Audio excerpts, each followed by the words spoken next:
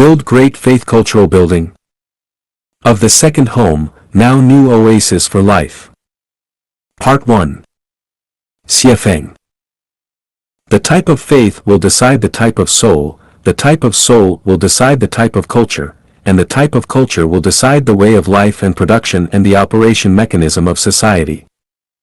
The cultural construction in the second home of life Achanuan has a direct bearing upon our way of life and production and operation mechanism of society, and has a direct bearing upon whether we can ascend to the highest realm of life and realize our ultimate ideal.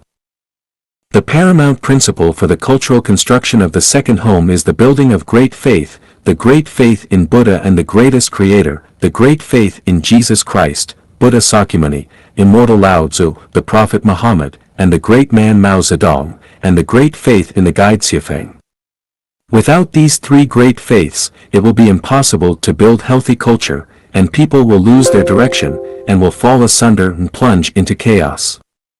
The resulting internal strife will waste time, energy, material, and mental efforts. As a result, it will be impossible to pioneer the era of life Achanuan, in which the worthy person can fully utilize his talents. The whole world is like one family, no one will keep lost articles found on the roadside, and the houses need not be bolted at night, in which everything will be in complete harmony, the weather will be good for harvest, and everyone will be happy, free, and pleasant, and in which all methods are unified into one general principle and all religions are unified into one uniform religion. What is great faith? Great faith is complete belief and trust without any suspicion. Great faith means trusting what you understand and what you do not understand for the moment. Every Chanyuan celestial must read The Greatest Creator thoroughly, and then read Revelation in connection with his or her life experience, so as to build great faith in the greatest Creator. Without the great faith, it is like water without source and wood without root.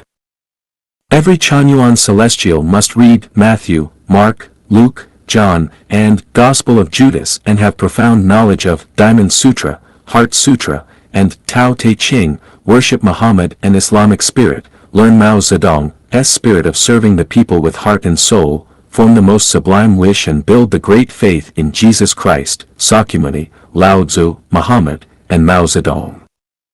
Every Chanyuan celestial should read Chanyuan Corpus and Xiefeng Corpus thoroughly, know about the guide Xiefeng and build the great faith in the guide Xiefeng. You can ask yourself who in this world can inherit and carry forward the wisdom of God, Buddha, celestial being, sages and saints in a comparatively systematic and complete manner. Comparison can tell who is superior and who is inferior. You can make a comparison of all people in the history of mankind and all people of the present time. If any one of them can surpass Xiefeng in words and actions, then you can abandon the guide Xiefeng immediately. Faith is truth, love is life. Faith can accomplish everything. Small faith accomplishes small thing, great faith accomplishes great thing. Without faith one will not know what course to take and will accomplish nothing. Comparison can tell who is superior and who is inferior. You can make a comparison of all people in the history of mankind and all people of the present time. If any one of them can surpass Xiefeng in words and actions, then you can abandon the guide Xiefeng immediately. Faith is truth, love is life. Faith can accomplish everything. Small faith accomplishes small thing, build great faith cultural building. Of the second home, now new oasis for life. Part 1. Xiefeng. The type of faith will decide the type of soul, the type of soul will decide the type of culture, and the type of culture will decide the way of life and production and the operation mechanism of society. The cultural construction in the second home of life Achanuan has a direct bearing upon our way of life and production and operation mechanism of society, and has a direct bearing upon whether we can ascend to the highest realm of life and realize our ultimate ideal. The paramount principle for the cultural construction of the second home is the building of great faith, the great faith in Buddha and the greatest creator, the great faith in Jesus Christ, Buddha Sakyamuni, immortal Lao Tzu, the Prophet Muhammad, and the great man Mao Zedong, and the great faith in the guide Xiefeng. Without these three great faiths, it will be impossible to build healthy culture, and people will lose their direction, and will fall asunder and plunge into chaos. The resulting internal strife will waste time, energy, material, and mental efforts. As a result, it will be impossible to pioneer the era of life genuine, in which the worthy person can fully utilize his talents. The whole world is like one family, no one will keep lost articles found on the roadside, and the houses need not be bolted at night, in which everything will be in complete harmony, the weather will be good for harvest, and everyone will be happy, free, and pleasant, and in which all methods are unified into one general principle and all religions are unified into one uniform religion. What is great faith? Great faith is complete belief and trust without any suspicion. Great faith means trusting what you understand and what you do not understand for the moment. Every Chanyuan celestial must read The Greatest Creator thoroughly, and then read Revelation in connection with his or her life experience, so as to build great faith in the greatest Creator. Without the great faith, it is like water without source and wood without root. Every Chanyuan celestial must read Matthew, Mark, Luke, John, and Gospel of Judas and have profound knowledge of Diamond Sutra, Heart Sutra, and Tao Te Ching, worship Muhammad and Islamic spirit, learn Mao Zedong's spirit of serving the people with heart and soul, form the most sublime wish and build the great faith in Jesus Christ, Sakyamuni, Lao Tzu, Muhammad, and Mao Zedong. Every Chanyuan celestial should read Chanyuan Corpus and Siafeng Corpus thoroughly, know about the Guide Siafeng and build the great faith in the Guide Siafeng. You can ask yourself who in this world can inherit and carry forward the wisdom of God, Buddha, celestial being, sages and saints in a comparatively systematic and complete manner. Comparison can tell who is superior and who is inferior. You can make a comparison of all people in the history of mankind and all people of the present time. If any one of them can surpass Siafeng in words and actions, then you can abandon the Guide Siafeng immediately. Faith is truth, love is life. Faith can accomplish everything. Small faith accomplishes small thing, great faith accomplishes great thing. Without faith one will not know what course to take and will accomplish nothing. Comparison can tell who is superior and who is inferior. You can make a comparison of all people in the history of mankind and all people of the present time. If any one of them can surpass Siafeng in words and actions, then you can abandon the Guide Siafeng immediately. Faith is truth, love is life. Faith can accomplish everything. Small faith accomplishes small thing, great faith accomplishes great thing. Without faith one will not know what course to take and will accomplish nothing. With great faith, you can overcome all difficulties and hardships in life, you can light up the magical lamp in your heart and illuminate the road ahead, you can get rid of passivity, pessimism and form a positive and optimistic attitude, and you can pursue the sun and get away from darkness, and finally reach the soul mountain indomitably. We should build this cultural atmosphere, namely the great faith in the greatest Creator, the great faith in Jesus Christ, Buddha Sakyamuni, the immortal Lao Tzu, the Prophet Muhammad, and the great man Mao Zedong, and the great faith in the Guide of Life Chanyuan Siafeng. This is the core of culture building of the second home.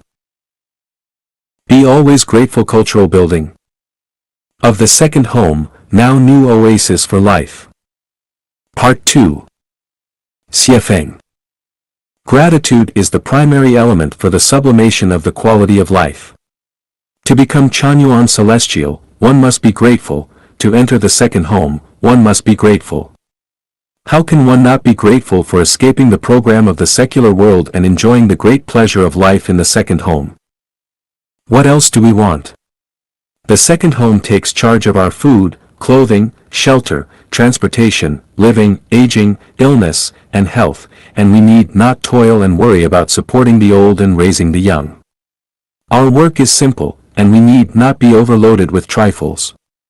With a lot of sisters, brothers, and lovers, we are no longer lonely and solitary. With free and open love, we are no longer depressed, melancholy, and distressed. Since we have achieved the state of having nothing and at the same time possessing everything, we need no longer worry about possession, since we have the stage to fully exhibit our personality and talent, we no longer need to fear that our talent will not be put to good use. Since we are far away from the secular world, we no longer feel anxious about the intrigue, scheming and cheating between each other. Since we have our guide to lead us, we need not worry about the future of our life. What else do we want? Man should not be greedy. Do you think there is an end to it if you still feel unsatisfied when living in such a cultural atmosphere and environment, still feel that you have not treated yourself fairly, still dislike this or that, still make endless complaints, and find faults with everything? Without a sense of gratitude, you will have an insatiable desire, you will feel unsatisfied, you will grumble with complaints, you will make trouble, you will become lazy, you will be fastidious, you will have a bee in your bonnet, you will feel only you are capable, you will feel others owe you a lot, you will complain and find faults, you will try to control and hold others in sway, you will stir up trouble and sow discord between people, you will hurt others in words, you will cause endless trouble and suffering to your sisters, brothers, and lovers, and you will not be able to concentrate on your work. With a sense of gratitude, you will have a clear consciousness and mind, you will not ask for too much, you will not keep your eyes on other people's shortcomings, you will not loaf around without anything to do and without anything on mind, you will not attempt to control and usurp others, you will not attempt to impose your own will upon others, you will not restrict others' joy, happiness, blessing and freedom, you will not have jealousy, complaint and comparison, you will not lose temper and have a lot of discontent and grievances, you will not feel that others are bullying and restraining you, and you will not be disheartened and listless when you meet some setbacks.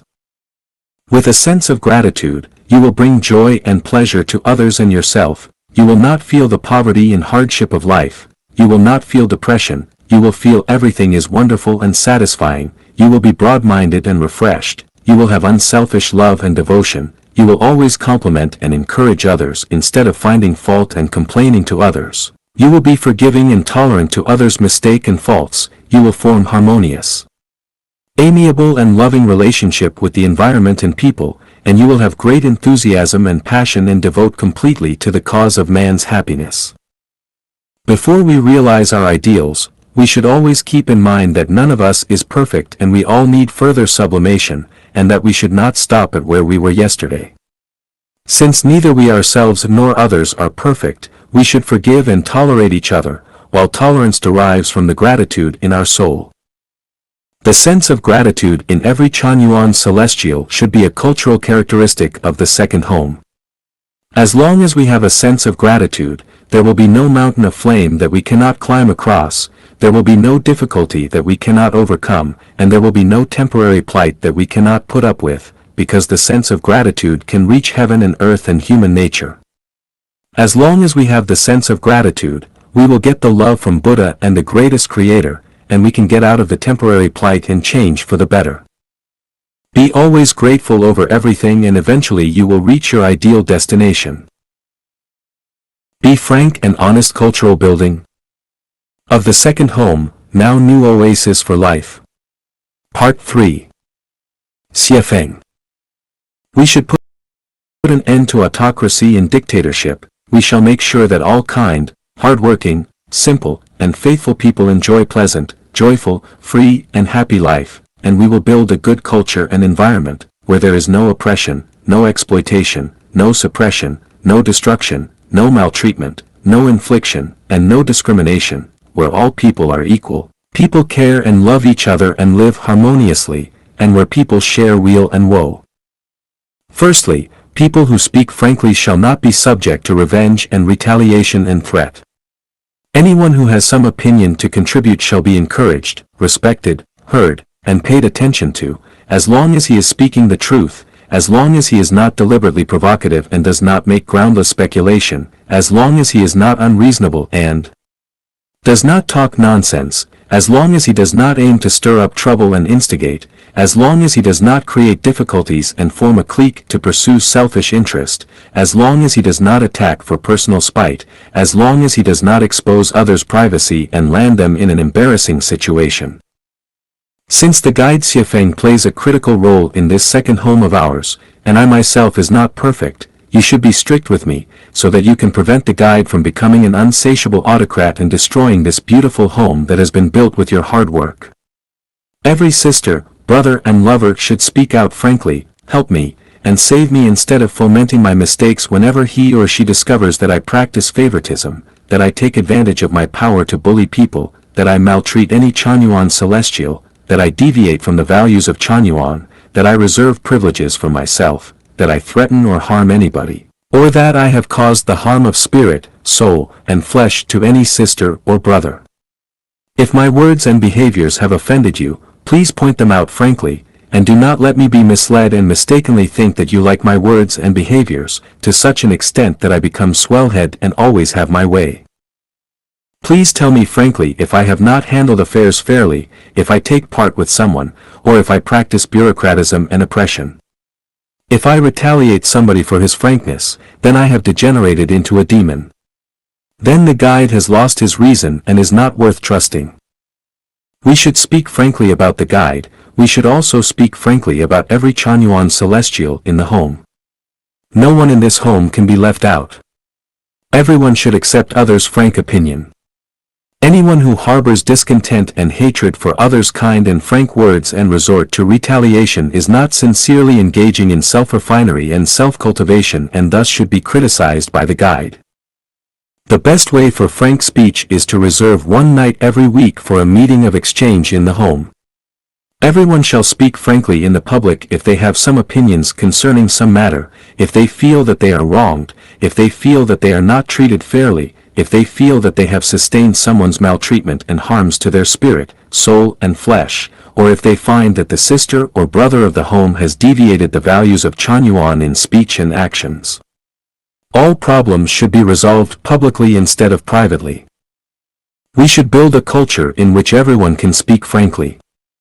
We Chanyuan celestials should all be superhuman. He will not be a qualified Chanyuan celestial and a frank person if he does not speak frankly about the wrongs, unfair treatment, and oppression he has suffered. A person who does not speak frankly is absolutely not an honest person. He is either a cunning and sly double-dealer or a good-for-nothing. With the exception of privacies, everything in the second home should be transparent and exposed to the sunlight. Otherwise, it will be difficult for us to create the era of life Chanyuan for mankind, and we will not be entitled to guide the whole mankind. Privileged class and special interest groups are not allowed in the second home. At the same time, we should not practice egalitarianism, because we have the noblest wish in self-refinery and self-cultivation, and everything that we do is for the sake of perfecting ourselves and reaching the best realm of life and life. We do not aim to obtain any personal benefit and interest from the home. Open the windows and the sunlight and fresh air will come in, take a broad view and you will see faraway mountains are fresh and green.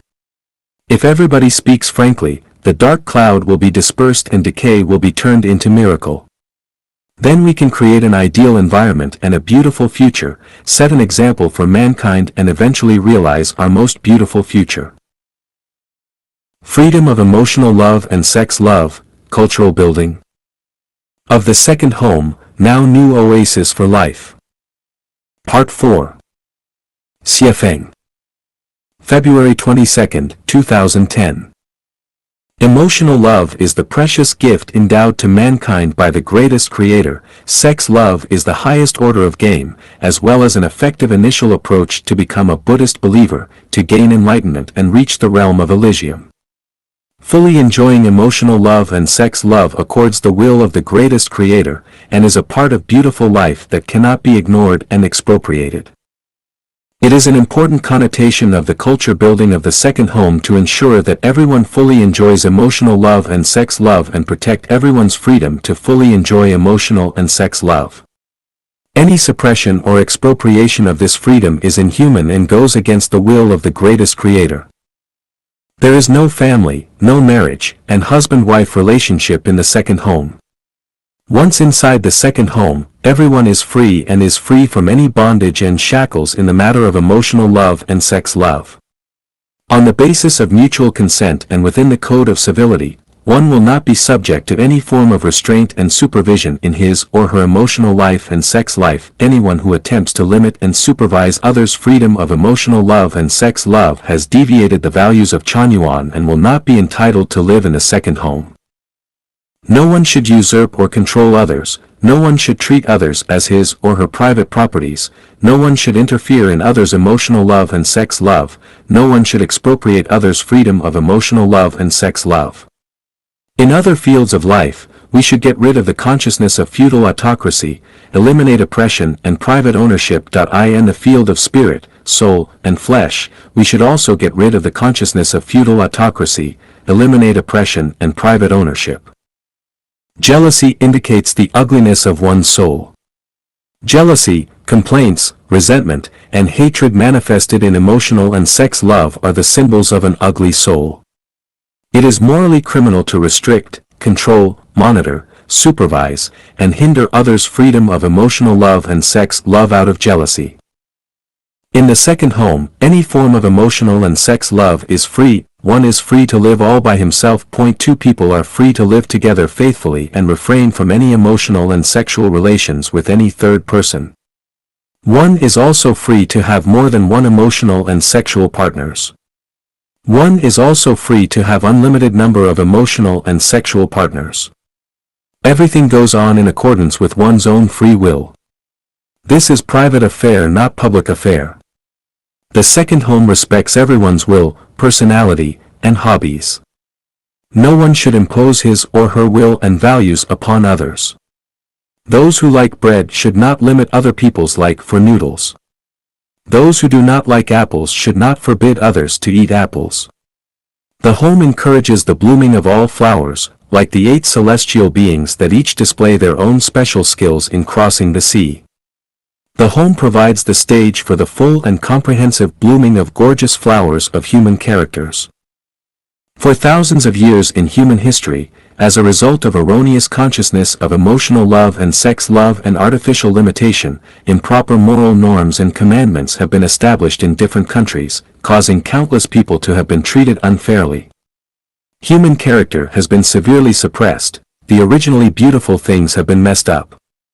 Actually, very simple things have been complicated. Things that are pure and noble in nature have been treated as humble and dirty. What should have been a comedy turned out to be a tragedy. Such situations should not continue. The original purity and simplicity of things should be restored so that everyone can fully enjoy the pleasure of emotional love and sex love, and everyone leads a happy, pleasant, free, and blessed life. And this is an important part of our culture building. Since man is still in the backward and ignorant state at present, in the situation of competition and struggle governed by the rule of jungles, and in the war of survival centering on the selfish possession of resources, we face severe challenge and difficulty in building a culture that makes sure everyone fully enjoys emotional and sex love. The road ahead is fraught with twists and turns and great risks. Without a firm will, one is likely to be swallowed up by the secular outlook on emotional love and sex love at any time. The wind and waves of the secular world may overturn our boat of new culture. However, the society is moving forward, people are awakening, and more people have realized that the traditional views on emotional love and sex love have caused great misfortune and pain to mankind, especially to individuals. We firmly believe that as long as we stick to our belief and as long as we are patient, the new culture of the second home is bound to be widely accepted by people. A brand new way of life will bring happiness and light to mankind, and the Life-Chanyuan era surely come to us. Believe in and rely on the home, cultural building of the second home, now new oasis for life. Part 5. Xiefeng. At home we rely on our parents, in the society we depend on our friends. This is one part of the traditional culture. To survive and develop in the actual human society, people mainly depend on interpersonal relations: parents, husband, wife, children, sisters and brothers, relatives and friends, classmates and associates, leaders and subordinates, and so on. As a result, the relations between people become extremely complicated and entangled. If anything adverse happens to the relation that you depend on, it may trigger a series of interpersonal disputes and emotional turmoil, concessions, resignation to exploitation, suppression and depression, oppression and exploitation, jealousy and complaint, resentment, intrigue against each other, scheming against each other, contention, flattery, cheating, rising to bait, anger and revenge, abuse and maltreatment, mental torture, control of the soul, and the like. Once you change and place your trust on the second home, all these ugly phenomena will disperse like dark clouds. Every Chanyuan Celestial's food, clothing, shelter, transportation, living, health and diseases are taken care of by the home, the elderly people are supported by the home, the children are raised and educated by the home, and the freedom of emotional love and sex love is guaranteed by the home. The home provides the stage for every Chanyuan Celestial to fully exhibit their ambition and talent. Thus, we can surely shift from our dependence on interpersonal relations in the traditional culture to the dependence on the home. Accordingly, interpersonal relations will become pure and simple, natural and harmonious. People will live in happiness and love. We should build our belief in and dependence on the greatest creator, the home and ourselves. We should not believe in and depend on man. Belief in and dependence on man will lead to tragedy of life, and a series of bewilderment and pain. Belief in and dependence on man will prove to be our own and others' encumbrance and spiritual burden. Belief in and dependence on man will surely make one become the servant and sacrifice of others and make it impossible to lead a life of one's own. How do we believe in and depend on the home? We shall regard the home as the place where we can settle down and lead a quiet life, as the stage where we can fully utilize our talents, as the best environment where we can obtain joy, happiness, freedom and blessing, and as the fertile soil where we can bring into full play our sincerity, kindnesses, virtue, love, faith, and honesty. We shall regard each Chanyuan Celestial as our sisters, brother, relative and lover. Love the home, unselfishly devote one's talent and wisdom to the home, carefully and conscientiously do every job that one has chosen in the home according to one's interest and hobbies, strive to do his or her best and achieve the best performance, contribute every day to the home more than one gets from it, meanwhile continuously sublimate the quality of life, perfect his or her own non-material structure of life, continuously make way to the highest realm of life and realize 1 foot long cherished wish and ideal. How can we believe in and depend on the home? Upholding 800 values for New Era human being is the fundamental guarantee for the realization of the wish of the individual and the ideal of the home. Eliminate greed, corruption, laziness, extravagance and selfishness. Cultural building of the second home, now new oasis for life, Part 6. Xiefeng. Corruption, embezzlement, laziness, extravagance, selfishness, and waste are the archenemy of civilization, are the character and behavior of demons, are the cancer on the body, are the viruses of depravity in the cozy home, are the pathway to evils, are the poison that erodes the beautiful soul, and are the undercurrent, reef and quicksand that hinder man's evolution toward the era of life Chanyuan. In order that we can create a cultural environment in which everyone is joyful, happy, free and blessed, in order to ensure that man and nature, and man live in harmony and peace, and in order to realize the most beautiful wish and most sublime ideal of man, we should prevent the occurrence of corruption, embezzlement, laziness, extravagance, selfishness, and waste. We should thoroughly get rid of the soil for the breeding and growth of these 6 evils, otherwise, the mansion of civilization will collapse because it is built on the fluctuating quicksand. First, every Chanyuan Celestial must understand that, no matter how much sweat and effort we have made for the home, and no matter how much contribution we have made to the home, our purpose is to pay back our debts accumulated over different lives and build up the wealth and treasure for our journey to the heavenly kingdom, instead of acquiring more benefits and interests from the home than ordinary Chanyuan Celestial. Any contribution and devotion should not be an excuse for our corruption, embezzlement, laziness, extravagance, selfishness, and waste in the second home, and should not be a bargaining counter and standard for the formation of the special interest group that stands high above the masses. Everything in the second home belongs to all Chanyuan celestials. Anyone will be suspected of waste. If he or she has exceeded basic standard in the aspect of food, clothing, shelter, and transportation and has hindered the principle of full utilization of resources and man's talents, anyone will be suspected of waste. If he or she has exceeded basic standard in the aspect of food, clothing, shelter, and transportation and has hindered the principle of full utilization of resources and man's talents.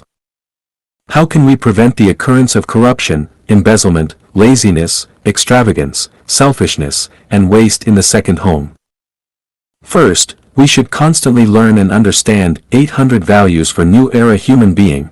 We should always uphold the 800 values, and make sure that every Chanyuan celestial living permanently or temporarily in the home builds the most noble wish, sets up the great and lofty ideal, cultivates noble moral character, sublimates the realm of life, exhibits the sincerity, kindness, virtue, love, faith, and honesty in the depth of soul, willingly and voluntarily learn and follows the example of saints, lights up the magical lamp in the mind, constantly remains alert and prevents himself or herself from depravity, and establishes a moral court in his or her own conscience and make a judgment of oneself. Secondly, we should eliminate the private ownership, guarantee that everyone has nothing but owns everything, solve for everyone the issue of food, clothing, shelter, transportation, living, aging, and death, solve the issue of supporting the old people and raising and educating the children, solve the issue of physiological need, enrich spiritual and cultural life, and promote the taste of life. At the same time, we should do away with the soil for the contention of power, interests, positions, money, fame, and beautiful women, and make sure that there is no power worth contending for, no special position available for occupation, no money available for embezzlement, no fame for people to capitalize on, and no beauty to be privately possessed. Thirdly, every Chanyuan celestial shall exercise the right to be the master of the home, and have the freedom of speech. Everyone can speak freely, and we should not limit the freedom of speech. We should not take revenge on and punish those who speak out their opinions. Every week a special meeting of exchange shall be held for everyone to expose the corruption, embezzlement, laziness, extravagance, selfishness, and waste that has occurred in the home. We should check the erroneous ideas at the outset. When any trace of such trend is discovered, it should be checked and banished timely. We should uphold the principle that the criticism shall be aimed at affairs rather than at a certain person. We should have a strict attitude to affairs but a gentle attitude to people. We should not casually apply principles to anything. We should not casually mete out punishment. We should always remember that none of us is perfect, and that everyone is likely to commit mistakes. We should make sure that those people who have made mistakes have enough time to repent and correct their mistakes and improve their character. We should forgive those who have made mistakes, and always bear in mind that every Chanyuan celestial is our sister, brother, relative and lover instead of our competitor or enemy. No matter whether the home is in favorable or adverse situation, it should consistently combat corruption, embezzlement, laziness, extravagance, selfishness, and waste, and eliminate the soil, climate, environment and condition for the birth of these 6 evils in the home's operation procedure of production and life. Only in this way can we create a comfortable, harmonious, lively and energetic situation of production and life, where unified will exist together with pleasant individual feeling. Only in this way can we shoulder the task of creating the era of life Chanyuan for mankind, and pilot the era of life Chanyuan for mankind. Only in this way can we reach the highest realm of life and arrive at the ultimate destination of life and life. Stick to the way of nature cultural building of the second home, now new oasis for life. Part 7. Xiefeng. February 2, 2010. The main path is easy to walk on, yet people love the small bypaths. Tao is worshipped and Te is exalted, without anyone's order but is so of its own accord. Tao models itself after nature. Tao Te Ching. The way of the greatest creator is the way of nature, and the way of nature is the union between man and the universe, the union of different methods, the way of being a man, the way of light, the way of great peace, the way of joy, pleasure, freedom and happiness, and the easiest, simplest, and nearest, and cheapest way to the 1,000-year world, 10,000-year world, Elysium world, and the celestial island continent. Adherence to the way of nature is a distinguishing feature of the culture of the second home. How can we adhere to the way of nature? Everything and every phenomenon in nature is the cell and word of the greatest creator. We should hold nature in esteem and awe, love nature, we should not damage nature, we should blend into nature, and live in harmony with nature, and share prosperity with nature. The universe and nature is the palace hall of the greatest creator, therefore the second home will not build churches, temples, monasteries, and other places for the worshipping of the greatest creator. Worshipping nature is worshipping the greatest creator, and showing awe and respect to nature is showing awe and respect to the greatest creator. The second home shall not make sculptures and carvings for the worshipping of the greatest creator, worshipping everything and every phenomenon in nature is worshipping the greatest creator. Feel the gratitude for the greatest creator from the depth of heart, spurn different forms of worshipping, burn no incense, no paper money, and do not kowtow, do not use animal or any other creatures as offerings and sacrifices. Begin labor at the rise of the sun, and stop at the setting of the sun, get up at dawn and clean the courtyard. Rear, survive, live, and die according to the law of nature. With the exception of Tomb Sweeping Day, Dragon Boat Festival, Mid-Autumn Festival, Spring Festival, and the like, which are closely associated with nature, the second home does not celebrate any other man-made holidays. Have dinner when one feels hungry and go to sleep when one feels tired. When cultivating oneself, Chanyuan Celestial follows the law of nature. Chanyuan Celestials will have meal when they feel hungry, go to sleep when they feel tired, engage in entertainment when he has a desire for it, and go to work when it is time for it. They will not break the law of nature, or build luxury dwelling places, they will be thrifty in food and do not eat rare and expensive delicacies. They do not value objects difficult to obtain. They do not wear diamond rings, do not envy man-made works of art, do not cultivate magical arts, do not pursue special skills, do not seek shortcuts. They spurn any form of cultivation that is against the law of nature. What one says should be based on facts, what one does should be based on scientific and objective laws, what one reasons should be based on logic. Give up any form of superstition, such as dialogue with deity, communion with higher soul, speaking via deities, and talking in the name of the greatest creator, God and spirits. Do not practice magic and wonder, do not show off special skills, do not pass on strange tales, do not pass off as Jesus Christ or Buddha, keep a distance from ghosts and deities, do not tell fortunes, do not make predictions, do not practice the ritual of expelling the ghost and calling back the spirit of the dead, do not practice witchery, do not practice theurgy, and do not wear special garments and accessories that mark one's statuses. Be natural in everything and free from any affectedness. The more prohibitions there are, the poorer the people become. The sharper weapons there are, the greater the chaos in the state. The more skills of technique, the more cunning things are produced. The greater the number of statutes, the greater the number of thieves and brigands. Tao Te Ching. Therefore, on the basis of observing rules, we should break with any taboo. The home does not possess any other devices, except for those used in production, life and entertainment, does not produce and possess swords, spears and other weapons, does not encourage people to learn strange skills, and does not make rules and statutes. Everything follows the law of nature. Tao models itself after nature, therefore following the way of nature and upholding the way of nature means following the way of the greatest creator and following the way of life.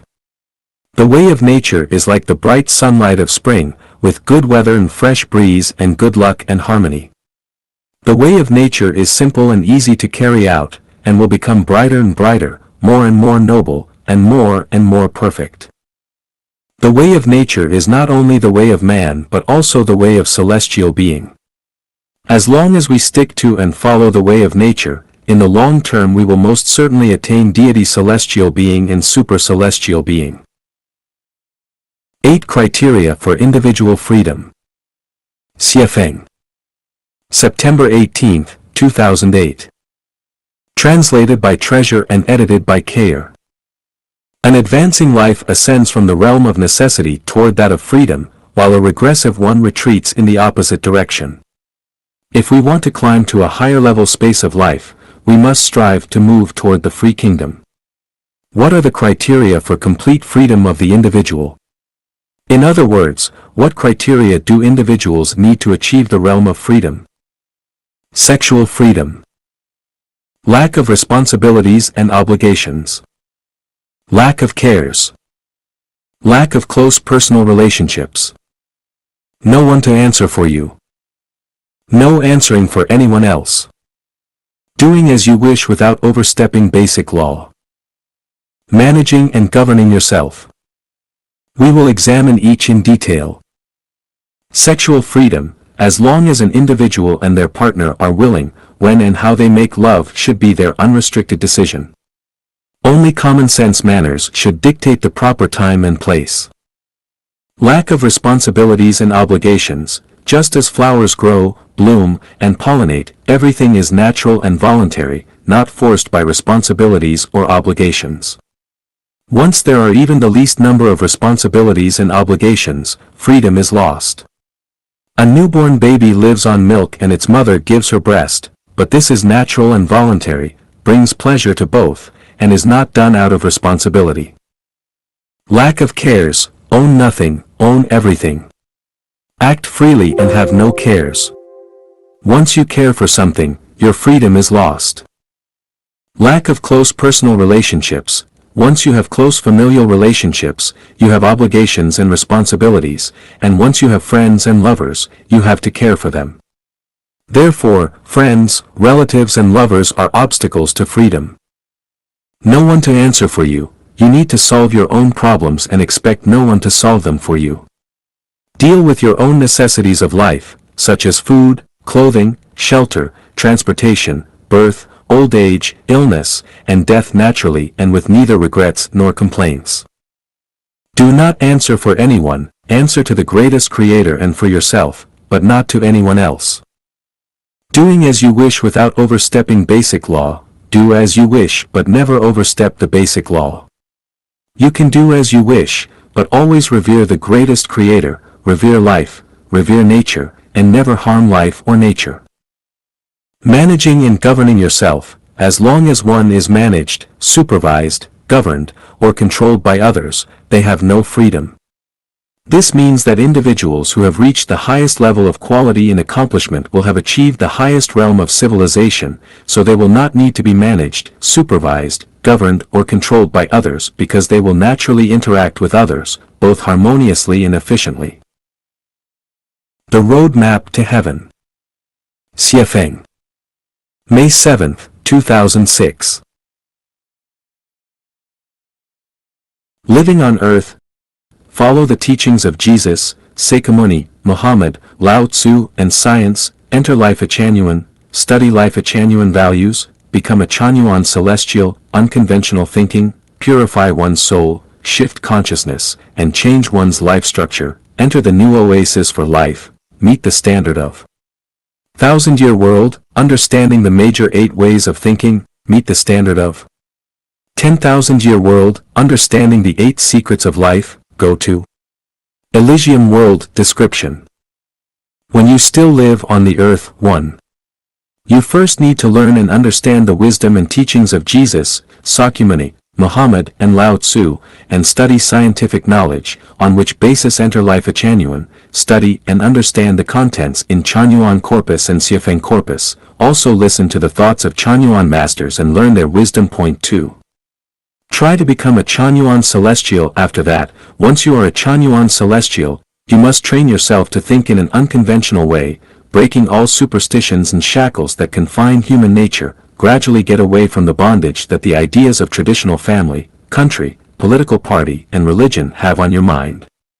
And consciously sweep the dust and stains on your soul just like wiping off the dust on a mirror. Let your mind and behaviors exhibit towards the direction of sincerity, kindness, beauty, love, faith, and honesty. Point 3. Then we need work hard on the core of self-cultivation, putting efforts on shifting our consciousness, let our mind go into non-material world, although our body residence on the earth, our mind stays in heaven. From this step we can further come to the new oasis for life, experience the new lifestyle copied from Thousand-Year World. Point 4. Finally, practice Chanyuan meditation. In this way, you can be ensured to go to the Thousand-Year World. If you want to go to 10,000-year world, instead, you need to grasp the secrets of 8 ways of thinking, and you can surely go to the 10,000-year world. However, if you don't want to stop there, you need to understand the 8 secrets of life thoroughly. Once you reach that stage, you are able to go to Elysium world at any time. The theory is just simple as that, and the road map is very clear, but it is not easy to really follow it and meet the standard. The Great Global Misunderstanding of Communism. Xie Feng.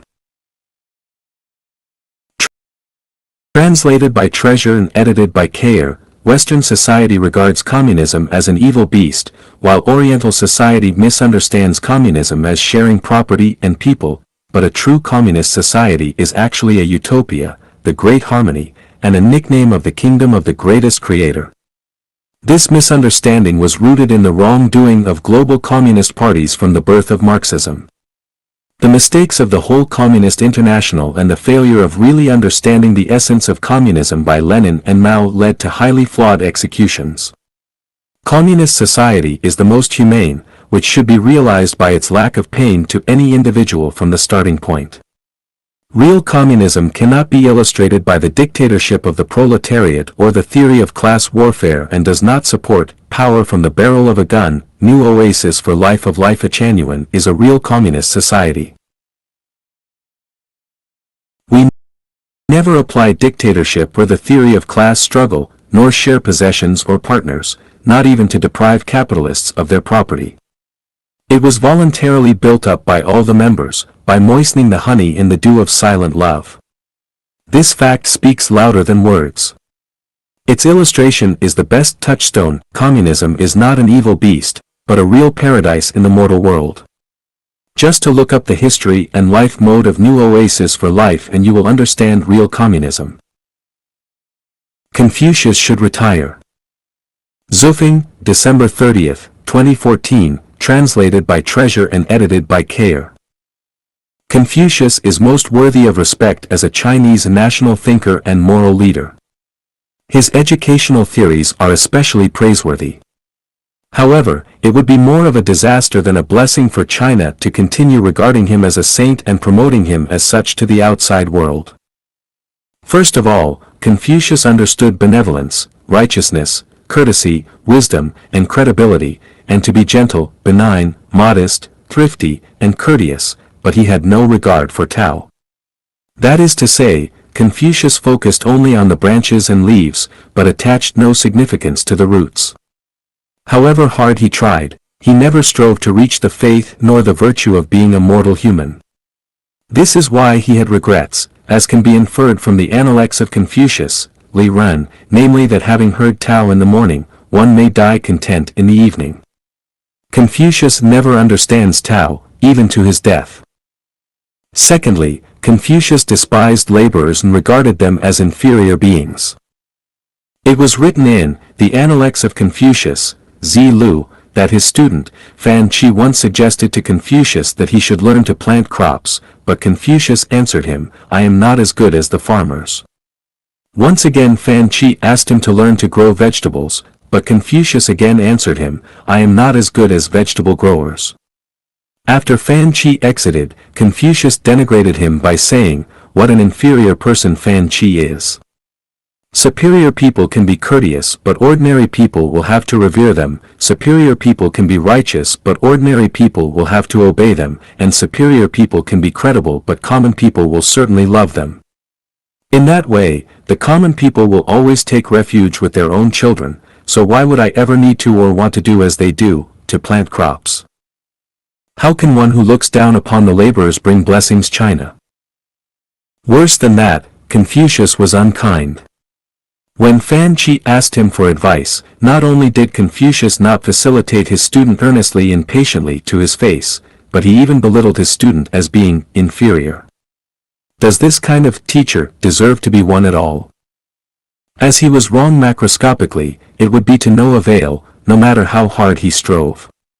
He was confused macroscopically, but prudent microscopically. With the development of modern society, Confucius needs to retire. The values and meanings of life and life. Xie Feng. February 17, 2008. Translated by Transin and edited by Kayer. Life and life are two different concepts. They are interrelated, but fundamentally different. Life is that part of life which exists during its journey through the mortal world. Life is temporary, but life is eternal. Life is a chapter in the long river of life. Life is a series extending outward from the origin of the universe to infinite time and space. Life can come to an end at any time, but life can never end, even with the ending of life. The life of life is over, but life itself will always continue to exist in other forms. Therefore, the values and the meanings of life are different from those of life. If you confuse the values and meanings of life with the value and meaning of life, then you are likely to have a confused life. The values of life are to serve for life, to pay off debts, to improve your life structure, to make life happy, joyous, free, and blessed, and to make it extend to higher space. The meanings of life are to create wealth and joy, to serve oneself, others, and the community. The values of life are to serve the greatest creator, to serve nature, and to maintain the dynamic balance of the life of the universe. The meaning of life is that the universe exists for life. Life lives for the universe. Without the universe, there would be no life, and without life, there would be no universe. So, what are the values and meanings of life and of life? If your life is happy, joyous, free, and blessed, and if you can orient your life structure toward perfection, then your life has value. If your life can create wealth and joy for yourself, for others, and for your community, then your life has meaning. If your life serves the greatest creator, serves nature, and serves other life, then your life has both value and meaning. Jesus is not the greatest creator. Xie Feng.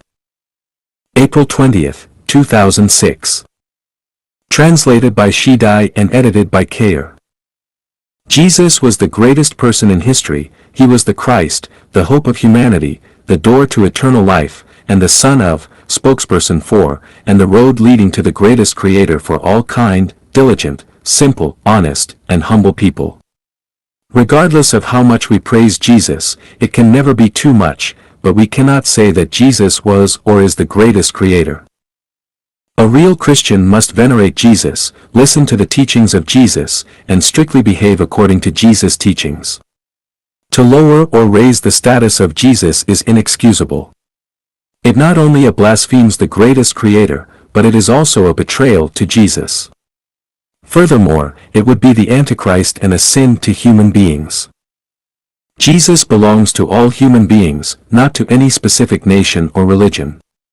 Jesus' teachings are for everyone.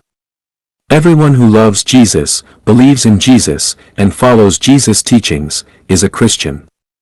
This does not need any baptism or approval from any special anointed person or religious institution. Even the Hindu, Mahatma Gandhi said, "I love Jesus Christ." Many Buddhists also say they love Jesus. But here we shall know that Jesus is not the greatest creator. Jesus never claimed himself to be the greatest creator. He taught us again and again that we shall walk on the way of the greatest creator. Let us check the words of Jesus to verify whether or not Jesus was the greatest creator. But he said, "I must preach the good news of the kingdom of God to the other towns also, because that is why I was sent." Luke 4:43. Here, Jesus says that he was sent. If Jesus is the greatest creator, who will ask the greatest creator to do things? By myself, I can do nothing, I judge only as I hear, and my judgment is just, for I seek not to please myself but him who sent me. John 5 verse 30. Here, Jesus clearly tells us that he came, not for his will, but for the will of the greatest Creator. Anyone who speaks a word against the Son of Man will be forgiven, but anyone who speaks against the Holy Spirit will not be forgiven, either in this age or in the age to come. Matthew 12:32. Here, Jesus humbly tells us that if we speak a word against him, we can be forgiven. But if we speak words against the greatest Creator, we cannot be forgiven. These words clearly show that Jesus was not the greatest Creator. Then the mother of Zebedee's sons came to Jesus with her sons and, kneeling down, asked a favor of him. "What is it you want?" he asked. She said, "Grant that one of these two sons of mine may sit at your right and the other at your left in your kingdom." "You don't know what you are asking," Jesus said to them. "Can you drink the cup I am going to drink?" "We can," they answered. Jesus said to them, "You will indeed drink from my cup, but to sit at my right or left is not for me to grant. These places belong to those for whom they have been prepared by my Father." Matthew 20:21-23. Here, Jesus directly tells us that his right was less than the greatest Creator's. He had no right to grant people to sit at either of his sides. If Jesus were the greatest Creator, would he not have this right to grant? And at the 9th hour Jesus cried out in a loud voice, "Eloi, Eloi, lama sabachthani?"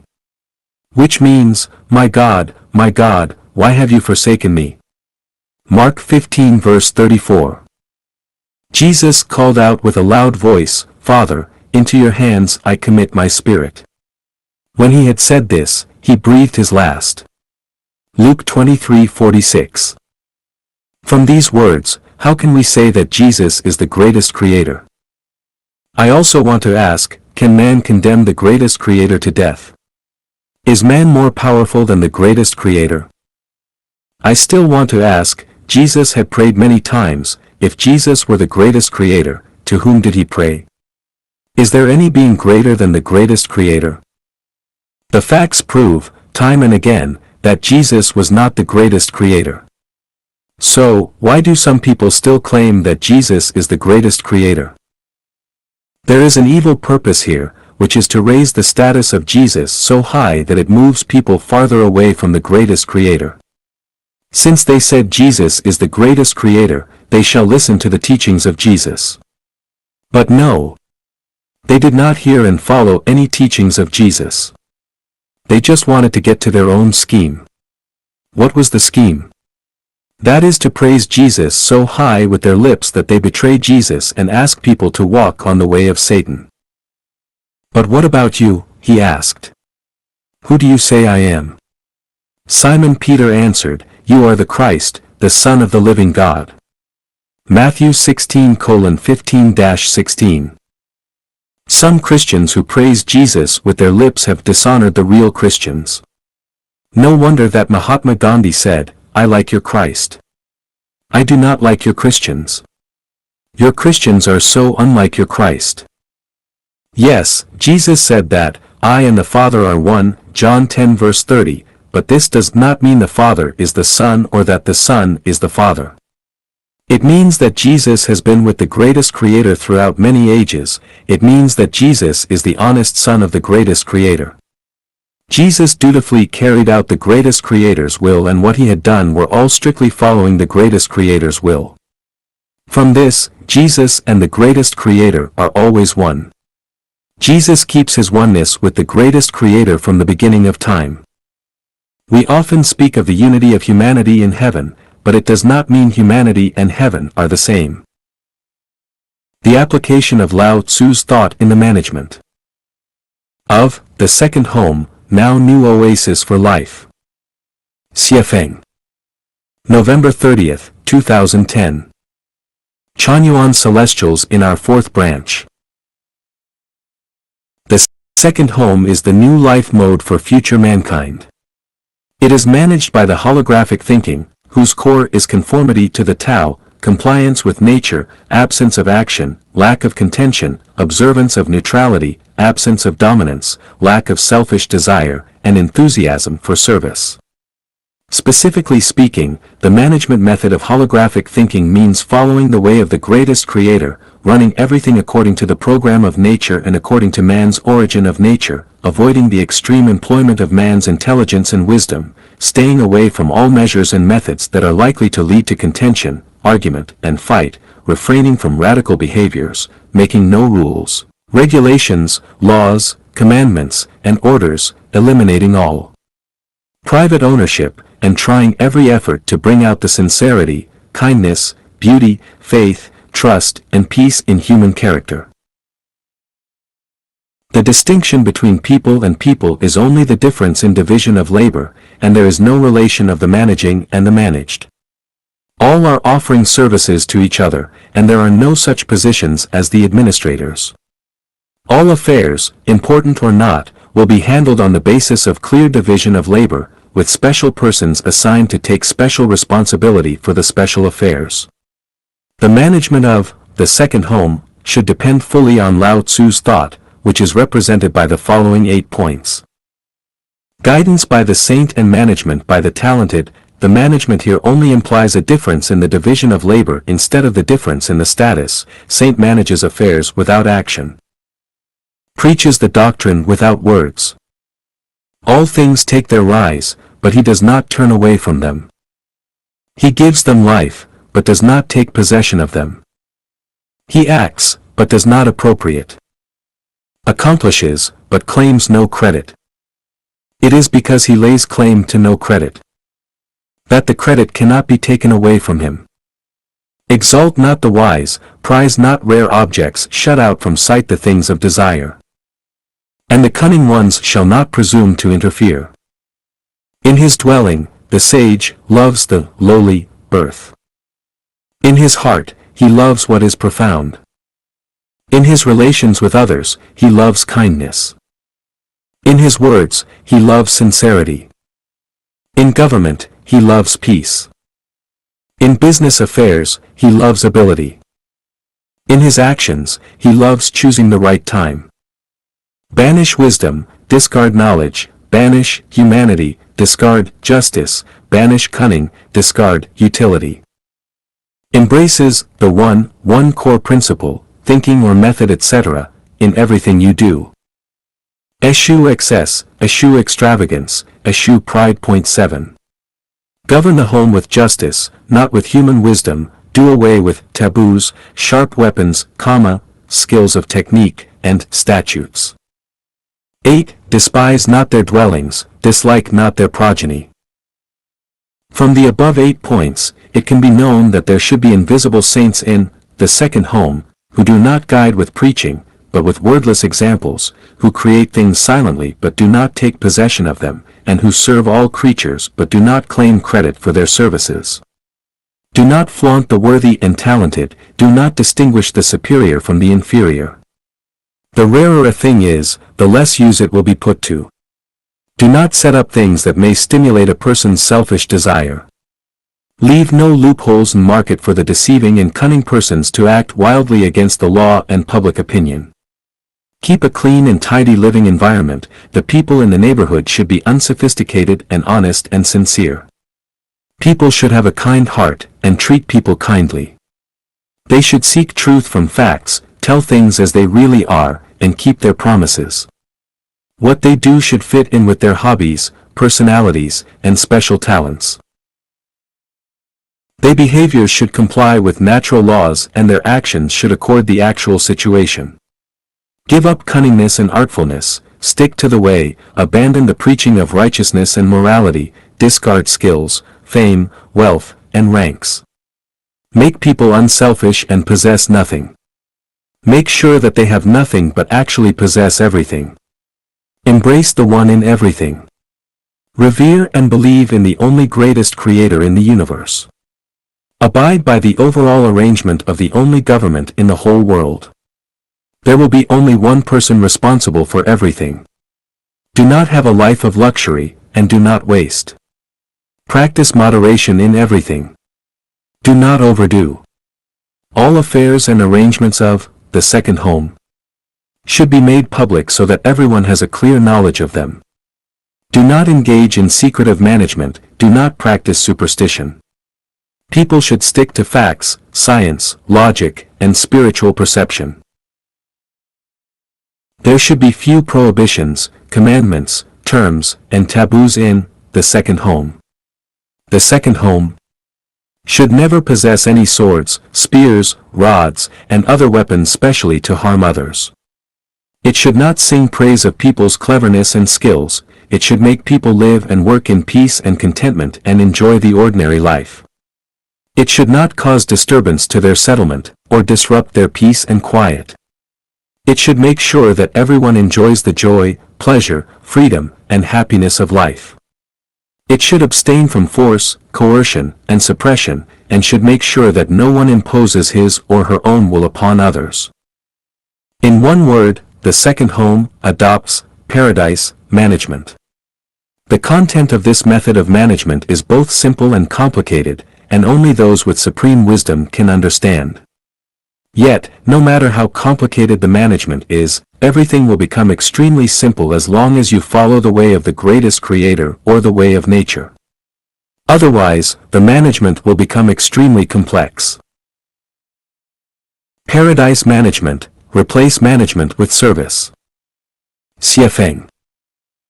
November 4, 2010. Paradise management has very rich connotations.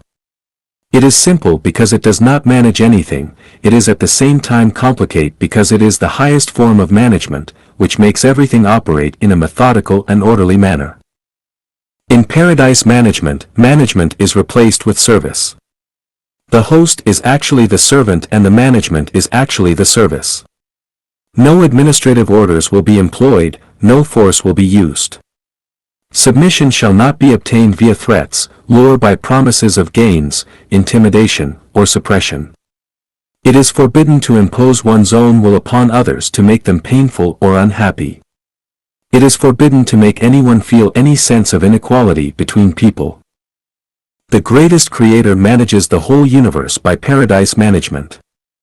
All things take their rise, but he does not turn away from them, makes them grow, develops them, it gives them birth and does not own them, acts, helps, and does not appropriate them, is superior, and does not control them, accomplishes, but claims no credit. Water benefits all things, and does not compete with them. It dwells in the lowly places that all disdain, but, of the best, when their task is accomplished, their work done, the people all remark, we have done it ourselves, a good runner leaves no track. A good speech leaves no flaws for attack. A good reckoner makes use of no counters. A well-shut door makes use of no bolts, and yet cannot be opened. A well-tied knot makes use of no rope, and yet cannot be untied. Of the best rulers, the people, only, know that they exist, the next best they love and praise, the next they fear, and the next they revile. What paradise management employs is affinity instead of deterrence, happy play and games instead of a serious appearance, naturalness instead of resort to force.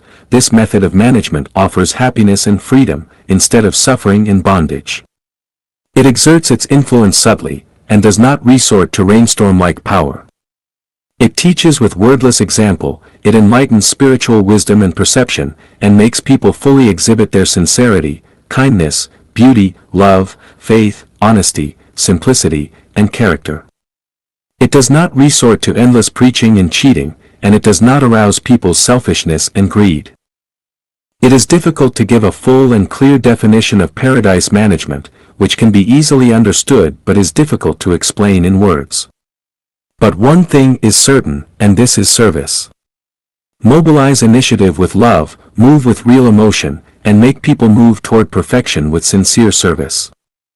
All look so natural, without any track of force and suppression. Of course, when faced with disproportion and radicalism, paradise management will stop its apertures and dull its edges, from Lao Tzu Tao Te Ching. The life without marriage. Xie Feng. Once one gets married and forms a family, he or she will be plunged in a life of misery. He or she will lose the fundamental freedom of being a man, not to mention the chance of attaining immortality or Buddhahood. Anyone with a family is selfish. They cannot help being selfish, because they are controlled, encumbered, and dominated by the program of family. How much pressure a person must bear if he or she does not get married and form a family. The pressure of parents, the persuasion of relatives and friends, the care of neighbors and colleagues, the criticism from the society all bear down on our spirit and soul like huge mountains. The physiological demand, the desire for a home, the worry for illness and death, and the difficulty to relieve loneliness all make us desire instinctively to get married and form a family.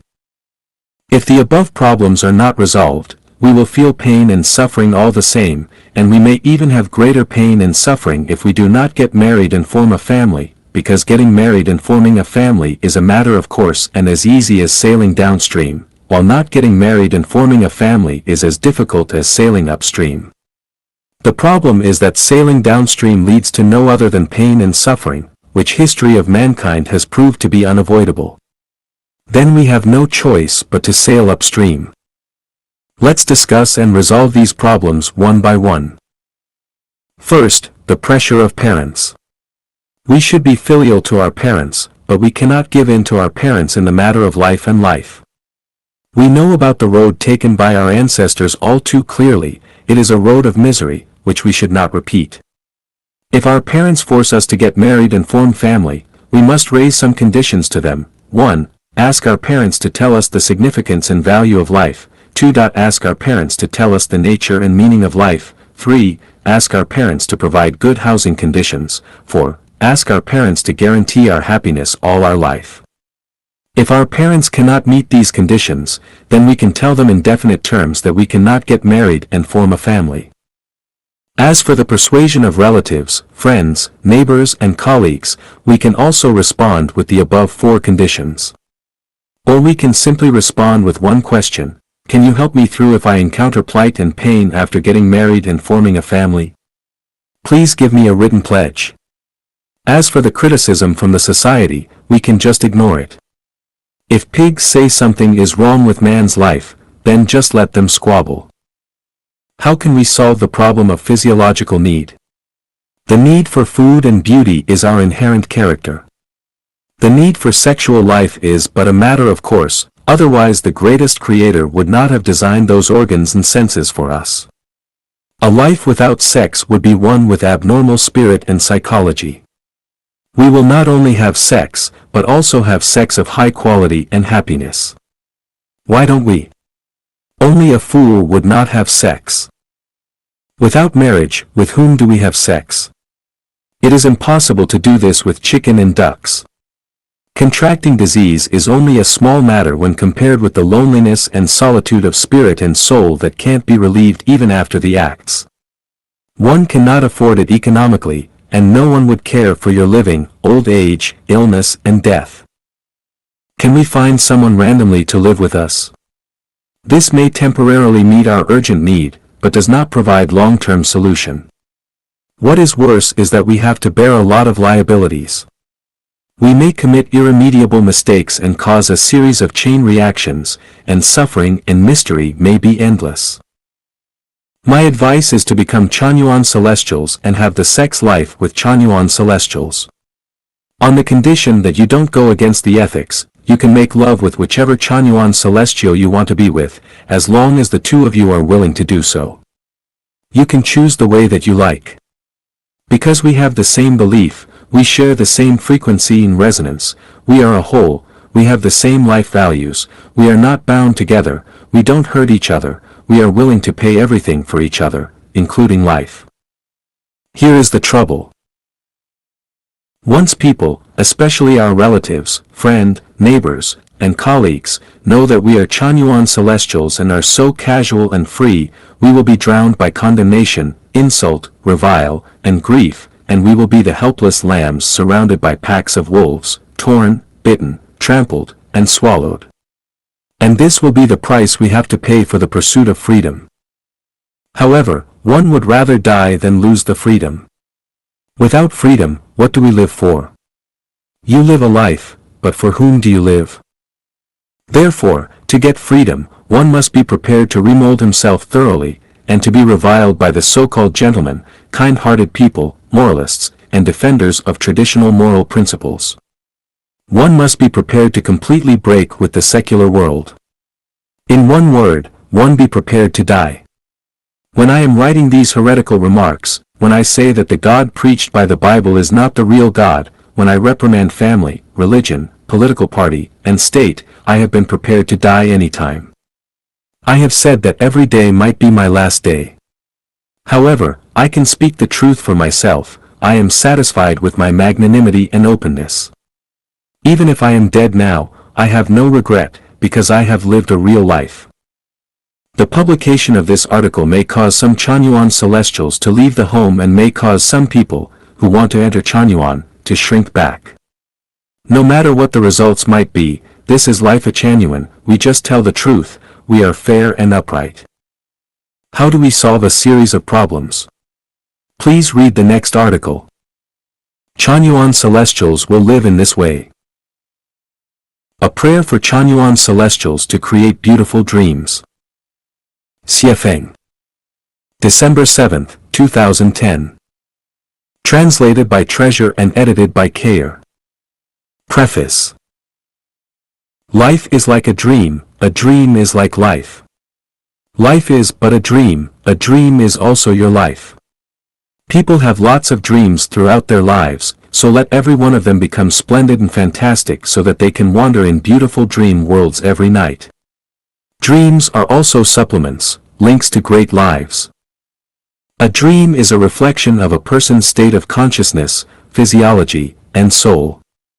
Good people have good dreams, evil people have nightmares.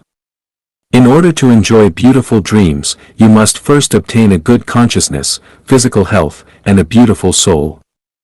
If one's consciousness is a mess, has many physiological defects, or has a soul garden that is full of weeds such as jealousy, resentment, anger, anxiety, selfishness, greed, laziness, arrogance, and so on, then they cannot enjoy beautiful dreams. Chanyuan celestials are baptized by the values of life at Chanyuan and are building their own soul gardens. In order to cooperate with the construction of these soul gardens, this prayer for Chanyuan celestials to create beautiful dreams was composed. Lie naked on your bed. Take 8 deep breaths and clear your mind. Forget all the problems of your past day. Rid yourself of all unhappy thoughts. Remain peaceful and simple. Meditate on the beauty of the 1,000-year world or the 10,000-year world for 3 minutes and read the prayer below attentively. The prayer for creating beautiful dreams. Loving greatest Creator with my infinite reverence. I am lying in your warm, comfortable, safe, and gentle embrace. Your spiritual light embraces my whole body. As spring rain moisturizes seedlings. Brightness and beauty are falling on me. All is harmonious and peaceful. The night is sacred and the earth is quiet. The air is filled with the fragrance of flowers. The first faint glimmer of dawn twinkles in the distance. Tomorrow's world will be more beautiful than today's was. I am a beautiful flower fairy, I am a beautiful elf. I am a baby with your special care and blessing. I am always bathed in your spiritual light wherever I go. With neither fear nor darkness.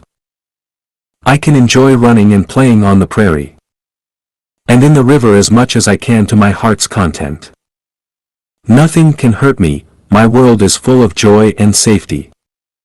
My future is beautiful, I yearn for it infinitely. Following your messenger, I have neither worries nor hesitation. Flowers pave the road ahead of me. The great beauty of my hometown, the 1,000-year world, beckons to me. I am a fairy, I am an angel, I can fly in the vast blue sky, ah. The feeling of flying is so comfortable and joyous. I want to fly. Fly to the distant hometown of heaven. Oh dear greatest Creator. Thank you for all that you have bestowed upon me. I am no longer sad and have no worries. I have taken the path that you have arranged for me. The road ahead is clear and my future will continue to become more joyous and full of brightness, pleasure, and happiness. Ah, peaceful night. I am so happy to be lying in your arms. The fragrance of affectionate love follows me on my path to heaven. Gods, Buddha, angels are with me. Tonight is full of fresh flowers and sweet dreams, and I will enter dreamland and my dreams will be sweet and beautiful. Amen. Attention. The magic of the above prayer lies in your consciousness. Everything that has been inlaid to your consciousness will be realized even it seems illusory. Sense it in your heart, and create it with your consciousness. Copy or print the above prayer in a larger font, and read them in silence. If you are still unable to fall asleep, then read them twice or 3 times till you fade into the dream world. The second home, now new oasis for life, how can I repay you? Xie Feng. November 8, 2011. In the second home, I have had the most wonderful chapter of life and bring.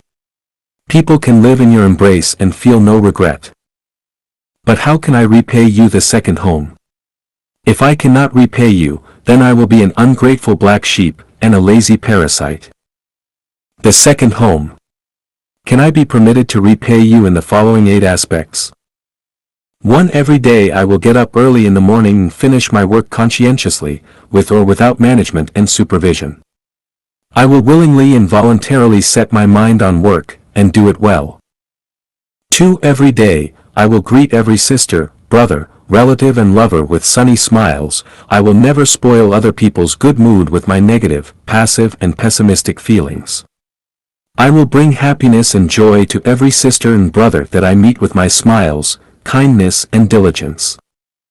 3. Every day I will keep the home clean and tidy. I will never litter. I will never defile any corner of the home, including the bedroom, dining room, table, washing basin, bath, courtyard, path, toilet and any other tool that I have used. For I will never complain to my sister and brother about my grief and distress, never dump the spiritual garbage to them, never talk anything evil about my sister and brother behind their backs, never fabricate and spread disputes, never find fault with anyone, and never blame or reproach anyone. 5. I will never waste any materials and articles in the home, even a piece of tissue paper. I will never be sumptuous in using the resources of the home, never appropriate any materials. I will treasure and show care for any utensil that I have used, and never cause damage to them. 6. I will be a well-educated and civilized person. I will never breach the law of the state, and never involve myself in any criminal activities. What I say should be an honest and heartfelt expression of sincerity, kindness, virtue, love, faith and honesty. My action will never cause harm to anyone, to the society and to nature. 7. Every day I will cherish everything in the second home, and cherish the life that has not been easy to come by. I will be grateful to Buddha and the greatest creator for everything, to the home. If the home is in need of my service, I will devote everything, including my life, to the home, even if I have to climb the mountain of bayonets and cross the sea of fire. 8. Every day, I will perfect my soul in everything I choose to do, and eliminate the weeds in the garden of my soul, such as jealousy, complaint, comparison, anger, fury, censure, resentment, selfishness, greed, arrogance, laziness, passivity, pessimism, gossip, vulgar, shallowness, and barbarity. I will make myself a beautiful scenic spot in the home, and make myself a matter of pride for the home. Let the home be more splendid because of me. Let every sister, brother, relative and lover be joyful and happy because of my existence. The second home. I find it difficult to express my love and gratitude for you in words. No matter what happens, I will devote myself heart and soul to you. I will put all my heart to build you, protect you, and perfect you. I will devote everything of mine to you, including time, energy, intelligence, strength and material power. I am more than ready to contribute everything to you. Help me to build a paradise on the earth. Xie Feng. November 13, 2018. Translated by Treasure and edited by Kayer. https://www.youtube.com/watch V equals DJLOJVJWA04, video. To those with an open spiritual perception. I am the guide of life Achanuan from the 1,000-year world of heaven. I now am an experienced builder of paradises on earth. I have written for the past 2 decades, the main contents of which are written in Chanyuan corpus and Xiefeng corpus, but there are also more than 1,000 undeclared articles about the arrangements and details of life in an earthly paradise. I have built several of them over the past decade, including 9 picturesque Xanadu homes in mainland China. However, the Chinese government forcibly disbanded and destroyed all of them because they misinterpreted us as a religious organization. Now, I want to rebuild them in full accordance with the model of the 1,000-year world of heaven.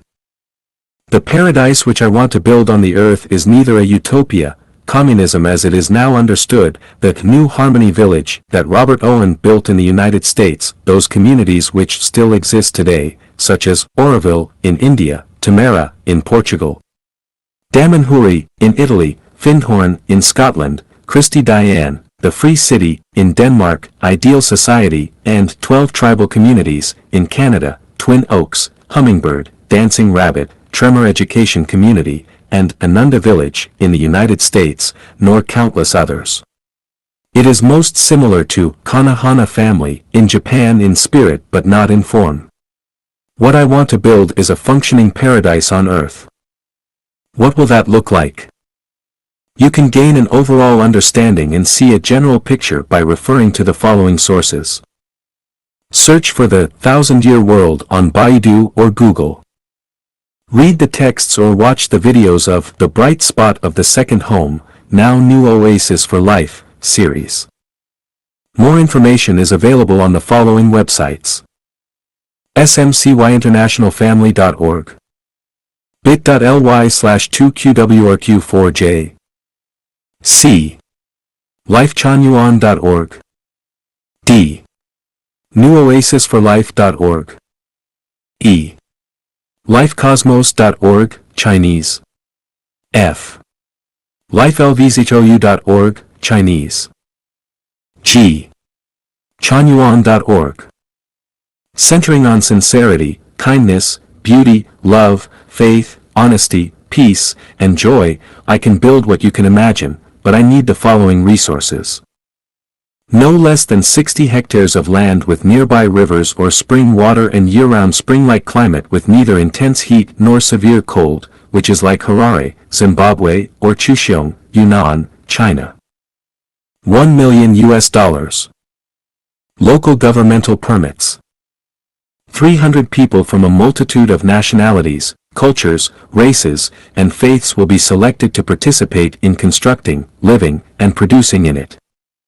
Why would I build such a paradise in the human world? To create an ideal mode of life for people and to point to a beautiful and brilliant road for mankind which will give them freedom from worry, pain, anxiety, and fear. To let people know that paradise does exist as long as you make the effort and that by doing so, you can live in heaven from now on. To let people know that life is so beautiful that we can lead happy, free, joyous, and blessed lives and be even happier after death. If you have the ability, please give me a hand. If you can provide the land, that would be great.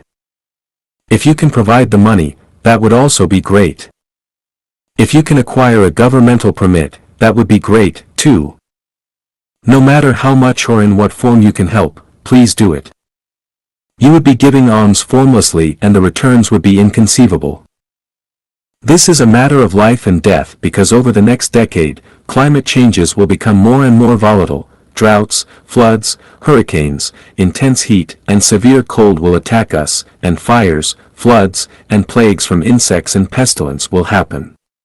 The number of refugees will grow geometrically and people will compete for resources just to survive. As a result, conflicts and competition between states, interest groups, religious and political groups, and patriarchal clans will become more intense and the situation will become absolutely tragic, even cutthroat. Every day will be a contest between life and death. What you have now will soon crumble to smoke and ashes. It is better to dedicate your offerings now because that could lead you into a more livable future.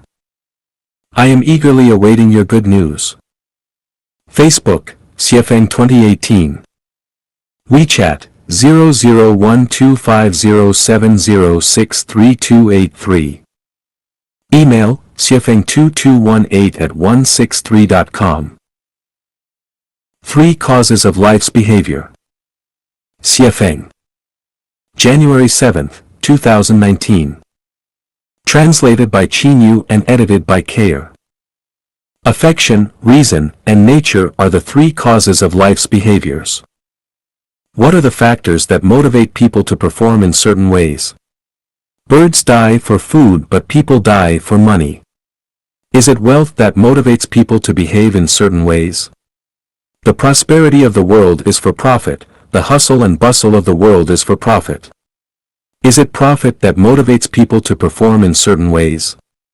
In fact, it is neither wealth nor profit, but affection, reason, and nature. For example, some quarrels and fights between husbands and wives, fathers and sons, mothers and daughters, brothers and sisters, or even colleagues have nothing to do with wealth or profit, but they still happen. I want to ask the world, what is life all about? Some people live for it, others die for it. People here do not live and die for wealth and profit. Life is dear, love is dearer, both can be sacrificed for freedom, everyone must die, let me leave but a loyal heart in the pages of history, and similar behaviors are not for wealth or profit. According to Maslow's theory of the hierarchy of the needs in life, what makes certain behaviors happen are the physiology, safety, social interaction, respect, and self-actualization needs of people. According to Freud, sexual instinct in the unconscious mind is the basic motivation for human behavior. Both Maslow and Freud make sense, but they cannot explain all the motivations of human behavior. For example, trampling on an ant or praising a member of the same sex cannot be analyzed by Maslow and Freud's theories. However, all the motivations of human behavior can be explained by affection, reason, and nature.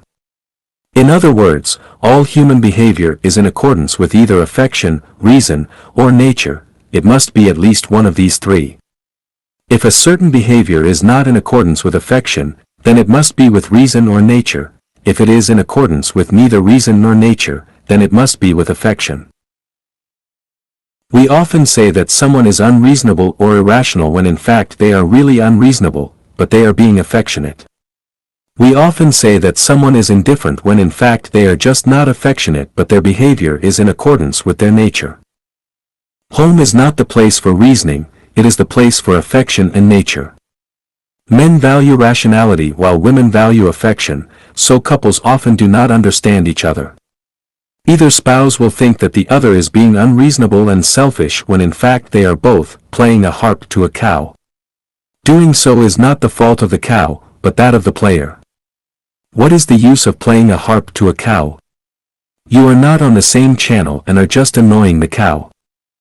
The behavior of living for yourself while helping others secretly is not in accordance with affection nor with reason, but it is in accordance with nature.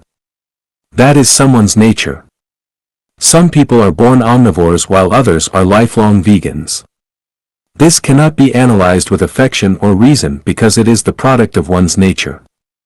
All desires are manifestations of people's natures, all requirements are manifestations of affection, and all preaching are manifestations of reason. The advantage of knowing this truth is that everyone in the world becomes pleasing to your eye, everyone becomes right. Do not worry if children are crying, they are just expressing their nature. Take it easy if a wife is crying, shouting, and trying to hang herself, she is just in a mood. Do not be afraid if a husband is yelling sternly, he is reasoning. Trump launched a trade war against China, so Xi Jinping fought back tit for tat. Xi Jinping wanted to invade Taiwan by force, so Tsai Ing-wen talked domineeringly. Some people are screaming, exterminate the CPC, while others are shouting, we love the CPC. In my opinion, they are all right. If you only consider from the perspective of affection, reason, or nature, then you will feel that they are all wrong. If you do so from my 3 causes, affection, reason, and nature, then you will feel that everyone in the world is right. Who can say that mice who dig holes are wrong but that cats who catch them are right? On the contrary, who can say that cats who catch mice are wrong but that mice who dig holes are right? All are right and none are wrong because they are all following their natures. Eventually, you will find that those who are destined to die will die and those who are destined to live will live. Those who are destined to live are still alive, this is good. Those who are destined to die are dead, this is also not bad. Uselessness has great use. Xie Feng. January 7, 2019. Translated by Qin Yu and edited by Kayer. Life's journeys are full of contradictions, struggles, conflicts, fights, troubles, pains, disasters, and a preponderance of anxiety. Something has to be wrong with this, so what is it? The problem is that people are all chasing useful things and have no time to consider the useless ones. What are considered life's useful things? Money, power, fame, gain, and carnal pleasure are a few. What are considered life's useless things? Beliefs, ideals, faith, morals, and integrity are some. If someone is not lacking money for food, clothing, shelter, and transportation, but is still in deep trouble and pain, then their problems have doubtlessly been pursuing useful things and completely neglecting useless ones. By the existence of things, we profit, by the non-existence of things, we are served. Useful things are for profit and useless things are for usage, useful things are for survival and useless things are for life.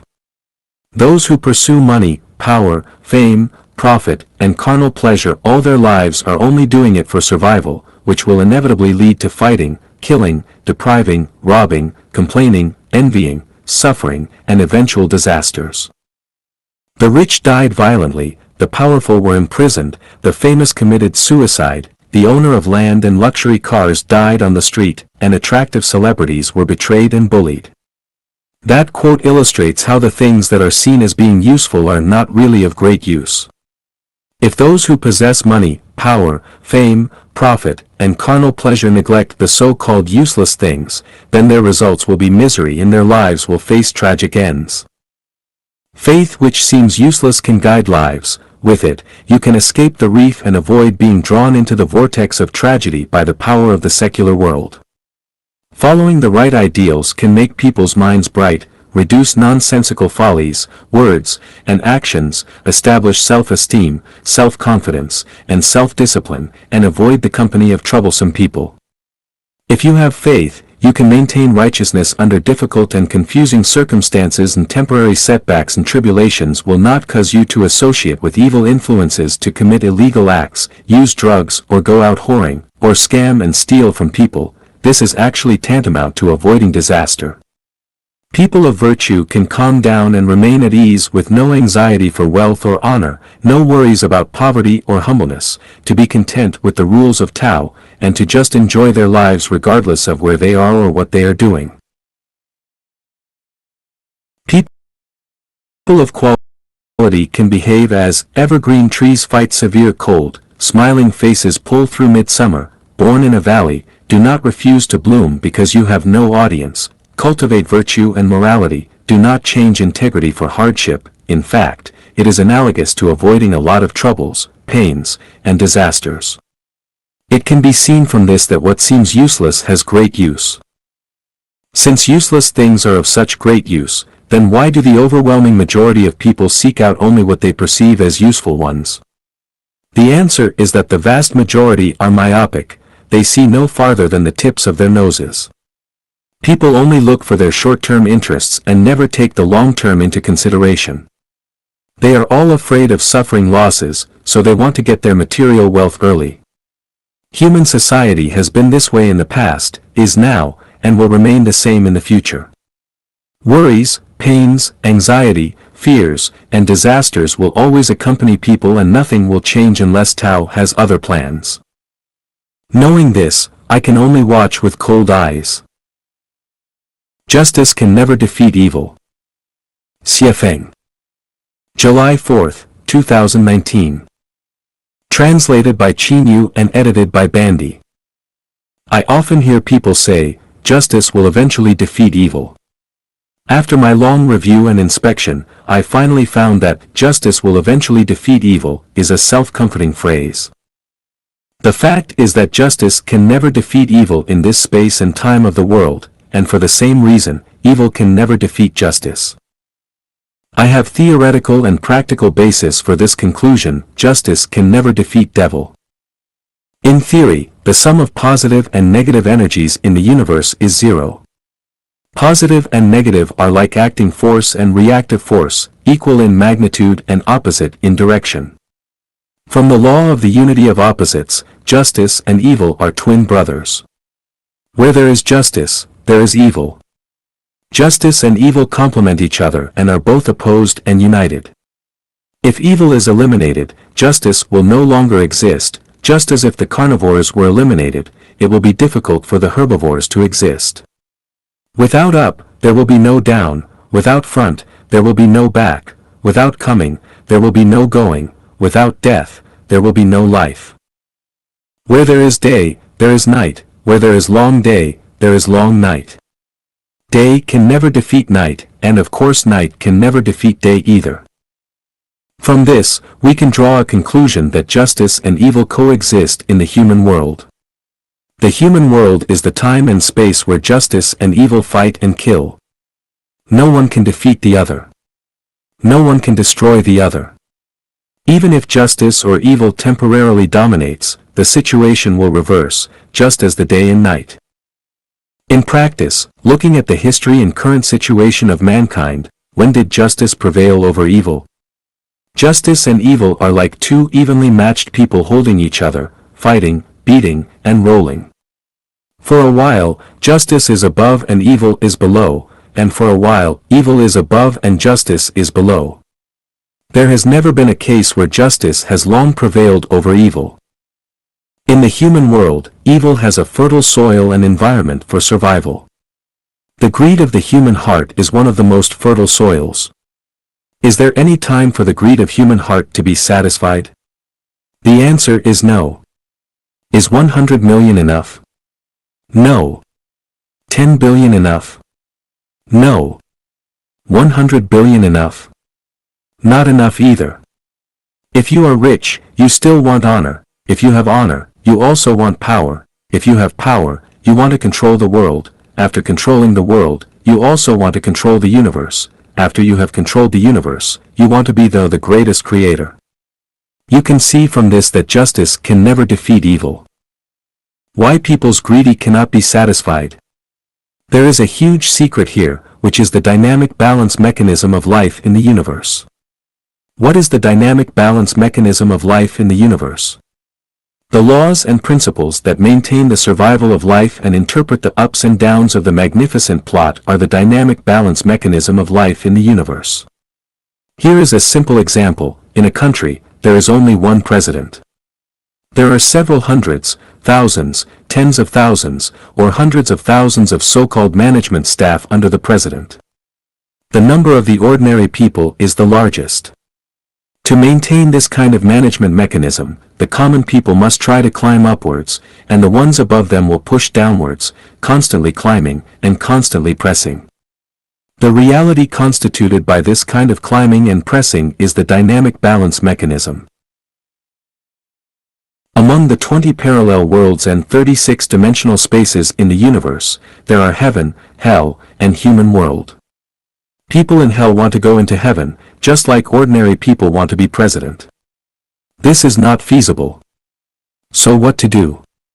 We must find a way to keep a large number of lives out of the gates of heaven. The human world is a transit station between heaven and hell, and a battlefield where justice and evil fight and kill. The most effective way to contain a large number of lives outside of heaven is to make people greedy, unenlightened. Thus you can know the reason why justice can never defeat evil in the human world.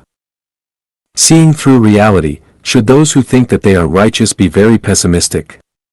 Do you think that this mechanism is unreasonable? Do you think that it is benevolent only when there is no hell but heaven? If you think this way, it is irrational. You can imagine that if all insects, birds, beasts, domestic animals, fish, shrimps, snakes, and scorpions are all transformed into human beings. Can human beings survive any longer?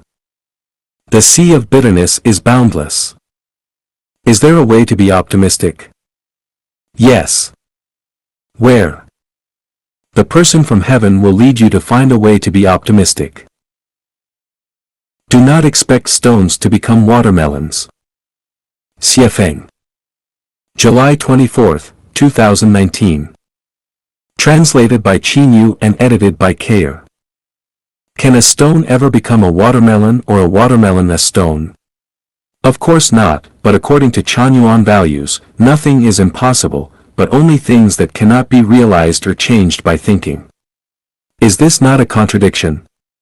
First, you said, impossible, but then you said that, nothing is impossible, so which is it?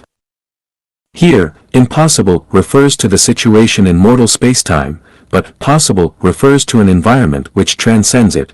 Impossible refers to the limited material world, but possible refers to the unbounded non-material world. Impossible refers to the principle of universality, but possible refers to the principle of particularity. Impossible refers to conventional common sense, but possible refers to unconventional thinking. Thus, there are no contradictions. It is difficult for people to change their natures. If we compare them to stones, then it is impossible for them to become watermelons. I often hear people say that, someday his conscience will sting him, meaning that someone who hurts you now will eventually learn that they were wrong and apologize or repent, and compensate you for your loss, but a stone is a stone and will never become a watermelon.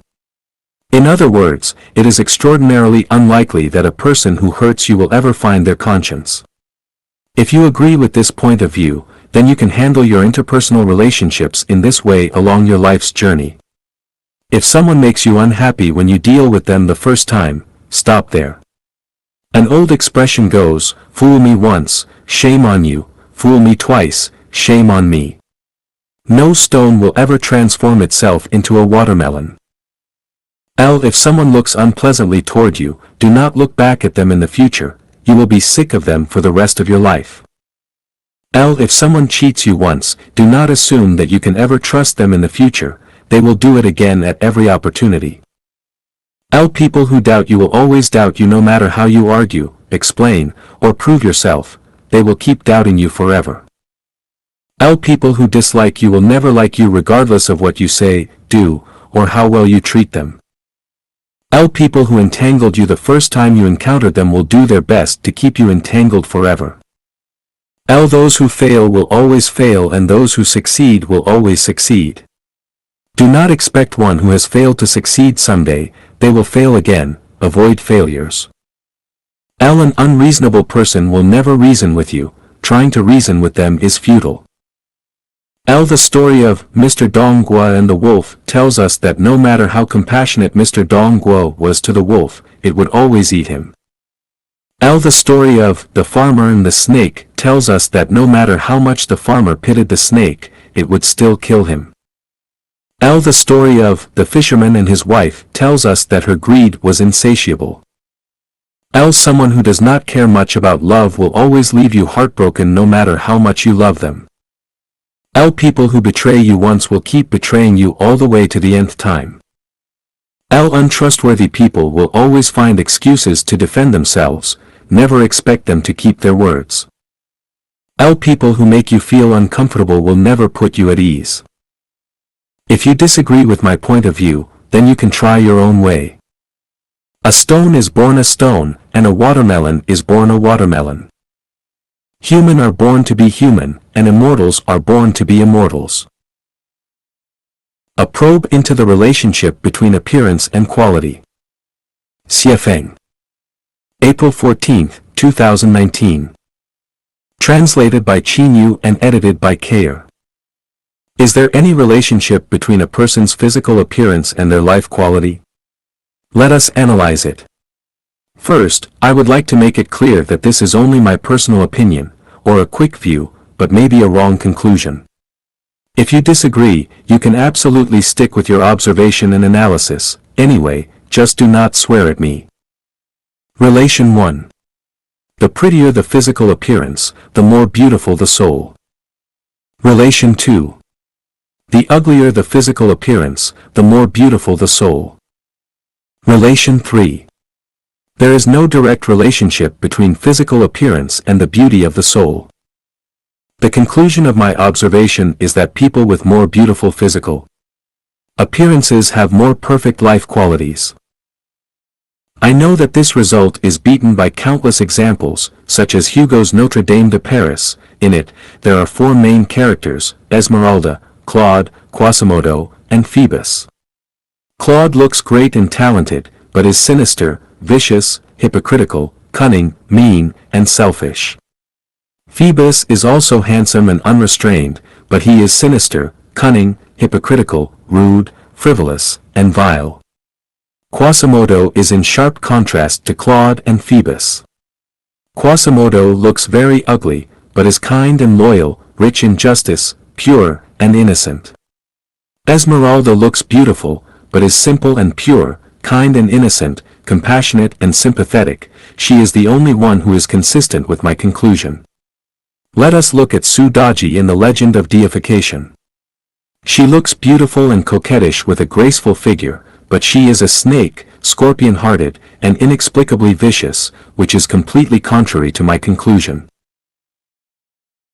But hold on, let us analyze and spy through the huge and voluminous chaotic phenomena to see if there are some rules that can be discovered and followed. There have been 10 very handsome men in Chinese history. They were Pan'an, Song Yu, King Lanling, Zidu, Wei Jie, Morong Chong, Song Wengong, Han Zigao, Dugu Xian, and Ji Kong. They all share the features of having very charming styles, were exceedingly beautiful, tall and slender, handsome in shape, possessing smooth skin, and were natural, unrestrained, and graceful. As for their characters, there are many praises with very few derogatory words for any of them.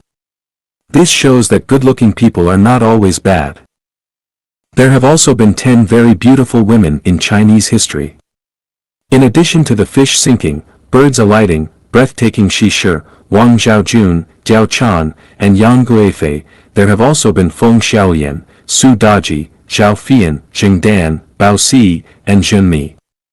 These women's beautiful appearances cannot be overstated, but except for the praises of Shi Shi, Wang Zhaojun, Jiao Chan, and Yang Guifei, the moral qualities of Su Daji, Bao Si, and the rest are mostly negative. What are the relationships between their appearances and characters? History has long passed, so we cannot go back to live with them and study any of them. The characters in the literary descriptions only represent the writer's uses of the past to satirize the present or to express their own feelings and aesthetic values with the help of their character images, which is not enough for factual evidence.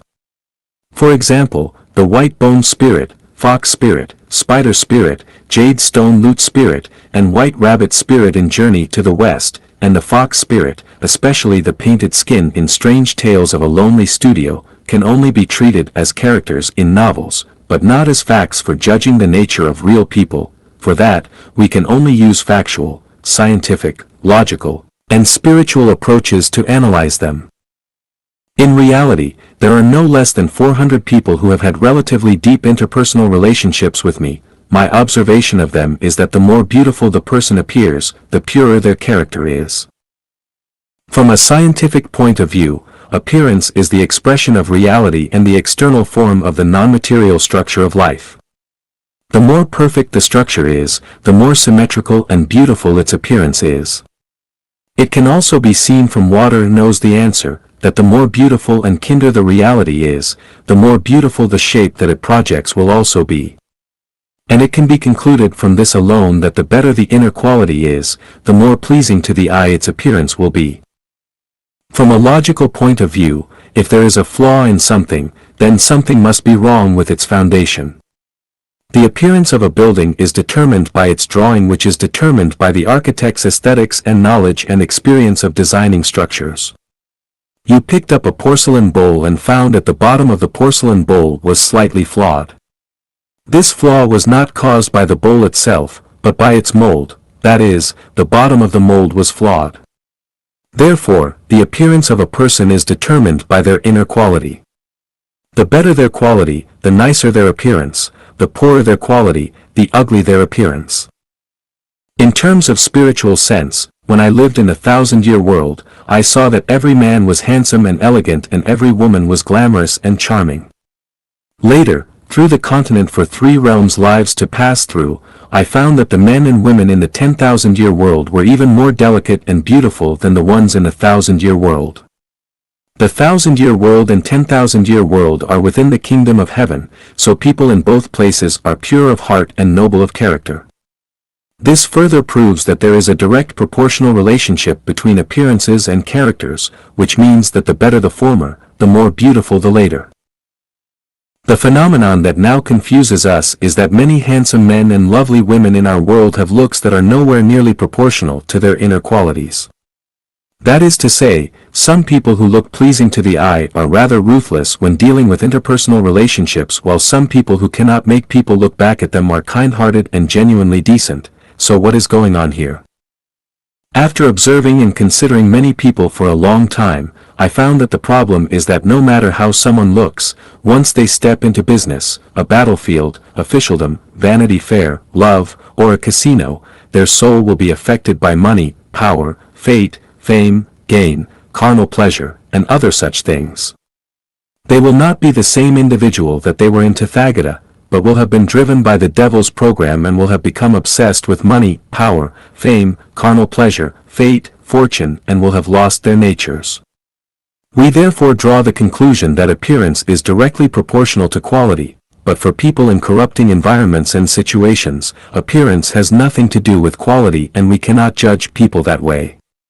You need to be careful where appearances and quality do not match, lest you reap beans from melon seeds. From this, we learn the big secret that if a person wants to restore their Tathagata nature to go to heaven, then they must not enter the vortex related to money, power, fame, gain, and carnal pleasure. If they do, then their pure and beautiful souls will be distorted, their Tathagata nature will be covered up, and their appealing looks will be trampled on and defiled by their very selves. Unless rigorous cultivation enters their lives, their future destinations will definitely be bad. Another truth that I discovered is that if a person gets along well with others with whom they have no direct interest, and if they are beautiful, then we can basically conclude that their quality is also beautiful. My final conclusion is that when a person is in a state of selflessness, their appearance and life quality complement each other. The more beautiful their appearance is, the more perfect their life quality is also. Seeking confirmation. If it is not helpful, then it will be harmful. Xie Feng. March 29, 2020. Translated by Qin Yu and edited by Kayer. A proposition suddenly occurred to me: if something is not helpful, then it must be harmful. What does this mean? It means that if an entity such as a country, political party, religion, organization, group, piece of food, house, car, type of money, contract, agreement, stock, field, company, business, computer, mobile phone, article of clothing, shoe, chicken, duck, fish, news item, some information, people, or anything else cannot benefit you, then it will definitely harm you. For example, a WeChat group that you join which brings you no happiness, joy, freedom, or blessing will eventually bring you worry, pain, sorrow, and anxiety. A house that you own which does not add convenience or other benefits to your life will bring you the anxiety of managing it, and consume your time and effort. A dog that you raise but does not bring you the warmth that you had expected from it will definitely bring you trouble that you never thought of. An employee who is recruited by a company but who fails to benefit them will definitely become a drain on them. Let us analyze someone with whom you associate, whether they are your sibling, friend, relative, colleague, spouse, net friend, or other acquaintance. As long as they bring you no joy, peace, or safety, then they will definitely bring you pain, worry and crises. If this proposition is true, then the opposite must also be true. If it is harmful, then it is useless. Is this proposition absolute? Is it extreme? If yes, please demonstrate. If this proposition is true and is related to the happiness and future of your whole life, then you must take it seriously. For example, if you make a net friend but find that they make you worry, unhappy, or prove to be a waste of your time and energy, then you should immediately cut off your new relationship, because if it is useless, then it is harmful, and if it is harmful, then it is useless. Especially in the early stage of a romantic relationship, once you find something that upsets you about your new lover, the relationship should be severed immediately and never developed any further. Once you fall in, you are going to cry for the rest of your life, because if it is not helpful, then it is harmful. How good are universal values?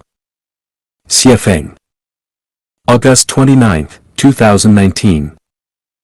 Translated by Qin Yu and edited by Kayer. The concepts and ideas that make people happy, joyous, free, and blessed are universal senses of values, or universal values for short. Is it good or bad to have them? We all are familiar with highways. As long as we obey traffic laws on them, we can usually drive unimpededly. Whether on the roads in Africa, Europe, Australasia, or the Americas, as long as our vehicle body widths do not exceed 2 meters, we should be able to drive freely throughout the world. This maximum vehicle width of 2 meters is universal, but what would happen if it were not observed? There would doubtlessly be traffic jams. What if someone were to drive a vehicle on the road that is 4 meters wide?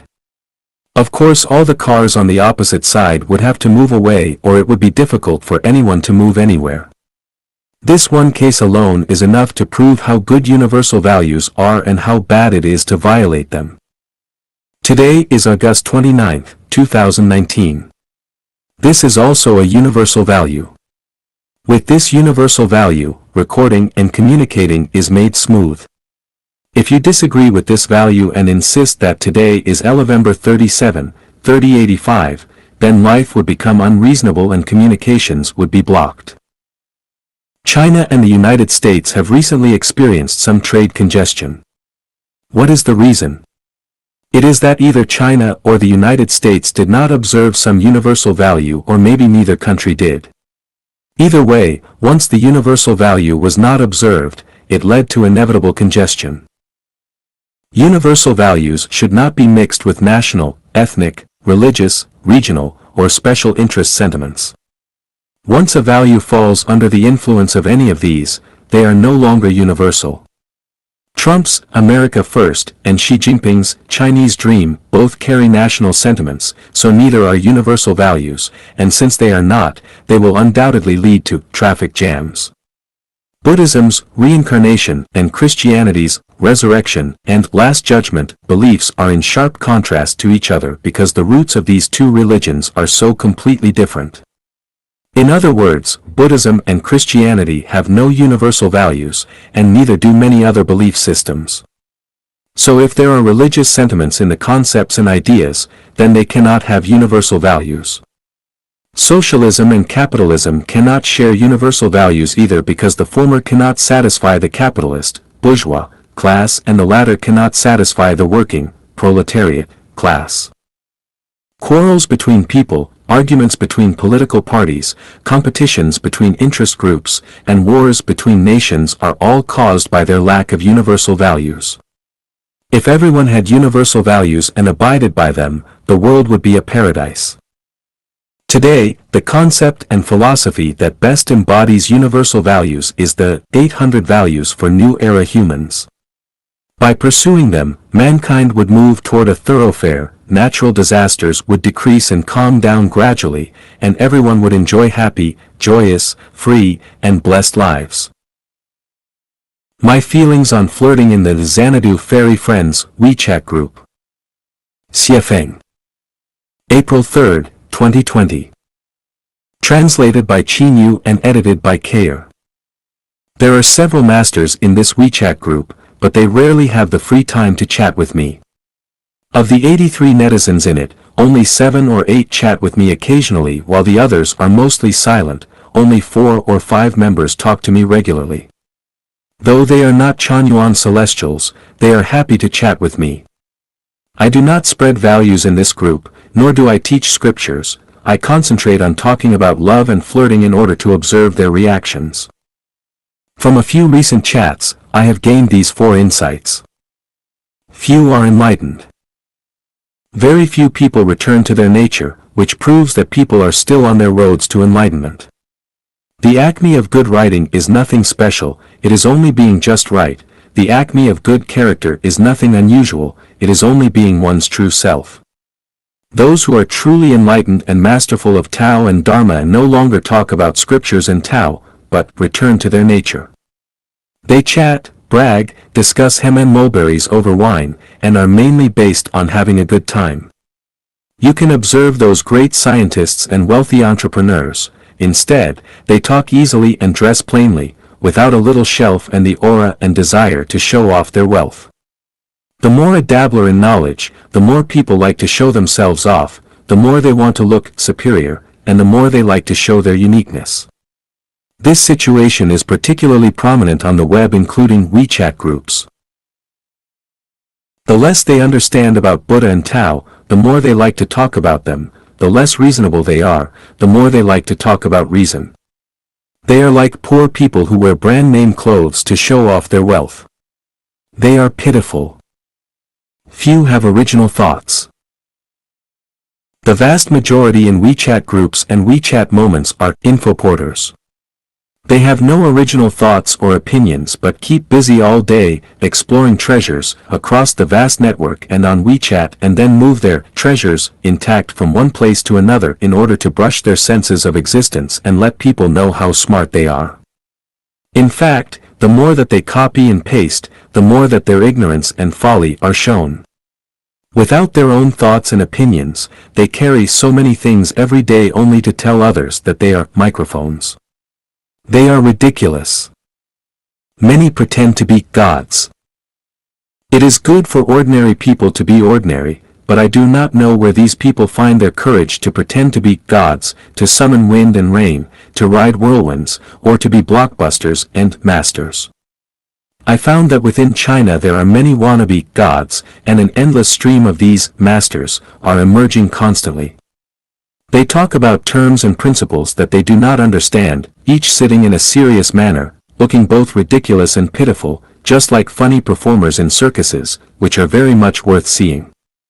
If they should ever happen to stumble across a real master someday, I do not know if they will try to hide their shame. Speaking of this, I also have a cold sweat on my body. When I am talking about others, am I also a pretend master in the eyes of higher experts? Therefore, I still need to behave myself by tucking my tail between my legs and being an honest man so as not to make a fool of myself and seem absurd to others. Few understand the truth of life. What on earth do people live for?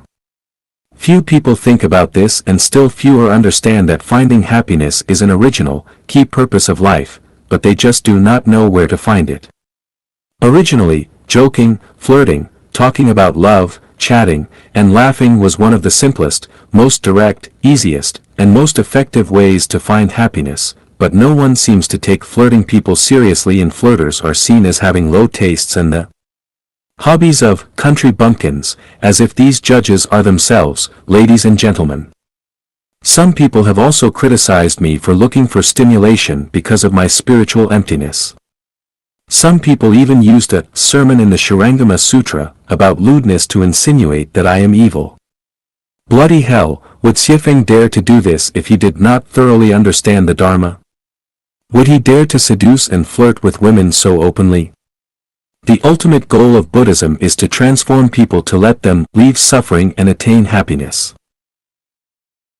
Am I violating Dharma by making people happy? Buddha has no set rules, his rules are always situational. Buddha said that our minds should not abide in form, sound, smell, taste, touch, or Dharma, but should abide nowhere. As long as it allows people to leave suffering and attain happiness, then all the methods are Dharma. Is it necessary to strictly observe the scriptures? Just talk about the above 4 points. In fact, I have many more insights. I hope that the Xanadu Fairy Friends group becomes a happy base camp. Enlightenment gained from playing poker. Struggling upstream. Xie Feng. September 16, 2019. Translated by Qin Yu and edited by Kair. The nature of playing poker and mahjong are very similar. Players have no control over which cards they are dealt, and this has many similarities to life. I have summarized them and wish to present the following 9 revelations. It is impossible to predict what you will draw or which card will come up next. The cards you get are totally beyond your control and you can only resign yourself to your fate. Life is very similar. No one can control the type of family into which they will be born or whether they will be rich or poor. These things are the mere results of fate. The cards one draws basically determine the results. If one gets a handful of bad cards, then no matter how superb their playing skills are or how profound their wisdom is, their ultimate loss is almost guaranteed. Life is the same. The environment of one's birth and their early conditions basically determine the direction and result of their life. No matter how hard they work, the result can only be tragic. Even with a good hand, the results are not necessarily wins. Whether you win or lose is still determined by the overall game. If others have many straights to play while you have all unmatched cards, then you cannot beat them. All you can do is watch them play their cards and you will not even get a chance to play your cards at all. Here is how luck works. If you draw a handful of well-matched cards, then you will win. If you draw all unrelated cards, then you will lose. Life is the same. Even if you were born into a superior environment under great conditions and with excellent morality and wisdom but run into bad luck, then your life will still be difficult and unsatisfactory. Looking at those who are less powerful than you yet still manage to thrive in their endeavors, you can only wipe away your tears secretly, sigh, and lament for yourself. Sometimes the cards in your hand are just SOSO with no jokers or wild deuces, but their order is good. In this situation, even if the cards you played are very small, others will not be able to outbid you, so you can play all your cards smoothly for several rounds and win. Life is the same. Someone might have been born very normal with nothing out of the ordinary, but then they succeed unexpectedly and their journey is unimpeded, which provokes envy and hate in many other, more worthy, people. In Zheng Shangyo, struggle upstream, you can scheme, play petty tricks, and take risks to improve your probability of winning. However, when your unfair methods are discovered by your playmates, no one will ever play with you again. People will look down on you from the bottom of their hearts and you will be regarded as a card hooligan, so the price of cheating becomes very high. Such is also the case with life, where many people get what they want through unfair means, but once they become exposed, their lives become stained and it becomes very difficult for them to ever restore their reputations. They can only spend the rest of their lives with regrets. In card games, players can conspire. That is, 2 or 3 people can unite secretly against a third one. In this way, with 3 players against 1, the probability of the single outsider winning becomes extraordinarily low. It is unfair competition when winning and losing depend on conspiracies and joint dealings. Consider a lion dealing with multiple hyenas. No matter how fierce the lion is, it would be nearly impossible for it to beat the entire cackle and it will eventually become hyena food. Life is similar. No matter how powerful one is, when they fall prey to a group of scoundrels, they get overwhelmed eventually and lose out to them. In Zheng Shangyo, the more chances you get to play the cards in your hand, the greater your probability to win becomes. If you never have any chance to play it, then you have to watch others swagger around and do nothing but become the last to come. The same is true in life where you have to be your own master several times. The more opportunities you have to do that, the more you can show your own character and value. If you allow others to blindly control you but you have no chance to run your own life, then you will remain at the bottom of the barrel throughout your life. Now comes the most important revelation. First of all, we must understand that from the beginning to the end, playing cards is just a game, the purpose of which is to make us happy. As long as that purpose is achieved, then winning or losing does not matter very much. Win or lose, any player who treats the game as fun is the king of playing cards. Understand that no matter what cards are in your hand, you must always be relaxed, complacent, and not frustrated, discouraged, or cursing your bad cards. Even if you hold the worst possible hand, you will still feel that it is interesting and you will keep smiling. Then, you will be the master of playing cards, the king of playing cards. Win, and you are happy, lose, and you are happy. You are actually the biggest winner of playing the card game. Life too should also be like this, a game, a struggling upstream game.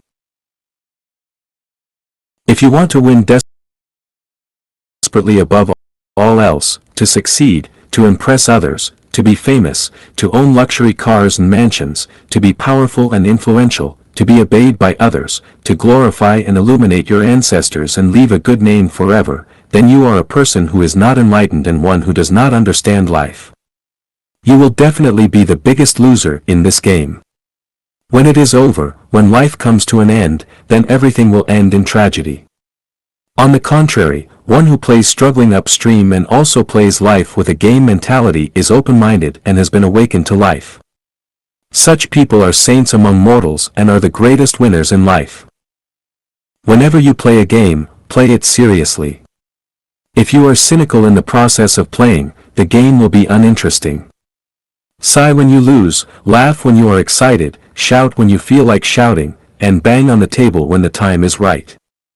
It is a lot of fun and excitement to play like this, to be passionate emotionally, to be calm in the heart, to see through things as saints do, and to be naughty as children are. These are the real masters of playing cards and celestials' life journeys who have attained Tao. 8 Revelations obtained from the Wuhan pandemic. Xie Feng. February 9, 2020. Translated by Qin Yu and edited by Kair. All things and phenomena are books without words. Reading from them is communicating directly with the greatest creator. The Wuhan coronavirus is such a phenomenon, so what revelations can we gain from it? Unexpected things can happen at any time, so do not be arrogant when you are at a high point in life nor discouraged at a low point, because when you wake up, you will find that everything spins in the opposite direction. The most important thing in life is to act now, when it is calm, not later, because we may not have the chance to fulfill our wishes in the future. No matter how talented you are, you might be helpless. When you are helpless, the money, power, status, and material wealth you have will not help you, nor will even your friends, relatives, and well-connected associates. You can only rely on the greatest creator and yourself. Regardless of whether the virus is arranged by gods, spread from animals, or artificially created, things happen with inevitability, and everything is inevitable. This is a truth that we discovered when we explored the mysteries of the universe, that since everything is inevitable, our life and death have already been planned out. If we have enough merits, then Tao would have long since arranged for us to be in a safe zone. If we lack having enough of them, then we cannot hide from our misfortunes. No matter how we try to avoid them, we cannot prevent them. Understanding this, we can face the developments and changes of things calmly and with neither panic nor fear. To die right now is not necessarily a bad thing, and to continue living is not necessarily a good thing. Isolation has been a good way to prevent plagues since ancient times, but lockdowns of roads, villages, and cities is definitely not a good strategy. Lockdowns will cause suffocation and coldness.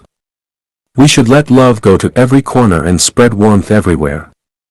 When we shut people out from affected areas, despair will not only envelope others, but it will also make the world colder. The world is still cold and people are still very selfish. This can be seen from the evacuation of Chinese people from overseas countries, disallowing people from entering countries, and closures of roads, villages, communities, and cities where people have become so cold and selfish that they cannot feel even a trace of warmth. Therefore, each of us should think about how to let the light of love shine everywhere and let love warm everyone's hearts, otherwise, people will never reach the pinnacle of civilization. At critical moments, people will find that it is not those who we want and expect to help us who will, but those who are strangers. We therefore realize that within our lifetime, we should not spend our time and energy on establishing relationships with a small group of people, rather, we should treat everyone we meet equally and respect everyone who we have the fortune to meet because we do not know who can and will really help us when we need them to. Good fortune lies within bad, bad fortune lurks within good. The darker the hour, the nearer the dawn, so everyone should hold to their beliefs, faiths, and consciences. I have asked more than 100 Chanyuan celestials what they would do if one of them was infected with the virus. Fortunately, 70% of the young ones answered without hesitation that they would neither betray nor shun them, but that they would take care of the infected member and give the hope of life to their brother or sister even at the risk of death to themselves. What do you think of our Chanyuan spirit? Judging future trends from habits. Xiefeng. January 16, 2020. Translated by Qinyu and edited by Kayer. One who was injured at a specific spot on their body is more likely to be injured on that same spot in the future.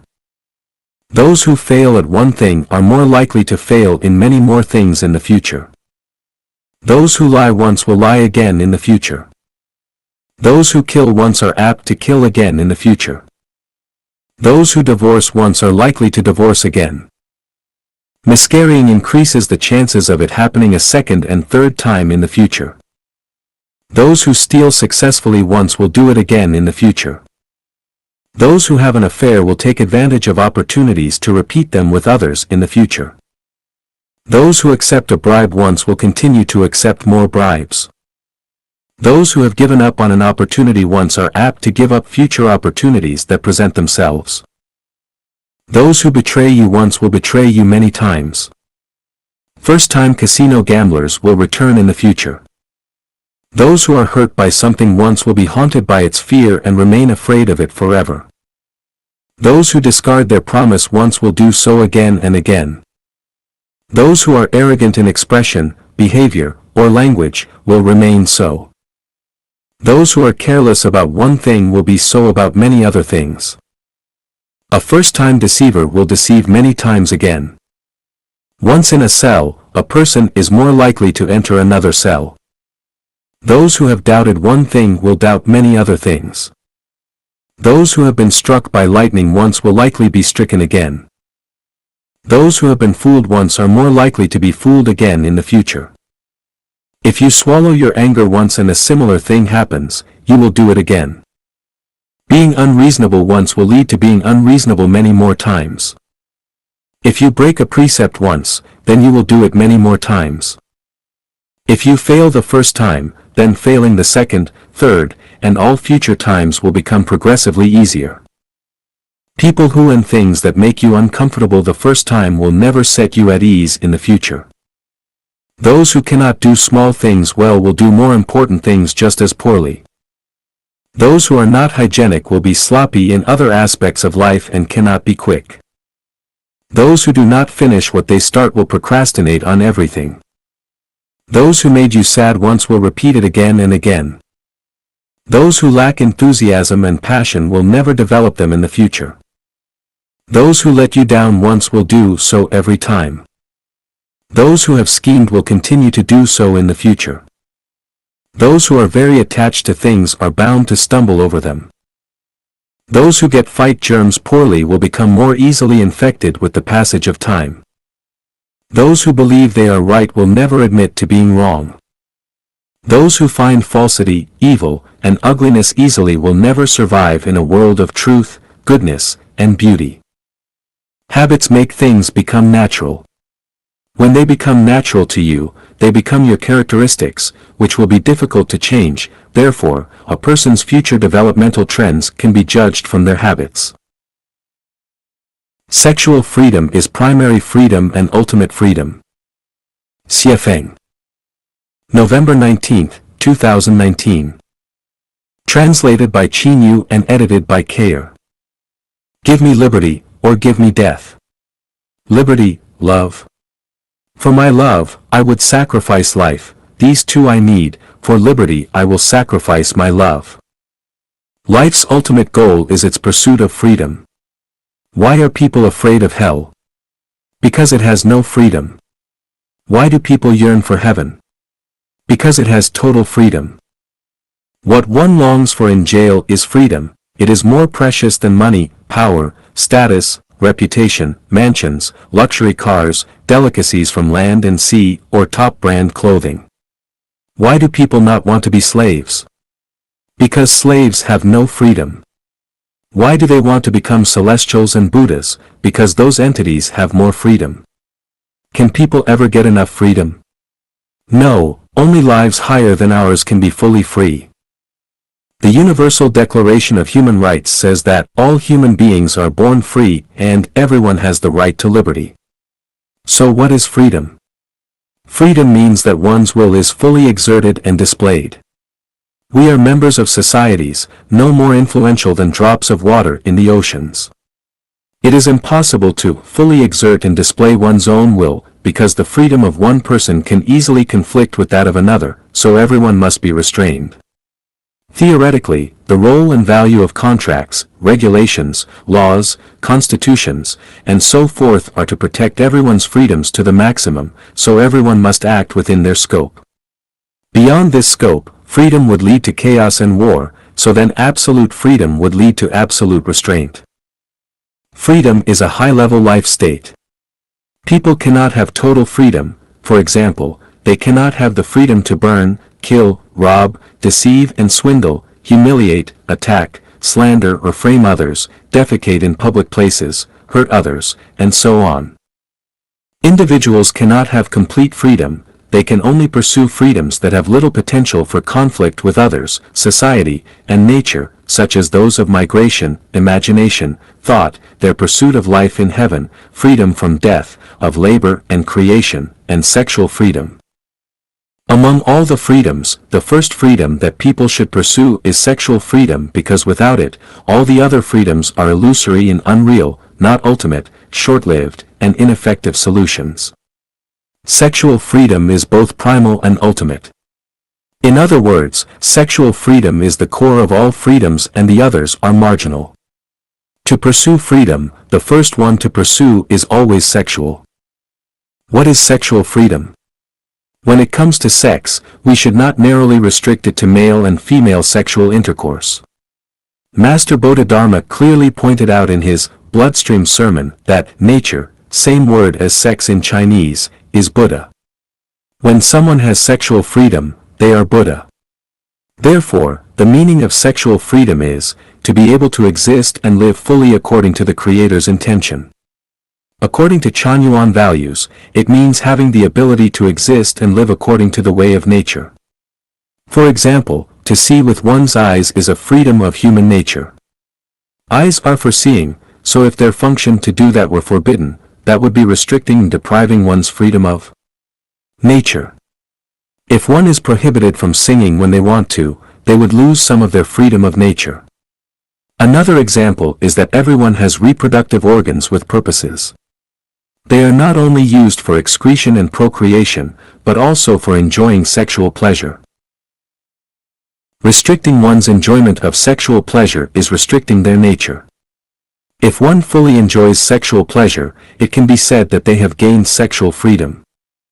There will always be those who, whenever sexual freedom is mentioned, will immediately think of sexual openness, carnalism, debauchery, lewdness, promiscuity, pimps, sluts, adulterers, fornication, and the like. These are purely assumptions and imaginings of the savage and foolish or the expected understandings of men with brutish natures. Sexual freedom is the artistic blooming and enjoyment of the nature of the civilized, not the delicacy of scrambling barbarians. Some people attribute AIDS and other STDs, family breakdowns, and similar consequences to sexual freedom, but this is the same as attributing diseases to food, which makes no sense. If you compare sexual freedom to flying, you cannot deny air travel because planes have crashed. It can be said that other freedoms can only exist after sexual freedom has been obtained. Without sexual freedom, those others are empty talk. One's degree of life quality is closely related to their level of freedom. The higher their quality of life, the greater their freedom. When we look at nature, we find that animals are freer than plants, we are freer than animals, celestials and Buddha are freer than us, and gods are freer than celestials and Buddha. To pursue freedom, we must first pursue sexual freedom. However, if one does not perfect their soul garden and does not possess the qualities of sincerity, kindness, beauty, love, faith, and honesty, then they absolutely cannot enjoy sexual freedom. In short, people cannot enjoy sexual freedom fully. This is determined by the quality of our species. If anyone can truly enjoy sexual freedom, congratulations, you are no longer a human being, you have elevated yourself to the status of a celestial or beyond. Where to find a bosom friend? Xiafeng. March 2, 2020. Translated by Qinyu and edited by Bandy. Where can one find a bosom friend? It's so hard to find a bosom friend in life. One true bosom friend is enough for a lifetime. It is easier to make a lot of money and be rich, but very difficult to find a bosom friend. One may have many friends but has no bosom friend. A bosom friend is very rare, like a gem. You cannot ask nor work to get it. There was no traveler on the ancient road till I met you in the cold mountains. The smile for seeing you is still on my face. We are saying farewell and weeping in a twinkle. Late at night in the candlelight with your company is like dreaming. A bosom friend far away brings a distant land near. Without any word, my heart is drunk. No need for wine. Feel my heart. You will know how deep my memories are, in a watery region. I have nothing to give you as a memorial, so I will give you a plum blossom, in memory of Zhong Ziki. Boya won't play any music again. These are visions of a bosom friend. Where can we find a bosom friend? We cannot find a bosom friend in the official, business place, casino or battlefields. No bosom friend can be found among family, friendship, friends, classmates, or colleagues. No bosom friend can be found in political parties, religious organizations, family, relatives, various groups. We cannot find a bosom friend in contracts, agreements, courts, markets, or bars. In a word, wherever interests are entangled, no bosom friend can be found. Where is my bosom friend?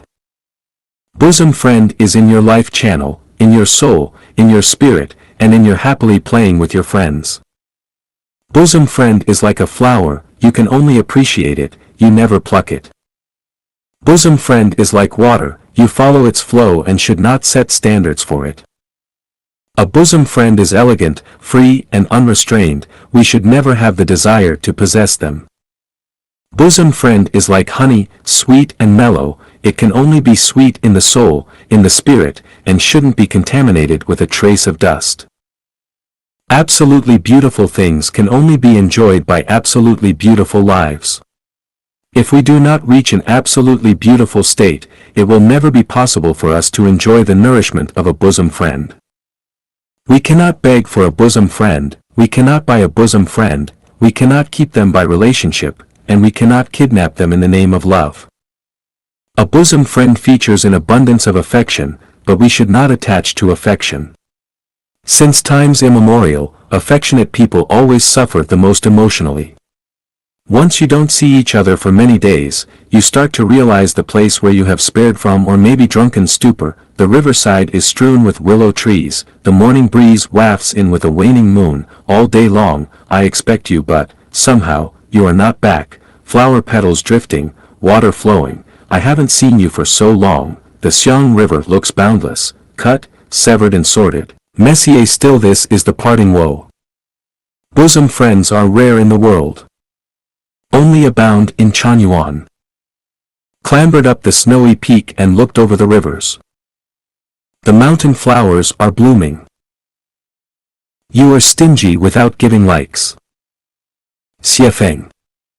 February 19, 2020. Translated by Qinyu and edited by Bandy. There are more than 200 contacts on my WeChat. Every time when I forward or post an article, very few people like the article. People who always like the articles are only 30, the other 170 people never likes. The Bible says in the Gospel of Matthew 11:16 and 17, but what comparison may I make of this generation? It is like children seated in the marketplaces, crying out to one another and saying, We made music for you and you did not take part in the dance, we gave cries of sorrow and you made no signs of grief. I am the incarnation of Jesus, and I will describe this passage of Jesus in a plain and simple way again. How should I describe you? I sang for you, you didn't clap your hands, I offered you a spiritual feast and you didn't make any response. Is it so difficult to give a like? Giving a like won't make you pregnant or turn you into a pig. Since you are in contact with me, it proves that it is predestined, there is friendship between us. Since you have not deleted me, it proves that you are still willing to keep in touch with me. Why not give me a like from time to time? Even if you give me a like once in a week or once after 10 of my articles, at least I can know that you are still alive through the likes. Do you know why you are not willing to give me a like? The answer is, stingy. You lack spiritual and soul wealth, indifferent, or you are no longer in this world. If you don't want to dedicate as much as lifting a finger, do you think you can have a bright future? Giving likes does not necessarily mean that you agree with the value and contents of the articles your friends forwarded, it is just an expression of, I care about you. Our beautiful future is accumulated by giving and dedication. If you are too stingy to give likes to friends, can you imagine how far you have fallen? Think about it carefully. When one day you are in trouble and no one come to help you, and when you reincarnate in the plant or animal world and unable to speak, don't blame the greatest creator for being unfair. That's because you are too stingy to give a like to friend, not to mention to offer other help. People mostly are rapists in the WeChat groups. Xie Feng. March 8, 2020. Translated by Qin Yu and edited by Bandy. What's the day today on Earth? So many WeChat groups. The epidemic howling again. The crowds are frantic with dreadful and painful memories. Daily routine should be the same. Only that the mind has changed already. How idle are you? Drifting in the WeChat groups all day. I have been in many WeChat groups, but I quit from them one by one. Why? Because I was raped by WeChat group friends. For example, when I joined a new WeChat group, I firstly said, greetings and blessings to all friends here. As a result, very few people responded. In a group of nearly 500 people, almost no one paid attention to me. I was confused, are they all dead here? There is no echo in this empty valley, just like a tomb will not respond back to me. Anyhow, I will stay and see what are people doing here. As a result, I was bombarded indiscriminately. The WeChat group is fishier than the seafood market. What is in the seafood market is at least something from the water, but the WeChat group is like a rubbish shopping mall with everything in it, which is dazzling and dizzying. There are, Big God, Main Buddha, Bricklaying Specialist, same pronunciation as expertise in Chinese, superior, teachings of every religion and system of philosophy, Taoist magic, those are from heaven, underground, water, mountains, history, current, philosophy, technology, even from the gutter, everything you can imagine, especially those, superiors, they are very clever, cleverer than Mr. Clever. Then the village named Very Clever. They are all masters, level figures, big shit, same pronunciation as Big Master in Chinese, whom I do not dare to provoke, and I cannot afford to. I observed it carefully for a long time, and finally discovered the mystery. The WeChat group is a place for people who have nothing to do but to show their existence.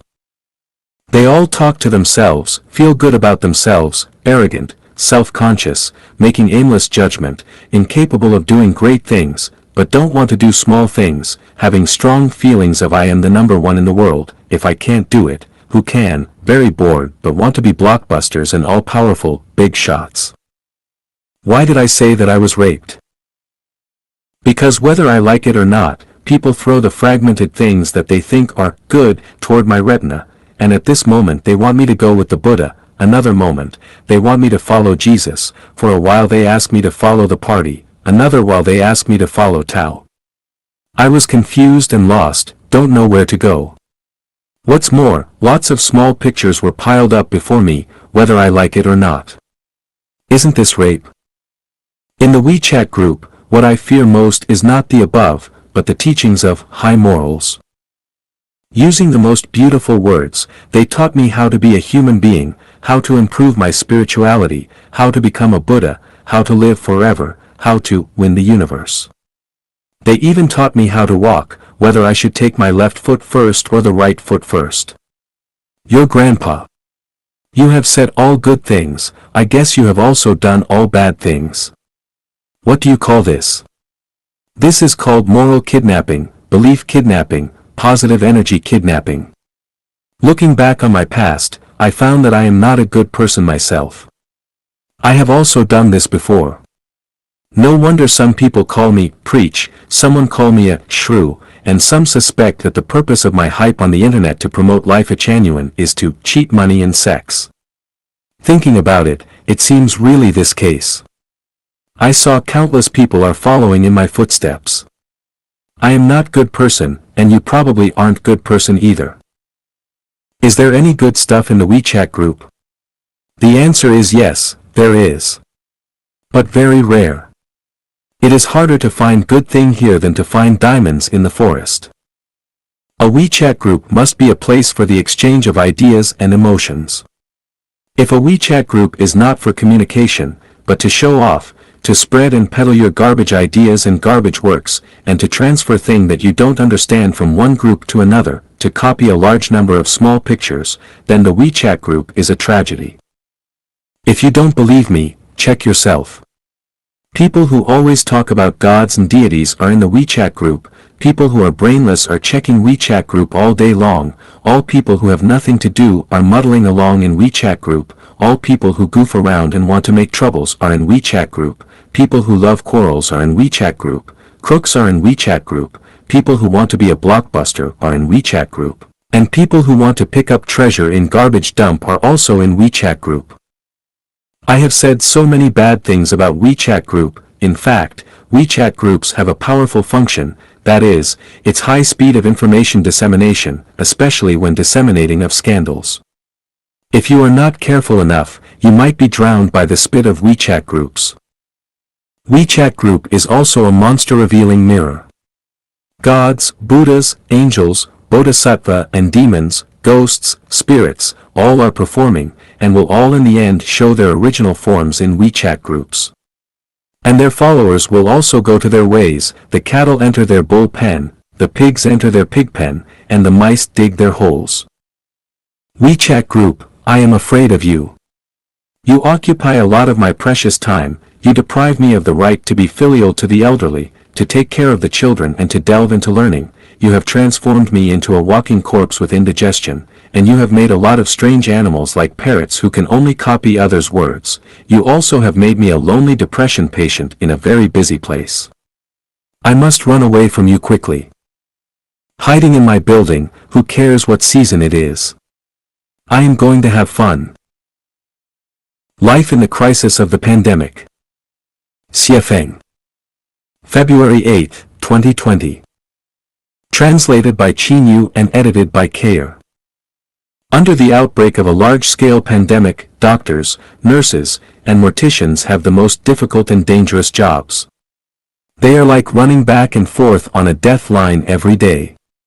A moment of inattention, and one might become infected and taken away by the king of hell. It has been found that the 3 occupations listed above are high-risk ones. From now on, we will have deep respect for workers in these 3 fields. We find that in extreme situations, freelancers who can change their living situations at any time according to their needs are the safest, while civil servants, soldiers, police, employees of state-owned enterprises, medical workers, and the like, who are the nuts and bolts of the state machine, do not enjoy the right to choose freely where they will work. They can only bite the bullet whether they like it or not. It turns out that freelancing is often the best way to live our lives. The virus broke out and many people fell. Yesterday, they might have been planning for their futures with ambition. Today, everything suddenly collapsed, they themselves even disappeared. No one knows what will happen tomorrow. In this case, we should live every day well, Any behavior or motivation that deliberately weighs the pros and cons are worthless in the face of future changes. What do people rely on for a lifetime? Their state, their political party, their religion, their family, their friends and relatives. No, none are reliable. The only things that one can trust in are the greatest creator and themselves. Where is the safest place? A city? A rural area? At home? Abroad? Nowhere is safe. The safest place is in the quality, merits, and blessings of your own life. Mankind's fate is destined, but the fates of those who revere the greatest creator and walk the way of the greatest creator can be changed. The fate of human society is also doomed. Read Lou Bowen's inscription of Rescue of Catastrophe, then relate it to the status quo of today's pandemic. We know that everything is predestined, however, if one walks along the roadmap of life genuine, today's catastrophes can be avoided, even reversed. 10 years ago, I warned repeatedly of the crises that mankind will face and created the modern Noah's Ark for mankind, the new oasis for life, formerly the second home, but not many people listened to me, let alone followed me. Not only did the government not listen to me, but they even attempted to destroy my Noah's Ark. Not only did people not support it, but they ridiculed, satired, mocked, attacked, and verbally abused it. Now, as people face various crises helplessly and are worrying with fear on the verge of death, I want to ask them, why do you not act according to the will of the greatest creator? Why do you not listen to the teachings of gods, Buddhas, and celestials? Do you think that you can escape punishment and death by power, money, or academic status? Laugh not so early and be not complacent about your relative's safety today, more violent events will strike you later. Heaven exists, so why not go there? You seem to prefer your fast track to hell. If you do not believe in heaven's existence, the new oasis for life production and life mode created by Life Genuine is right under your noses. It is alive, so why not believe in it? Even if you do not believe the facts in front of you, what else do you believe? Everyone ages, so what is the best way to do it healthily?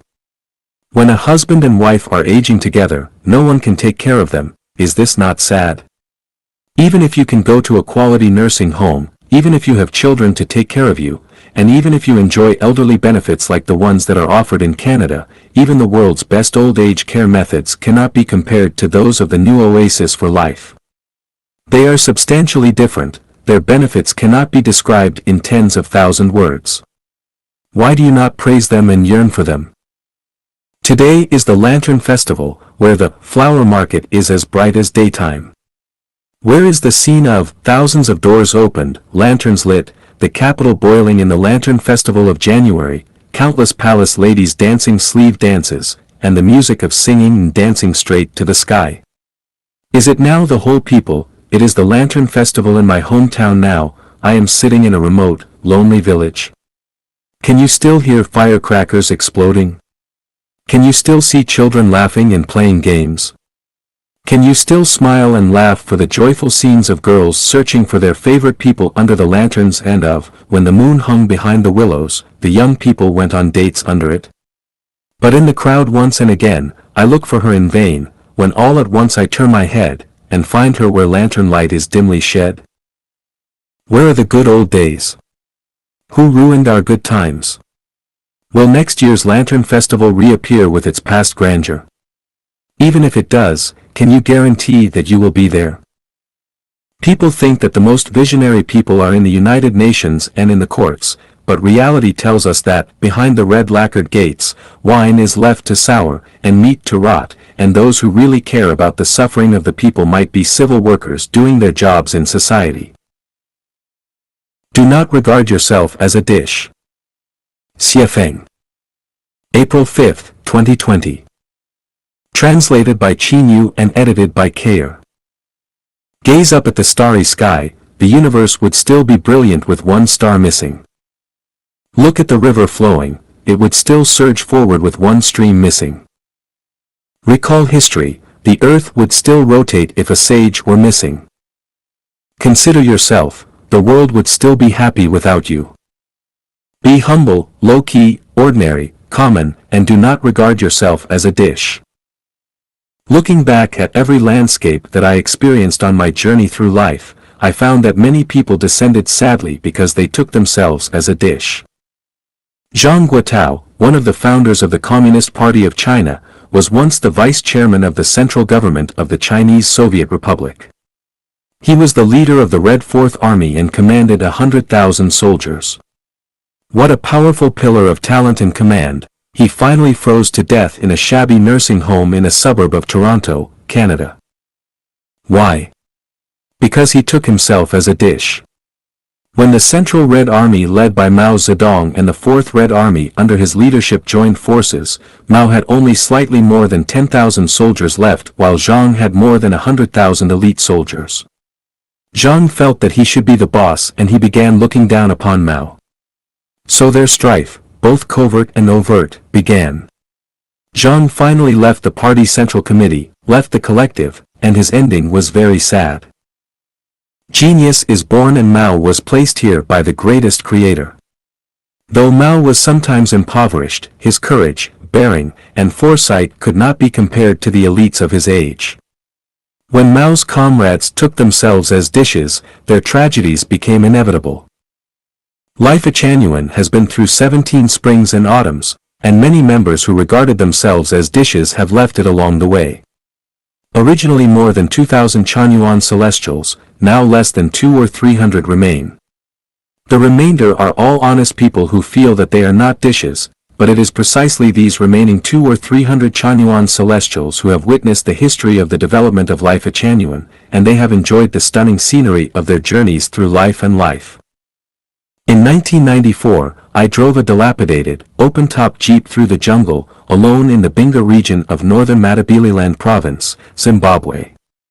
As I entered a small town, a large group of people gathered around a drunken native and yelled at him. As I arrived, he rushed over to me and shouted, "This is my boss, this is my boss." As he pointed his index finger toward me, I felt that my dignity had been violated, so I replied loudly and sternly, "I am not your boss, I am not your boss." The drunken guy meant to flatter me, but he was criticized by me, so he walked away a little grimacingly. The booing people laughed at him, but on the other hand, they seemed to be calling me an unworthy creature. I later became annoyed and regretted it. My attitude had been so ugly, I could have befriended the guy, danced with him, and made everyone happy, but at that time, I thought that I was awesome and I felt like I was a dish and became humiliated later as a result. This incident left me with an indelible memory, still vivid after a quarter century. I became wiser after that incident and learned much from it. My biggest lessons were to never regard myself as a dish and to never look down on a seemingly ordinary person. Even if you encounter a beggar, treat them with courtesy, and definitely, never consider yourself superior. I had not yet learned Laozi's Tao Te Ching at that time. Had I learned it, it would have been all glare tempered, all dust smoothed, and I would never have made such a low-level mistake. Never look down on an ordinary person, never leave the collective, the masses, or the main group, and never regard yourself as a dish.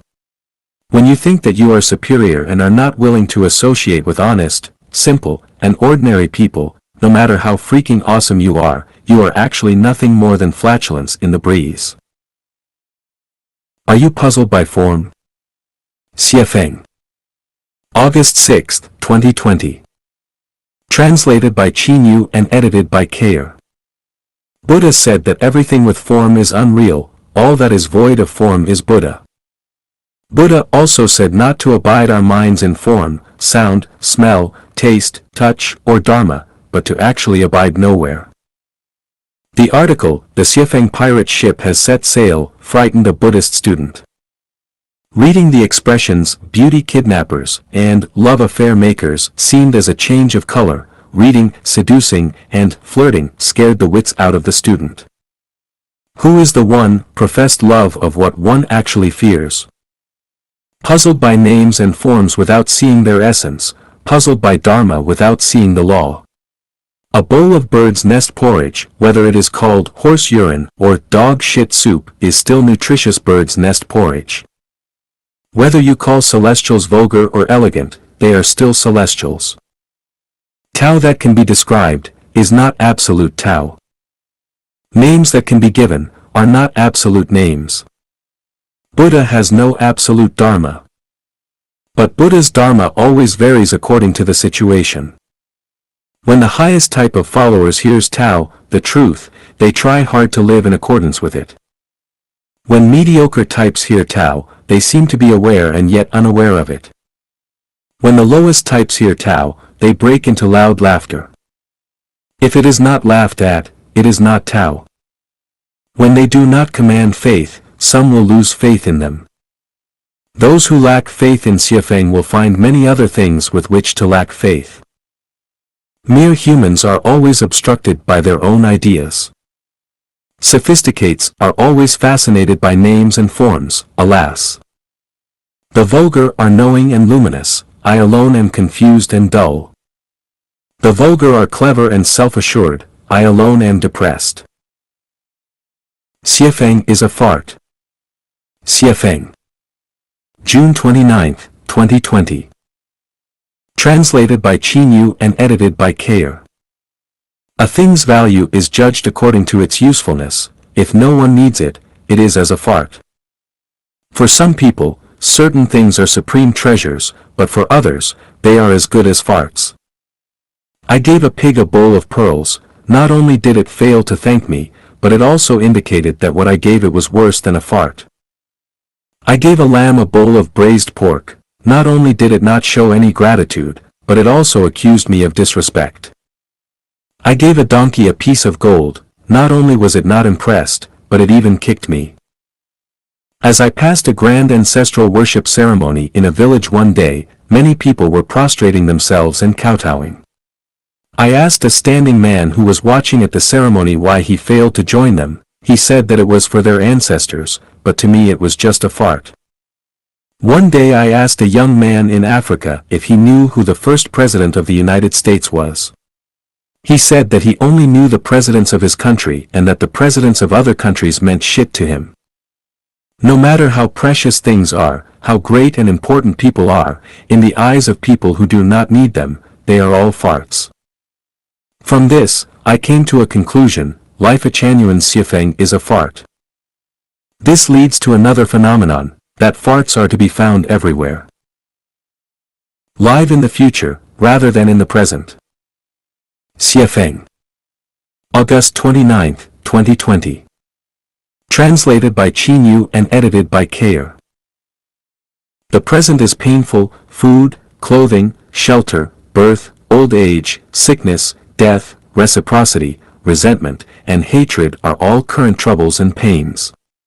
9 out of 10 times, life is not as good as one wishes it were. Every family has their problems and each individual has troubles.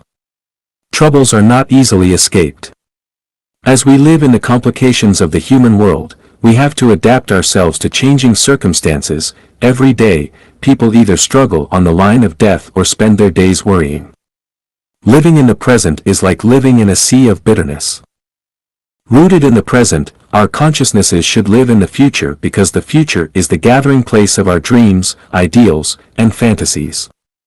We can imagine the beauty of our future to our heart's content even if the reality is bitter and tired, even if it is terrible. As long as we let our consciousnesses live in an ideal state of the future, we can be optimistic, romantic, treat sad situations as temporary dreams, grit our teeth, and survive. Think about the beautiful futures that we plan. Think about the picturesque and free places in which we will live. Even if the sky falls, it is of no matter. Our past consciousnesses create our present realities. Similarly, our present ones can create better futures. According to the principle of visualized thinking, our futures are mainly created by our imaginations, so we can create our own ideal futures. In this case, why should we live in the present? Would it not be more comfortable to live in a future scenario that we can imagine? The only things that are impossible are those that cannot be imagined. If we live in the future, then we can imagine a better life to our heart's content. This is not AQ's way of winning spiritually, it is a way to get rid of difficulties and move towards a better future. We should find ways to make ourselves happy. I was born to a very ordinary peasant family, but my consciousness often lives in the future where thinking about it makes me happy.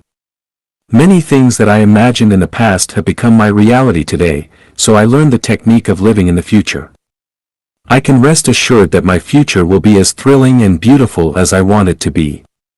When I live on the island of Balikia on the Celestial Islands continent ahead of time, all of my confusion and worries will be gone, as will my anxieties, concerns, and fears.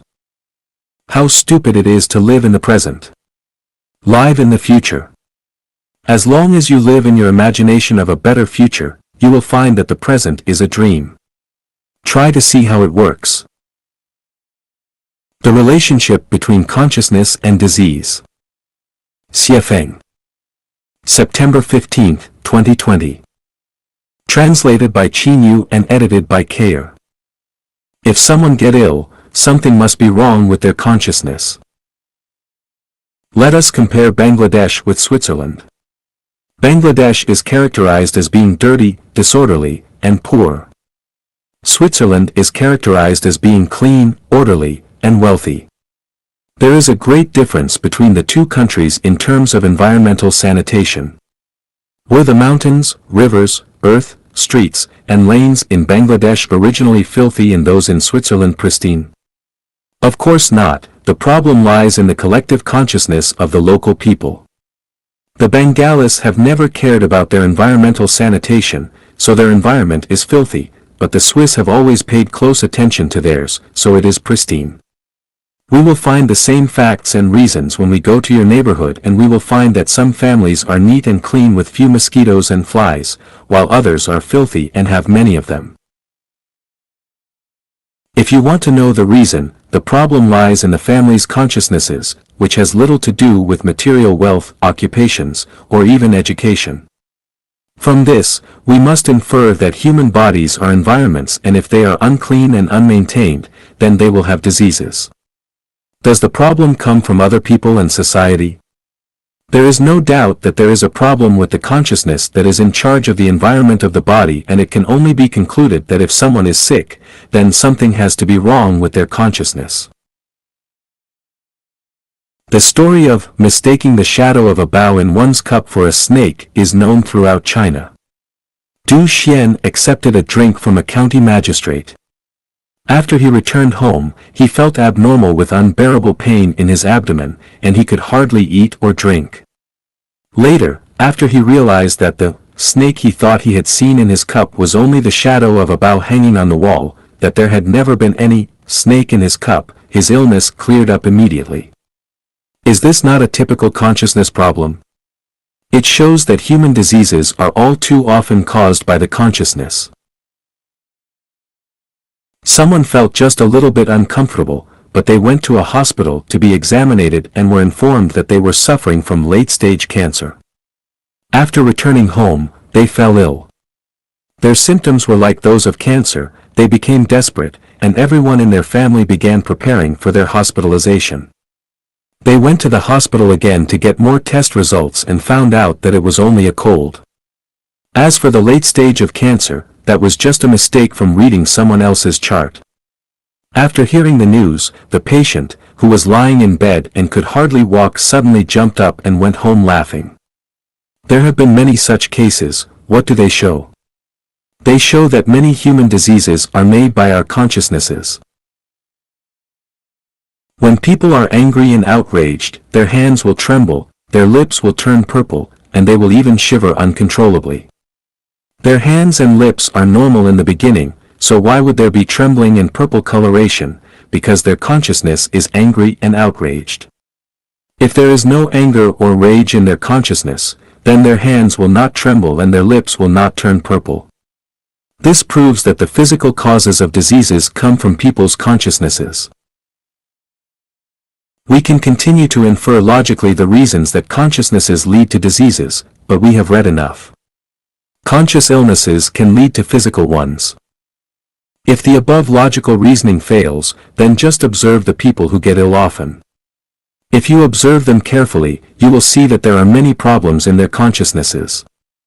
They often share personality traits such as passivity, negativity, pessimism, persistence, jealousy, judgmentality, being nosy, a tendency to gossip, worry, fanciful thinking, selfishness, greed, desires to dominate, quarrelsomeness, individualism, wanting to punish others, easiness to anger, hate, depression, difficulties sublimating themselves, having heart knots but with reluctance to speak out honestly, and so on. At the same time, let us observe those who are healthy and rarely get sick. What are their characteristics?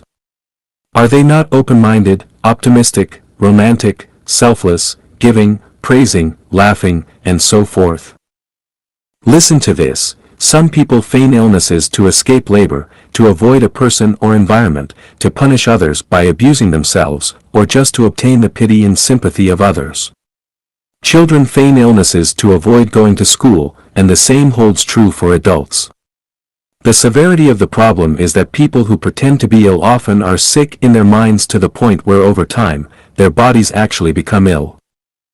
Another phenomenon of people falling ill is giving unhealthy information to their subconscious minds, such as speaking from their hearts, "I really want to lie in bed and have some fucking rest." After you give your subconscious this instruction, it will mobilize all factors to give you some rest, such as an injury, a fracture, the stomach swelling, headaches, accidents, cuts from knives, and so forth. In other words, their subconsciousness will not lie idle, but will help realize that desire to lie in bed. One of the Life Genuine values is, living in the new oasis for life, one is not allowed to fall ill. Why have you fallen ill? Should you not reflect on it? It has been explained so clearly in the roadmap, but have you followed it? For example, have you thought of the prayers for Chanyuan celestials who live in the home and prayed every day? I have asked you to frequently participate in flirting. Have you done so? Have you done so to eradicate the poisonous weeds in your soul garden, to be more selfless, and so on? I am sorry that not only do I fail to comfort the sick, but even sprinkle salt on their wounds, but as a guide, my being a truth teller is a fact that cannot be ignored. Of course, some people's diseases are congenital and come from their births. They are in their genetic sequence which they can do nothing about because every congenital disease carrier bears the consequences of their last life, so they can only bite their bullets and bear them. To tell you the truth, every life in heaven is free from diseases. To say goodbye to diseases forever, you should do more good deeds, accumulate more merits, and walk strictly in accordance with the roadmap given to you by your spiritual guide. No complaints make sense. Xie Feng. September 23, 2020. Translated by Qin Yu and edited by Kayer. All complainers are confused in their brains, those who complain do not understand the truth. A girl entered a food store and asked the shopkeeper for a bag of rat poison. "I'm sorry," replied the manager, "but this is a food store and we don't sell rat poison." The girl complained, "Why do you not sell rat poison? You made my trip for nothing." There was a rabbit who had been looking throughout a cornfield all day to find some carrots to eat without finding any, so it complained, "Humans do not care about us, why do they not grow carrots in their cornfields?" There was a worker who, seeing his boss driving their Mercedes-Benz to work every day, complained, "The world is unfair. Why should he drive to work in his Benz while I have to take crowded buses every day?" A wife complained to her husband, "Your former classmates have all become directors of divisions and directors general, while you are not even a section chief. I am ashamed of you." Her husband complained back, "Others' wives are so sensible, only you criticize me every day." A social media netizen who entered a special flirting group hung around for a long time and then complained, "There is no preaching, talking of scriptures or Tao here, neither are there cooking skills or healthcare experiences. How can you all be so boring?" A man came to a dictator's paradise and complained, "There is no democratic atmosphere here. Why should he always have the final say in everything and disregard the public's opinions? It is grossly unfair." One came to the prairie and complained, "I like climbing mountains, but there are no mountains here, which disappoints me a lot."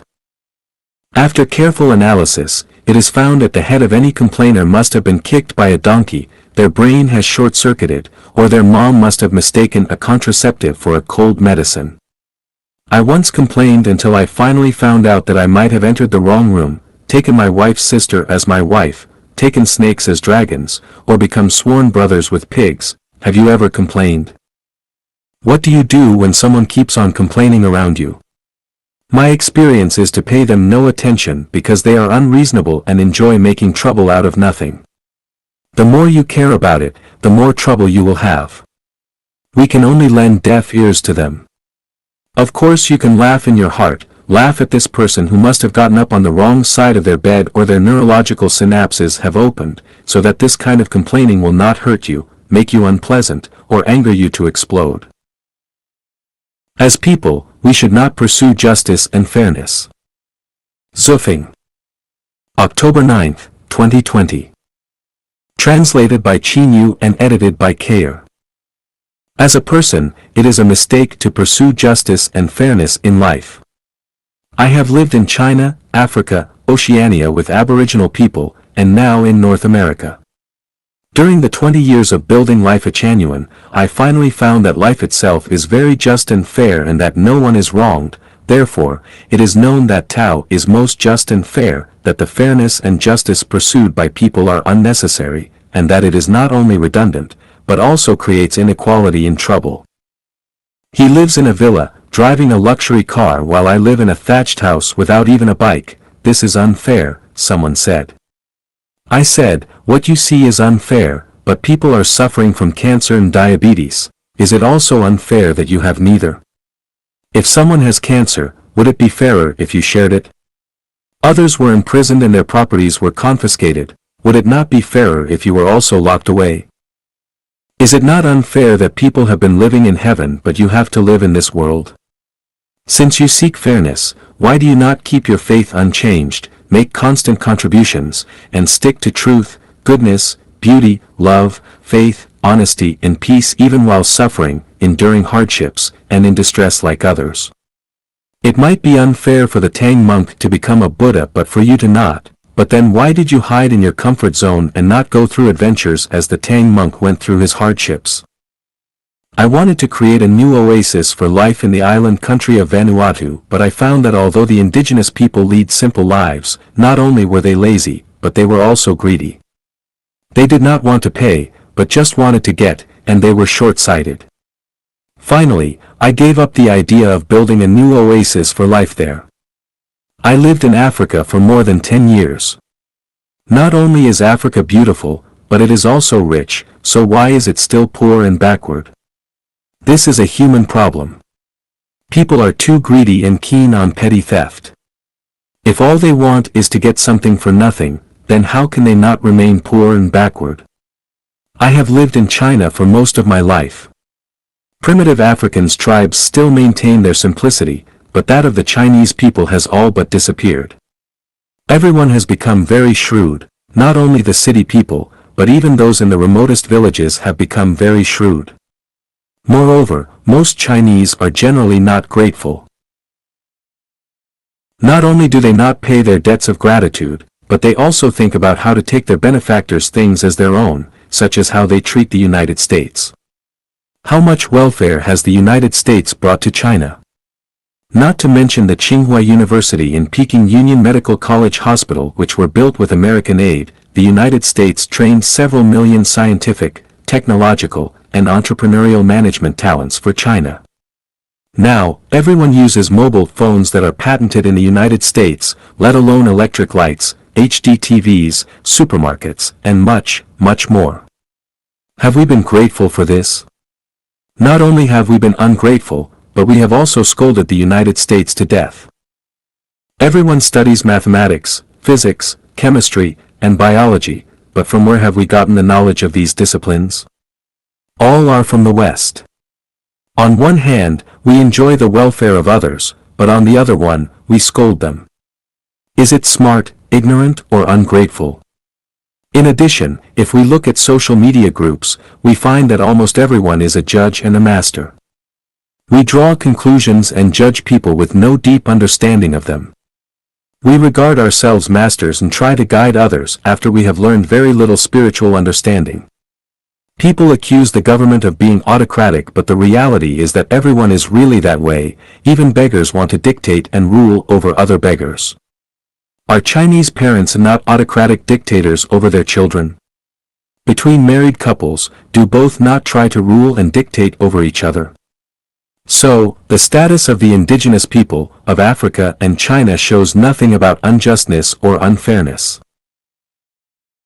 From the creation of Life Achanuan to the new oasis for life, I have found that China is suffering from severe disasters, but what about the inequities created by everyone? Each generation must eat the bitter fruit left from the previous one, and no one can escape that. What about the life mode of the new oasis for life?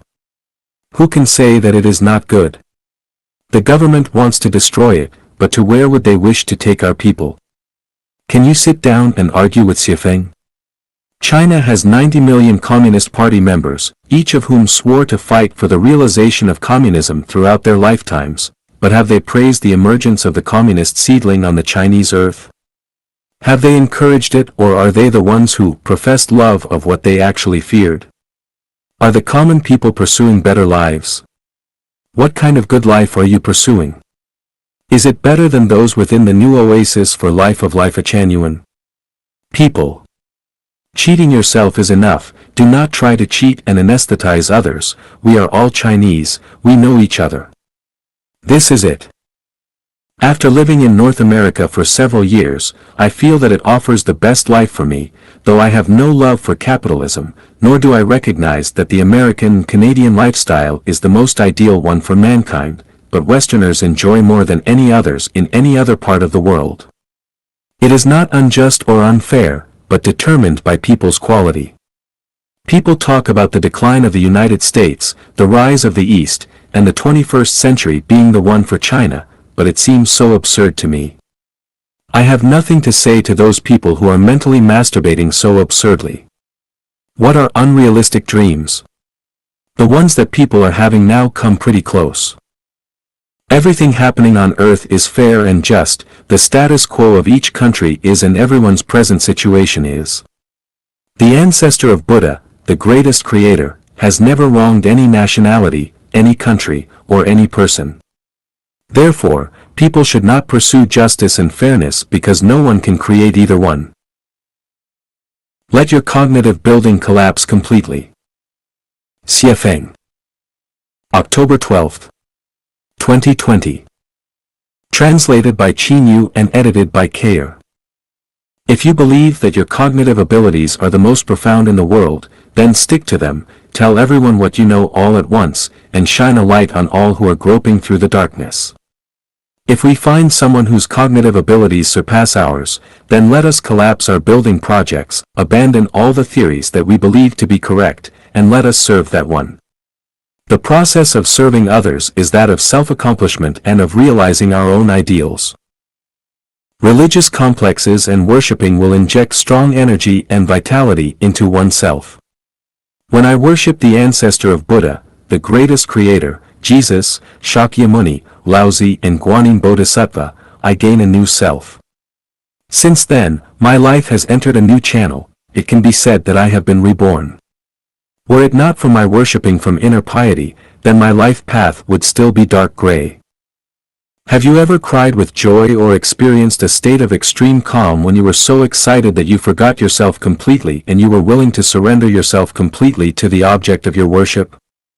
If your answer is yes, then congratulations, because you have experienced worshipping. Is there any person throughout history whom you admire? If not, then congratulations, for you are the greatest person who has ever lived. If you are not that person but have no object of worship, then sadly, you are either a poor spirit who knows not the immensity of the universe, or at least a confused individual with an unclear mind. I am neither the greatest person in the world nor the one with the most profound cognitive ability, but along my way, I have not met anyone other than Jesus, Sakyamuni, Muhammad, Pbup, and Laozi. Guanyin Bodhisattva is not a human, whom I am willing to worship. This is my sorrow, my ignorance, and it is sad not to be able to see skies beyond skies and mountains beyond mountains. The happiest people in the world are those who have dedicated their lives to the objects of worship. I am one of the happiest people because I have entrusted my life to the greatest creator and my life to Tao. Now, I have nothing else to do. The rest is to find fun and play. Play whatever is playful. There is little to do except play. It has been said that we are living in the Dharma ending age and that a saint named Ziwei will come to save us. This Ziwei saint is both the returning Christ and the next life of Maitreya, and I am looking forward eagerly to the advent of this saint. It would be a blessing to meet this holy soul once during my lifetime, and I must have burned incense in a previous life. However, this saint must meet 3 conditions upon arriving. The saint must have a systematic theory to provide us with a theoretical standard to follow no matter what we do. Otherwise, even if he or she walks on water, flies through the clouds, and demonstrates 64 supernatural powers, sorry, they are not the saint. The saint must have nothing, no money, neither on their person nor in bank accounts, and no material possessions except for clothing. Once they possess anything material, then I am sorry to say that they are not the saint. The saint must have set an example for people, whether it is by a personal quality model or by their leading people to create a convincing and replicable mode. They must have at least accomplished some ideal cause. Otherwise, even if they can preach scriptures, integrate all theories, and have hundreds of millions of disciples, then they are not the saint. It is nothing more than a dream to depend on talking to realize a world of the great harmony of the unification of all thoughts and all beliefs into the greatest creator's will and all religions into one uniform belief system in which the talented are entrusted with important missions that the whole world can be united as a single family. Give us an example.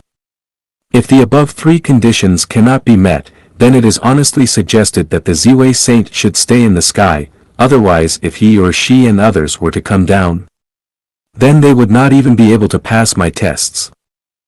I have many schoolmates from my middle school, technical school, college, and university, but I cannot see any of them as having extraordinary ideas and realms because they are all merely drifting along. It is okay for them to do this, but most of them believe that they are knowledgeable with much cognitive ability and are so quick to deny others' opinions, just as the pig who saw monkeys darting up and down a tree and sneered, Those poor monkeys do not even have a fixed nest. You see how happy and comfortable we pigs are. We have nests and people to feed us every day. In the past few years, I have met a lot of very knowledgeable people through social media groups on the web. At first, they gave me good impressions, but after communicating with many of them for a while, I found that most just feel good about themselves and consider themselves to be masters. Every day, in addition to selling their insights, they are busy within their web groups, rarely settling down to read the classics or about the apocalypse, but seldom do they do any practical work. Those so-called insights are not the result of their own life perceptions, but are just some borrowed wisdom from others with some small ornaments of their own that they have added in. Even so, those insights were not worth refuting at all because most of them have indicated elusive thinking. Many people are lovely, amiable, and respectable, but are not on the right track. I look at them and think, if you collapse all your cognition structure, it would be great. Heaven is not without roads and gates. The problem is that you insist that you are right, so you cannot see them or even the way to them. I would like to share this couplet which was composed by Luo Yen Celestial of Life Achanuan. While hearts abide nowhere, then everywhere is in wonderland. If love attaches to no one, then any time is ethereal. Ethereal wonderland. Testing one's life level according to their love. Xiefeng. November 11, 2020. Translated by Qin Yu and edited by Kayer. Every level of life has its own corresponding level of love which is different from all others. We can all examine our own loves to determine whether they are terrestrial or celestial. If your love troubles you and makes you miserable, then it is terrestrial. If it pleases you, then it is celestial. If your love only includes one partner throughout your life, then it is terrestrial. The more lovers you include, the more you demonstrate celestial love. If the object of your love is fixed, then it is terrestrial. If you follow your destiny and nature, then it is celestial. If you are jealous because your lover has feelings for others, then your love is terrestrial. If you are happy that your lover loves many, then it is celestial. If you find love to be divisive and that the more lovers your lover has, the less they will have for you, then yours is terrestrial. If you know that your love is in line with cosmic holography, then no matter how many partners you love, every one of them will be complete and your love is celestial. If you want to control, guide, train, and make your lover behave according to your standards, then your love is terrestrial. If you give your lover full freedom, then it is celestial.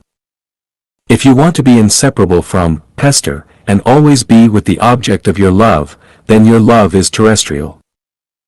If you have embedded the object of your love into your consciousness, then no matter whether you are far away from each other or you live together, they will still taste very sweet and your love is celestial. If you cannot be completely magnanimous about love and you are hiding something, then your love is terrestrial. If you bear yourself open to love nakedly, then yours is celestial. Analyzing and determining the pattern and state of one's love can help them to understand the level of their life. If your love is terrestrial, then you must remain a human forever. If your love is celestial, then you are no longer a human being, but a celestial being, and you can go to the fairyland after your life's journey ends. Only Xiafeng-style communism can solve these problems. Xiafeng.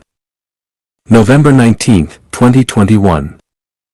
Translated by Qin Yu and edited by Peter.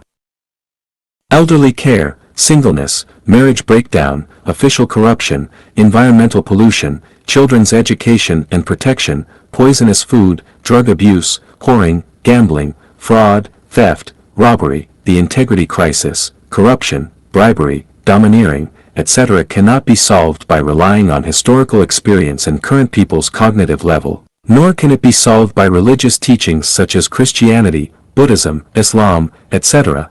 It cannot be solved by the ideas of Mao Zedong, by the theories of Lao Tzu and Confucius, not to mention by learning from the West about the separation of three powers system. They can only be solved by Xiafeng-style communism. Here I will first tell you the fact that moral education is not as good as system construction, and a good system is better than any form of moral preaching. Elderly care is a major issue in China and the world. In the past, the issue of providing for the elderly was dependent on children. Now many Western countries rely on the welfare system formulated by the state. Whether it is relying on children or the welfare system, it is not the best way to provide for the aged. Nursing homes of all kinds are a very sad way of providing for the elderly. Caring for the elderly, allowing the elderly to live among the young and children, and to enjoy a comfortable life in their later years, is the best way to support the elderly. In this regard, Life Achanuan's second home has fully proved through 11 years of practice that the Xiafeng-style communist life is the best way to provide for the elderly. There are more and more single and divorced people, so how to solve their sex life problems? Let it go. Control it rigorously. Restrict by regulations. No matter what method is used, if the problem of sex life is not solved, there will inevitably be endless social problems. This problem can only be solved perfectly by the Xiafeng-style communist life mode, and it will hardly go wrong, including sexually transmitted diseases issues. There are more and more bachelors. Parents have no idea what to do, neither can the bachelors themselves do anything about it. Should these people be left single for the rest of their lives? How can society solve this problem?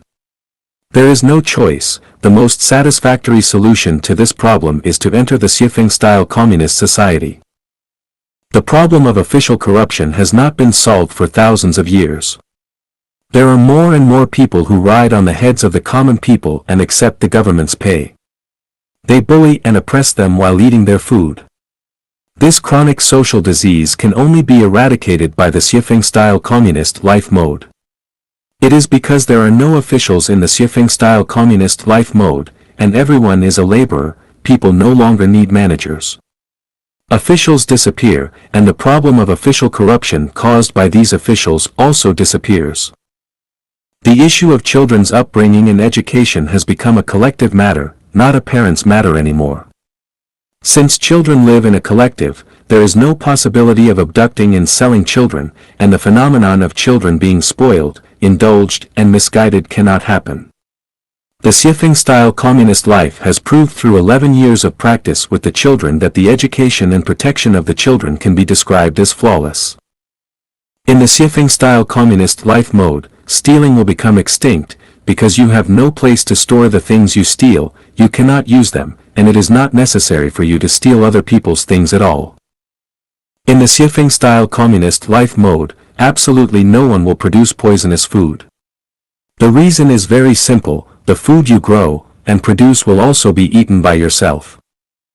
As for drug abuse, prostitution, whoring, fighting, bullying honest people, etc., there is almost no such phenomenon in the Xiefeng-style communist life mode, because you have no conditions and opportunities to do these things. Once you do it, you will have no place to stand in this civilized group, so you dare not. The integrity crisis is related to interests. When there is no conflict of interest between people, the integrity crisis will disappear.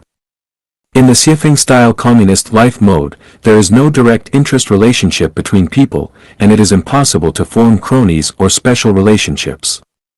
Everyone behaves in strict accordance with the 800 values for new era human being, so there is no integrity crisis. Of course, it is not so absolute. Especially when it comes to affectional issues between men and women, there will also be some integrity crises. This is because the Xiefeng-style communism system is not fully operational. For example, due to the small number of homes, it is impossible to change personnel in time.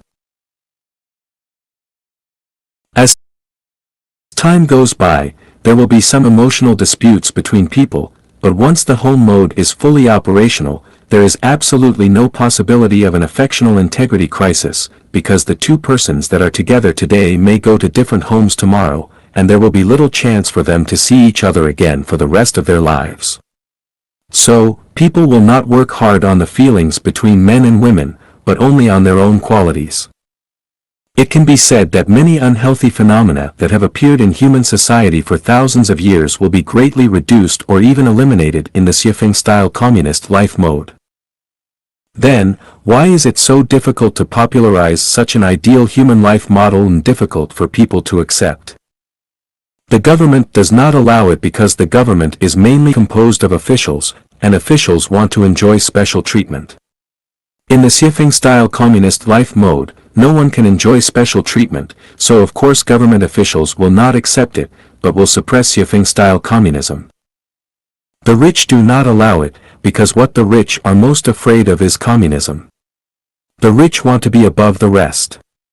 However, in Xiefeng-style communism, everyone is equal and there is no way to be above others. Therefore, they suppress Xiefeng-style communism. The common people don't want it. Though common people live a difficult and ordinary life, there is a hidden psychology in every common people's consciousness that they want to live better than others. In Xiefeng-style communism, the ideal of wanting to live better than others cannot be realized, so they would rather suffer than live in a Xiefeng-style communist society. Although the development and existence of the Xiefeng-style communism life mode is extremely challenging, it represents the future development of human beings.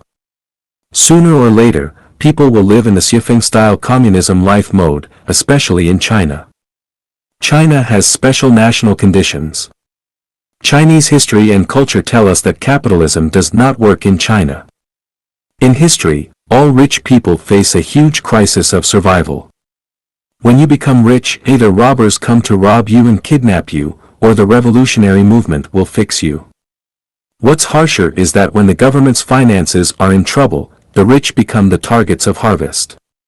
Therefore, taking the European and American capitalist road will not work in China. As for the socialist road, practice has proved to be a failure, because the common people have not enjoyed a happy, joyous, free, and blessed life because of socialism. In short, the best life for mankind in the future will be in the Xiefeng-style communism life mode, especially for the Chinese nation. Anyone, even if you are well educated, even if you have extraordinary intelligence and great ability, even if you are the second coming of Jesus Christ or Maitre Yen Buddha or Ziwei Saint, you will not be able to create something more perfect than the Xiafeng-style communism life mode for human beings. Is COVID-19 a devil or an angel? Xiafeng. February 16, 2022. Translated by Qin Yu and edited by Peter. A man of superior virtue does not show his virtue. A man of superior mercy demonstrates no mercy. Since the outbreak of the new corona epidemic, according to information on the internet, it is said that many animals have accelerated their reproduction. For example, there are more small turtles hatching on the beach. It is also said that the sky is clearer than before. For example, the snowy mountains, which have been blocked by smog for decades, now reappear to the Indians, and so on. According to online information, no child in one state in the United States has died from infection from the novel coronavirus. The death rate of children infected with novel coronavirus in the United States is much lower than that of the elderly. Again, according to online information, in the sixth wave of the epidemic in Japan, about 90% of the deaths were elderly people over 70 years old. Online information tells us that the novel coronavirus seems to be mainly aimed at the elderly, because most of the dead are the elderly, but it is relatively kind to children and young people. What is the novel coronavirus going to do? Is it a devil or an angel? From the perspective of purifying the earth, it sees that there is too much garbage on the earth and the pollution is too serious, so it wants to purify the earth. Many animals are about to become extinct, so it hurried out to protect the nearly extinct animals, because if all animals die out, humans cannot live either. From this point of view, the novel coronavirus seems to be a bit like an angel. From the perspective of population death, does it feel that there are too many people on the earth, and the earth's resources cannot support so many people? Many countries say that they are under immense pressure because the elderly population is increasing, so the novel coronavirus wants to take the elderly to heaven earlier, to leave more living space for young people and children. If this is the case, the novel coronavirus seems to be a bit like an angel. But this is a bit unfair to the elderly. For the elderly, it is simply the devil. If the novel coronavirus is an angel, then places with severe epidemics like the United States will benefit greatly. The more severe the epidemic, the greater the benefit. From this point of view, is the severity of the epidemic in the United States caused by their tacitly letting the epidemic spread? If the novel coronavirus is a devil, then places like China that are cleared for epidemic prevention will benefit the most, and the milder the epidemic, the greater the benefit. From this point of view, is the epidemic in China relatively mild compared to the United States because the Chinese know that it is the best policy to resolutely eliminate the virus? If the novel coronavirus is an angel who came with the mission of purifying the earth, then it will not stop there, but will continue with one wave after another. If the old coronavirus does not work, the new coronavirus cannot finish the task and the senior coronavirus will come into play. Anyway, it cannot go to heaven to explain this if it doesn't fulfill its mission. If the novel coronavirus is a devil and it just came out to cause trouble for mankind, then it will be locked in a cage under the full siege of mankind, and it will soon disappear without a trace. If the novel coronavirus is an angel, the more human beings guard against it, the more wrong they will be. The novel coronavirus is probably thinking, my goodness. I'm here to help mankind, but stupid and ignorant human beings are beating and kicking me, condemning me both in speech and writing. They really take good intentions for evil. If the novel coronavirus is a devil, human beings must take strict precautions, and the stricter the precautions, the better. The novel coronavirus might be thinking, my goodness. Clever and cunning humans are too difficult to deal with. I'd better retreat, otherwise humans will break my legs. At this time, we cannot see the true face of the novel coronavirus, and we can only leave it to history to make a conclusion. A messages for future Chinese leaders. Xiafeng. November 1st, 2021. Translated by Qin Yu and edited by Peter. If you can make people live and work in peace and contentment, and make people live joyously, happily, freely, and blessedly, you are the savior of the world, and you are the Ziwei saint that if you do not let the common people live and work in peace and contentment, and don't let people live joyously, happily, freely, and blessedly, you are a bastard, a living devil. That I will provide you with some ideas for reference. Point 1. Follow America. West Germany followed the United States and became prosperous and strong, while East Germany went against the United States and became poor and desolate. South Korea followed the United States and became brilliant, while North Korea did the opposite and became closed and backward. Without theoretical analysis or logical reasoning, facts have proved that following the United States will be beneficial to the country and its people. In the era of confrontation with the United States, China was poor and backward. Due to China's reforms and opening up, China and the United States now have harmonious relations and China's economy has grown by leaps and bounds. Therefore, we must follow the United States. Point 2. A strong entrepreneur, not a strong government. Allow thousands of entrepreneurs to be born and become stronger. Let the invisible hand of the market support or eliminate entrepreneurs. The government administration should not interfere with business. It is necessary to weaken or even abolish the governmental administrative agencies at and below the county level, and let entrepreneurs replace and exercise government functions there. And at the same time, liberalize the development of civil society organizations, and allow civil society organizations and entrepreneurs to form a system of checks and balances. Point 3. Make trade channels unobstructed and allow people to move around freely. Do not obstruct the sea, business, internet and borders, and fully open it all up. Let businessmen from all over the world come and go freely in China. Let academic groups and people from all over the world communicate and exchange information freely in China, and let Chinese people freely enter and leave the country to everywhere in the world to study, do business, establish enterprises, travel, and settle. It is not only necessary to recognize dual nationality, even triple or 100 nationalities, and allow for Chinese citizens to have multiple nationalities. Point 4. The government should not participate in economic activities. There is infinite wisdom, vitality, and creativity among the people. They know how to survive and how to improve their lives. Entrepreneurs are more far-sighted than government officials. Dissolve all state-owned enterprises and leave banking, power, communications, transportation, etc. all to entrepreneurs to operate.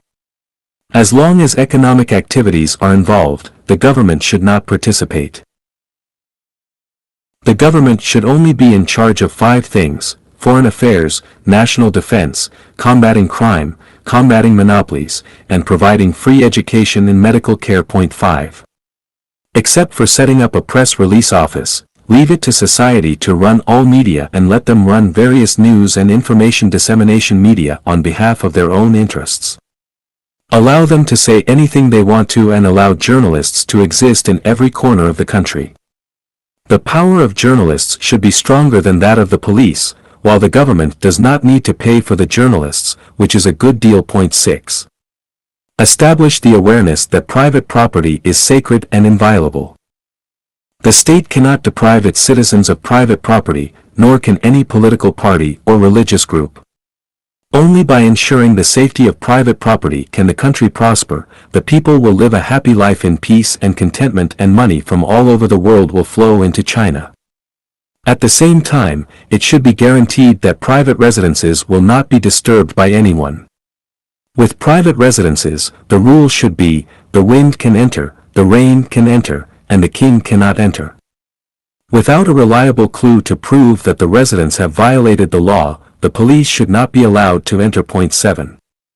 Allow various faith-based groups to operate freely. Learn from the ecological diversity of nature and let all kinds of faith groups spread their teachings and ideas freely.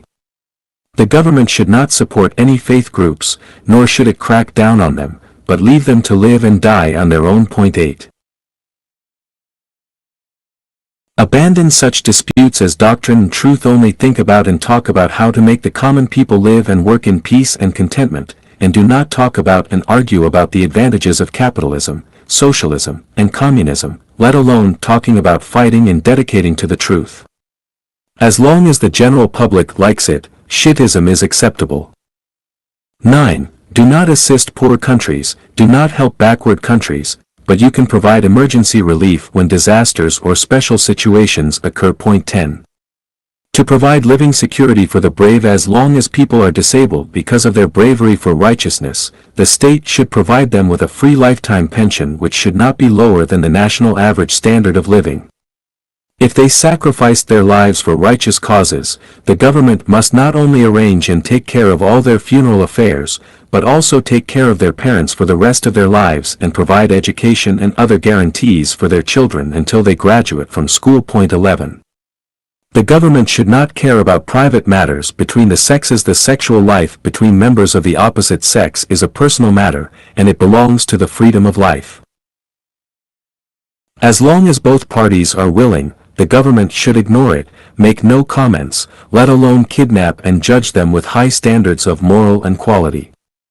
It doesn't matter whether it is one wife with many husbands, one husband with many wives, 3 or 4 people having sex together, or thousands or 10,000 people together, the chairman and the secretary, a master and an apprentice, husband with mistresses, having an affair every night. As long as the participants are willing, without hurting others, then let everything flow eastward. To future Chinese leaders, may you be the Ziwei saint who comes to the world, and may you understand the principle of holography.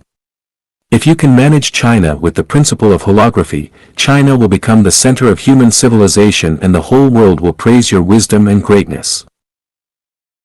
Mismatching talents and positions are wastes of social resources. Xie Feng. August 30th, 2021. Translated by Qin Yu and edited by Kayer. What a waste it would be to shell mosquitoes with big guns, but it would also be a waste to specialize in growing flowers to cook, and it is even more wasteful for those who have the potential to win Nobel Prizes to be running companies. Letting people with hairdressing and cosmetological skills work on assembly lines in factories are also wastes, and letting thinkers become government officials is even more wasteful. Having cats catch mice and dogs guard homes are good arrangements, but letting mice guard homes or dogs catch mice are mismatched talents. Having Churchill as the Prime Minister and Montgomery as the Field Marshal were wise matches, but having Churchill be a Field Marshal and Montgomery a Prime Minister would have been mismatched talents. The function of eyes is to see, of ears is to hear, of feet is to walk, of hands is to manipulate things, and of brains is to think. If you made the brain look, listen, walk, or manipulate things, but stop thinking, then it would be misaligned. If a brain were not doing brain business, but did the businesses of the eyes, ears, feet, or hands, then it would not only be putting the proverbial cart before the horse, but it would also be a huge invisible waste of its special resource. Talents are types of invisible social wealth with huge potentials, while mismatched talents and positions are invisible and huge wastes of social resources. The people are infinitely rich in creativity. For example, the infinite vitality bursting out of Chinese society at the beginning of China's reform and opening up is the result of the mobilization of the infinite creativity of the people. If the talents are aligned properly, endless material wealth, spiritual wealth, and soul wealth will be created. There are 2 main reasons for their misalignment. The first one is government regulations. The more that the government controls, the more that people's talents misalign. For example, it is difficult for China to produce Nobel Prize winners. This is not because the Chinese are stupid people, but because its government controls and intervenes too much. How can great scientists and thinkers be born without their talents being aligned properly? How can century-old shops and a large number of craftsmen's talents be born? The second is running for survival. Regardless of one's talents, they choose whatever they can do to make money, and their choices can be few. Why has the Guide of Human Spirits and Souls written so few valuable articles during the past 2 years? Because my talents have been misaligned. Most of my time and energy during this time have been spent running around for survival. I have awakened each morning at 5 o'clock, washed, and prepared breakfast for my guests. It is already 10 o'clock in the morning by the time I clear up the cups, plates, and tables after my guests have finished eating. Then I make my own lunch, and after that, I visit the guest rooms to clean up the trash left by my guests and take out the sheets, coverlets, hand towels, bath towels, and other linen used by the guests, wash them, and relay them. Next, I clean the guest rooms meticulously. After finishing this, it is already around 5 o'clock in the afternoon. During this period, I must wait for new guests to arrive at any time, to arrange the rooms for them, and then make dinner. After dinner, I clean the tableware used by the guests and myself throughout the day. Then I begin to fold the cleaned bedding and bathroom supplies. Now it is past 8 o'clock at night and I must go to bed by 10 o'clock, or the next day's failure to get up on time would delay my guests' breakfasts. My real free time is no more than 2 hours, because there are a series of other things to do, such as shopping more than 30 kilometers away, tidying the yard and mowing, repairing improper parts, and so on. Now I must ask this question, which is more important, for the tour guide to do this every day to make money or to write valuable articles? As the tour guide, I understand in my heart that this is a sorrow for mankind and a huge loss to civilization, but even more so, it is an incalculable loss to life Echanuan and its celestials. A bit alarmist, is it not? History will tell you the answer. As the tour guide, I know in my heart that my talents are misaligned and that I am putting the cart before the horse, but since humans cannot be aware of this, then I will take things as they are and enjoy the happiness and tranquility of ordinary life. Where is mankind's escape? How do we eliminate the phenomenon of misaligned talents? The answer lies in the tour guide's brain. Stumbling on the details. Xie Feng.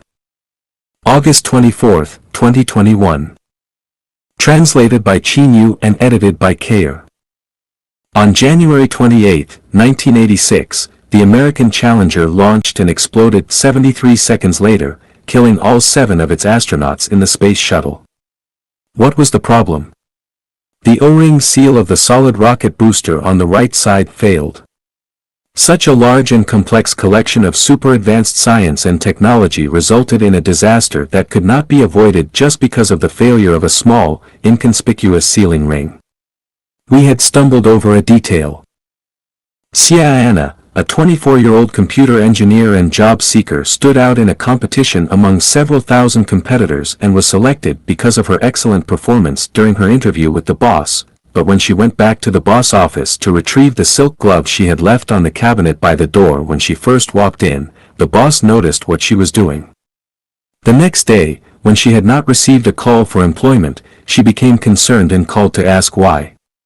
The general manager answered that, "We had already chosen you, but then we found that you are forgetful. We engage in the design of electronic circuits and there must be no mistakes." She had stumbled over a detail. On August 21, 2021, a young couple checked into my small hotel. Judging by their appearance and temperament, they appeared to be South American, and judging by their cars and clothes, they seemed to be having economic difficulties. However, they could stay in the high-end hotel that I manage, which showed me that they had certain patterns and methods to their pursuits. Late in the afternoon, the lady brought a box of food to be heated in the microwave. When I asked why they had come here, she said they wanted jobs. At that time, a desire arose in me to keep the couple in my hotel, but the next day I cooked breakfast for them and they were supposed to be ready at 8 o'clock sharp because I had everything ready for them at that time, but I waited and waited, and they did not come downstairs for almost an hour, and it was then that I dispelled the idea of keeping them. Why? Because an unpunctual person is someone you cannot count on and someone who will screw up jobs, so how could I keep them? Punctuality is a kind of faith, a lack of the former proves a lack of the latter, and people who do not have faith are unreliable. Perhaps they never knew that the real reason why they had arrived at the gate of heaven but had not been able to enter was only that one detail. Again, they had stumbled over a detail. Details are not unintentional accidental phenomena, they embody the meaning of people's lives and they are comprehensive manifestations of their upbringings, self-restraint, and self-cultivation. If the details go wrong, it must be that the person lacks having enough self-improvement and self-cultivation. When people face dilemmas, their problems must lie in the imperfection of certain details, but they may never know that it is their imperfection of one or a few details that has led to their dilemmas. A cruel energy flow diagram. Xie Feng. June 7, 2021. Translated by Qinyu and edited by Kayer. The day before yesterday, in the afternoon, I knelt on a mat to weed, loosen the soil, and fertilized the roses in front of the guest rooms. Why was the whole process of working so joyful? Because the roses were growing vigorously. I feel joy when I look at flourishing roses, and because of my joy, I like to weed them, loosen their soil, fertilize them, and finally water them. The cruel reality is somewhat different, however. More attention and energy should have been given to the weak ones. The strong ones can strengthen themselves and do not need much effort or care. The weaker that one is, the less care and energy they will be given. The stronger that one is, the more care and energy they will be given. You see, the higher one's official rank is, the more supporters and flatterers they will have, and the more people who will be sending them gifts. The more successful a business is, the more money banks like to lend to them, and the easier it is for them to borrow money and raise funds. The more handsome a man is, the more capable he is, and the more that beautiful women will want to marry him. Some men have married dozens or even hundreds of wives, and all of them were beautiful, gentle, and capable, but many men cannot find a single wife and can only remain lonely bachelors. The drier a place is, the less likely it will be receiving rain, but the wetter a place is, the more rain that will fall. The better, the more prosperous; the worse, the bleaker. Is this the law of nature? I consider myself a saint, so why do I also prefer the lush Chinese rose flowers from the bottom of my heart? I will expose more of my thoughts here. The more beautiful and sexier one looks, the more I like them. Oh my God! Is that what a saint is like? I used to be a permanent resident of Zimbabwe, so why did I leave? I went to Vanuatu and wanted to build a home there, so why did I not? I am a Chinese citizen, so why did I leave my birth country and settle down in Canada? It turns out that essentially, I like better living environments. I finally understood what Christ Jesus meant when he said, "For whosoever hath, to him shall be given, and he shall have more abundance, but whosoever hath not, from him shall be taken away even that he hath."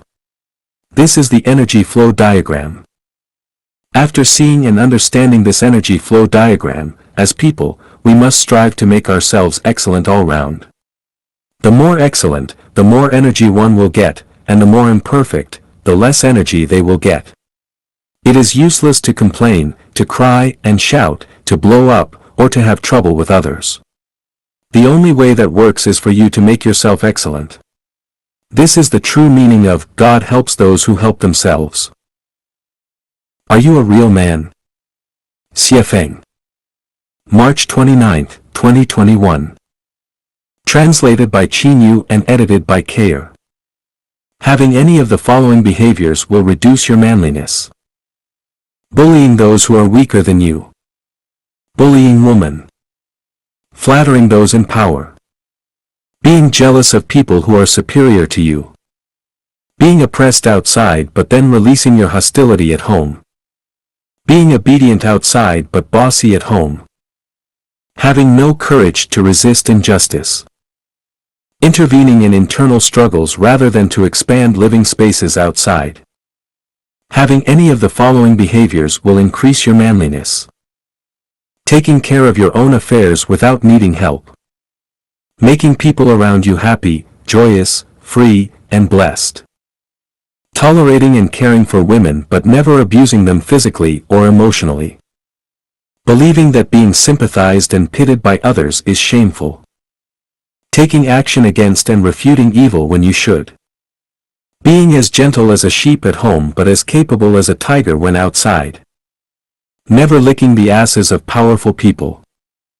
Resolving malpractice issues which have always endangered societies, making vigorous efforts to improve situations, being chivalrous and unrestrained. Xie Feng's narcissism. I must look and act as a messenger of the greatest creator. Xiefeng. April 19, 2021.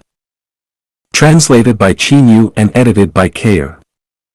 The most important thing for people is to make themselves happy each and every day.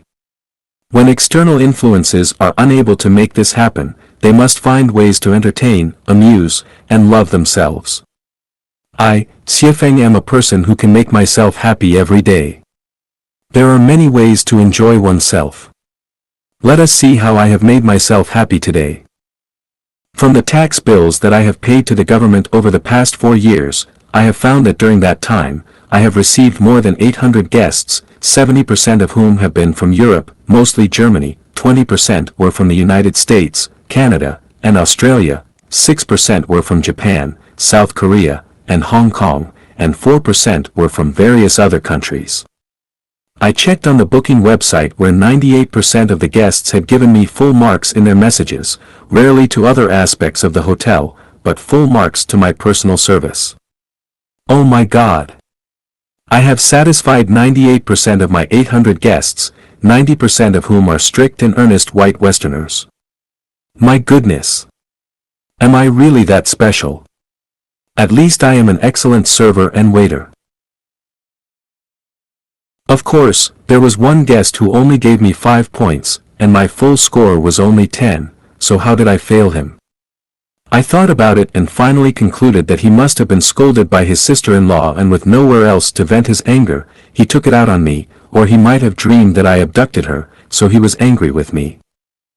The above data is reliable because the booking website is external and is controlled by a Dutch agency, so there is no chance for me to do anything tricky, nor can I hire a shill to give me a high score because everyone who rates it must have booked a room through the website, has stayed in my hotel, and has paid a commission to the booking website.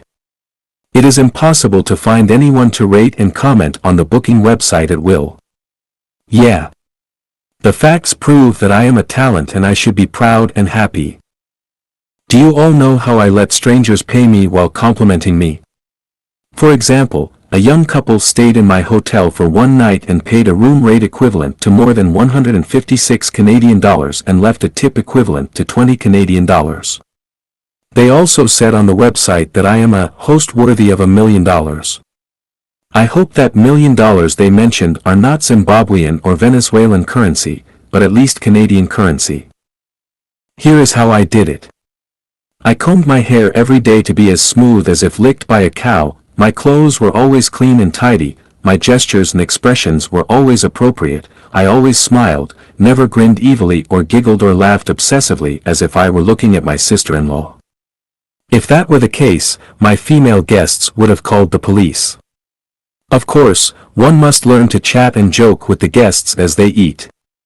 What can you joke about? Anything that can make them happy.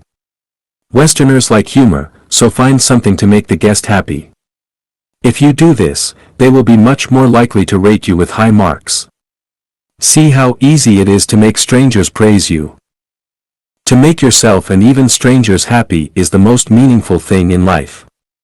For the past 15 or 16 years, I have made hundreds of Chanyuan Celestials happy, or it can be said that I have coaxed them to be happy, and more than 170 Chanyuan Celestials have written articles to praise me emotionally.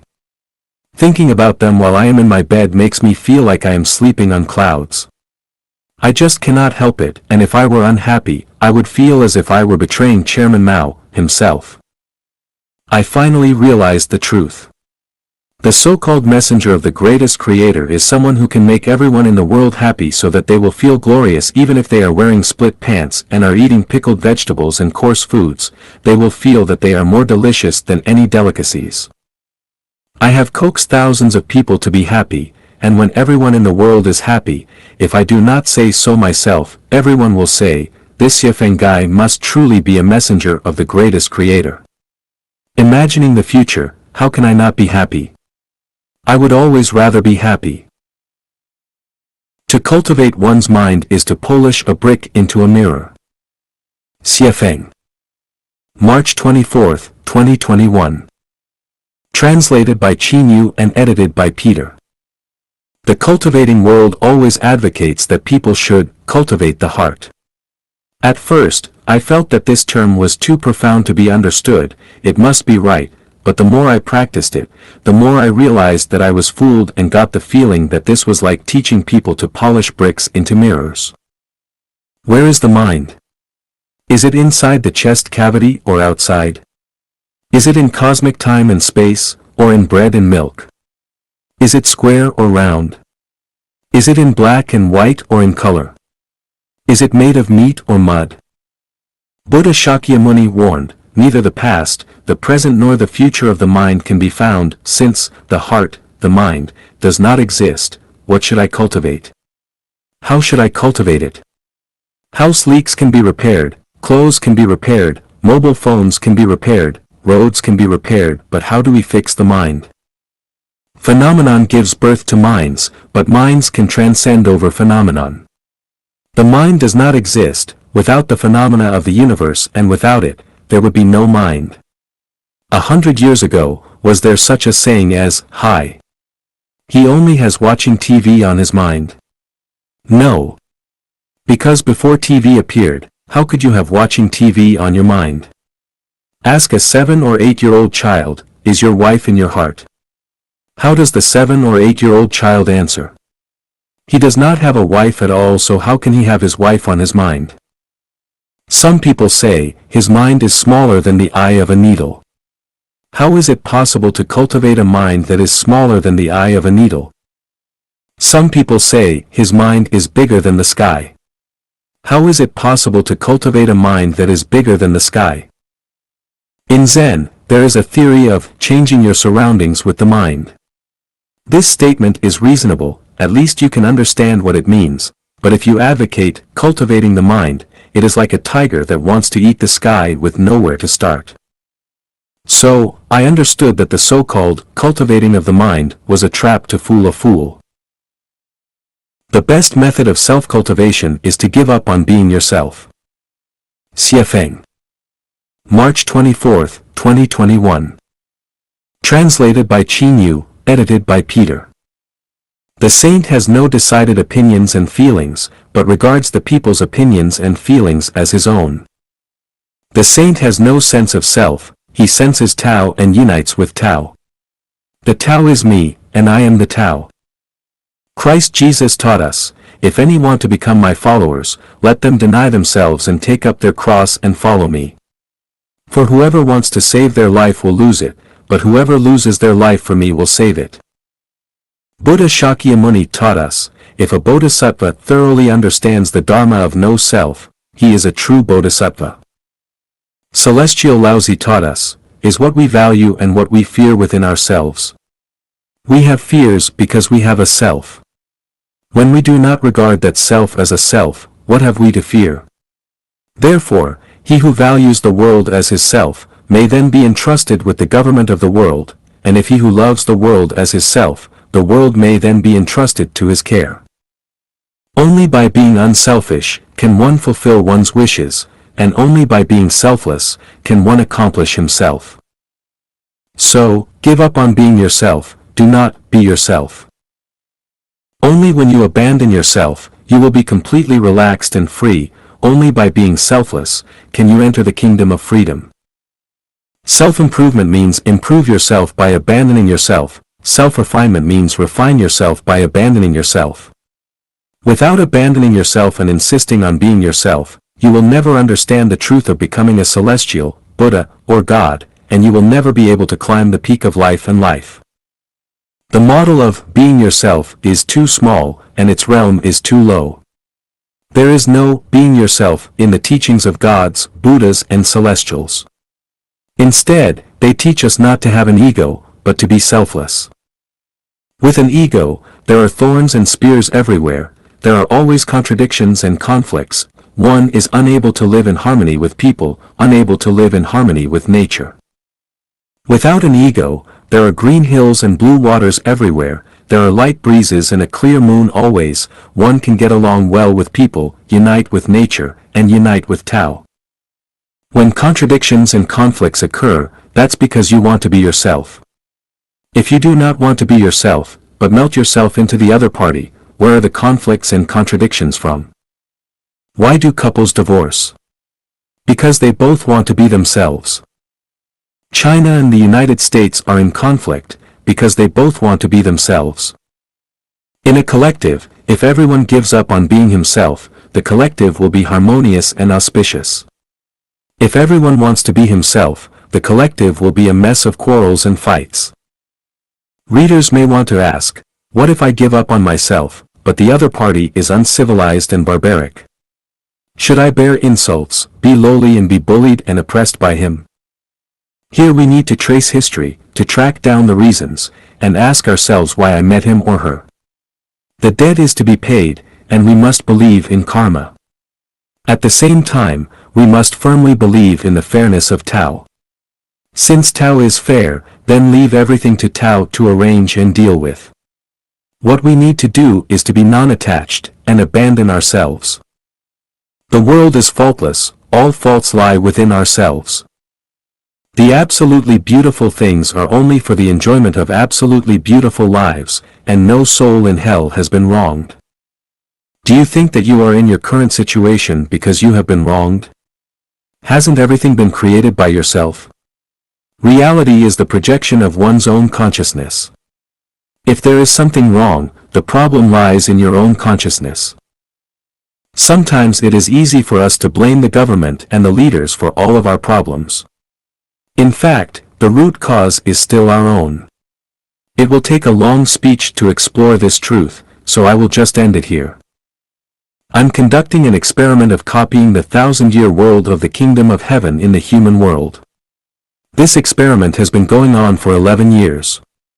The Chanyuan celestials who have participated in the experiment can testify what are the results of being oneself and abandoning oneself.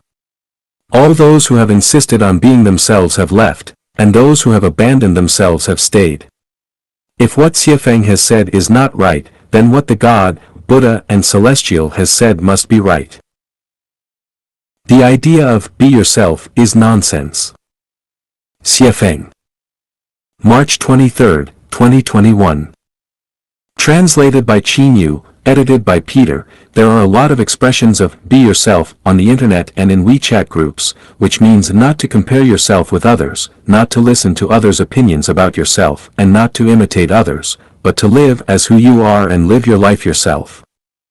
The thought is good, and the purpose is right, but it's an unattainable aspiration. First, you is difficult to determine. This is an ambiguous concept that can neither be quantified nor clearly defined. Who am I? Where did I come from? Where will I go? Without solving these three problems, how can I find myself? From the perspective of reincarnation, some people may be reincarnated from pigs. Being yourself and be yourself means continuing to live as a pig. Some people may be reincarnated from rats, and being yourself means to be a rat. So, where are you from? Being yourself means go back to where you came from. People are the products of society, and social changes will lead to changes in people.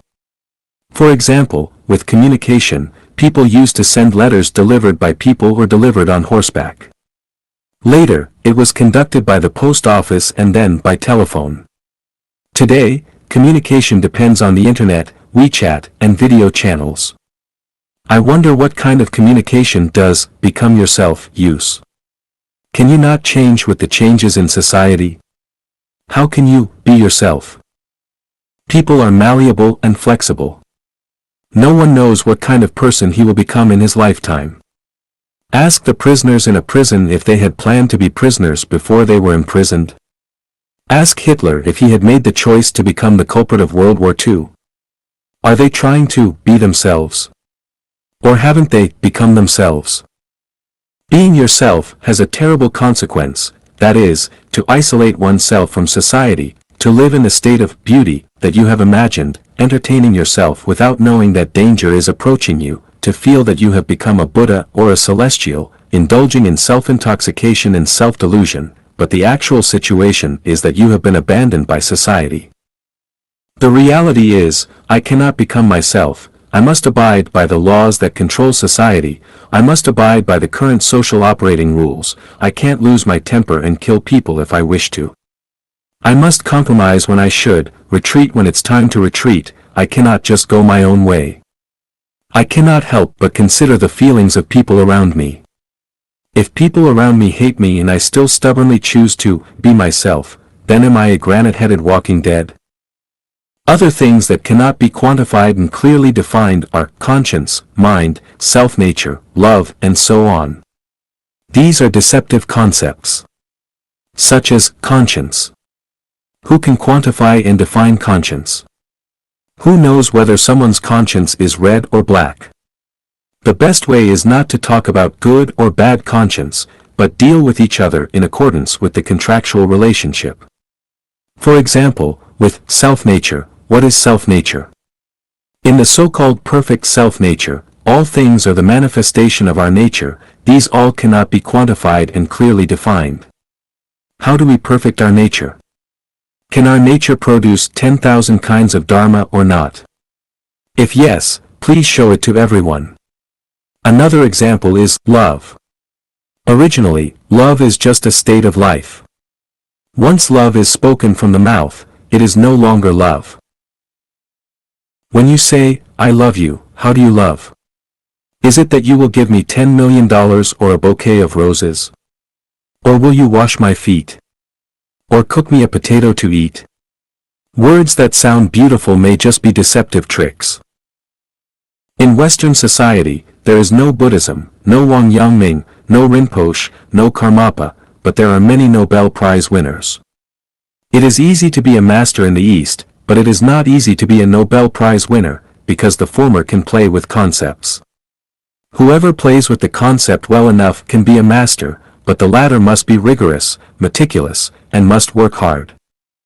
Being yourself can go to hell. Abandoning yourself is the correct path. We welcome the birth of craftsmen, scientists, sages, and people who are unselfish and selfless to work for the happiness of the working people. Conflicts occur between barbarism and between barbarism and civilization. Xie Feng. March 23, 2021. Translated by Qin Yu, edited by Peter. Conflicts will occur between barbarism and between barbarism and civilization, but no conflicts will occur between civilization and civilization. If we see two people, two tribes, two ethnic groups or two countries fighting, there is no doubt that either both are barbaric, or one is barbaric and the other is civilized, but there will never be a conflict between two civilizations. If the fight between the two parties is extremely brutal, it must be a conflict between two groups of barbarians. If the fighting between the two parties is not so cruel and sometimes a compromise is made, and occasionally there is a truce, but overall, the fighting always continues, it must be a conflict between barbarism and civilization. Where there is conflict, there must be barbarism. The so-called barbarian is not keeping promises, not following rules, not fulfilling a contract, always wanting to take advantage of the other party, always wanting to control the other party, and always wanting to take the other party's possessions as his own. If there was a conflict between two people, and each believed that he was right, but in terms of the nature of the conflict, either the two people were both barbarians, or one of them must be a barbarian, it is impossible for both of them to be civilized. From this we can draw the conclusion that those who often clash with other people must be barbarians and are definitely not civilized people. Generally speaking, it is the barbarian who acts unjustly and forcefully in a conflict. The more one is good at compromising and self-reflecting, the more civilized they must be. There is a special phenomenon that when two or more barbarians encounter civilization, in order to deal with civilization together, the barbarians will temporarily unite and confront the civilization as allies. At this time, there will be peace between the two barbarians. They will not be in conflict with each other. But when their common enemy disappears, the temporary peace between the two barbarians will be broken, and mutual conflict will definitely occur between them again. This fact is determined by the nature of barbarism. Would it be good if people could treat each other a way that is more uncaring? Xiefeng. March 22, 2021. Translated by Qin Yu, edited by Peter. Undoubtedly, people like to be warm, concerning, caring, soothing, comforting, supporting each other, and jointly resisting their misfortunes and tribulations on the journey of life. After experiencing the ups and downs of life, I found that people spend too much time and energy in taking care of emotions between people in their lives. Therefore, I will offer an unconventional way of thinking. What if people would treat each other in a way that is a little less caring? In the animal world, in order to survive, all birds are uncaring. Once they hatch and feed their children to the stage where they are foraging on their own, the adult bird decisively implements an uncaring policy on the children. They pull out and expel the children from the nest and let them look for food and survive in nature. It is almost the same for mammals. As soon as they can find food for themselves, parents generally do not care very much for their offspring. Humans are different from animals. People care for each other. Even when parents are very old, they still want to find ways to care for and look after their children. It was reported that there is a mother whose son obtained a doctorate degree in the United States. After the son's returning to China, he did not look for a job.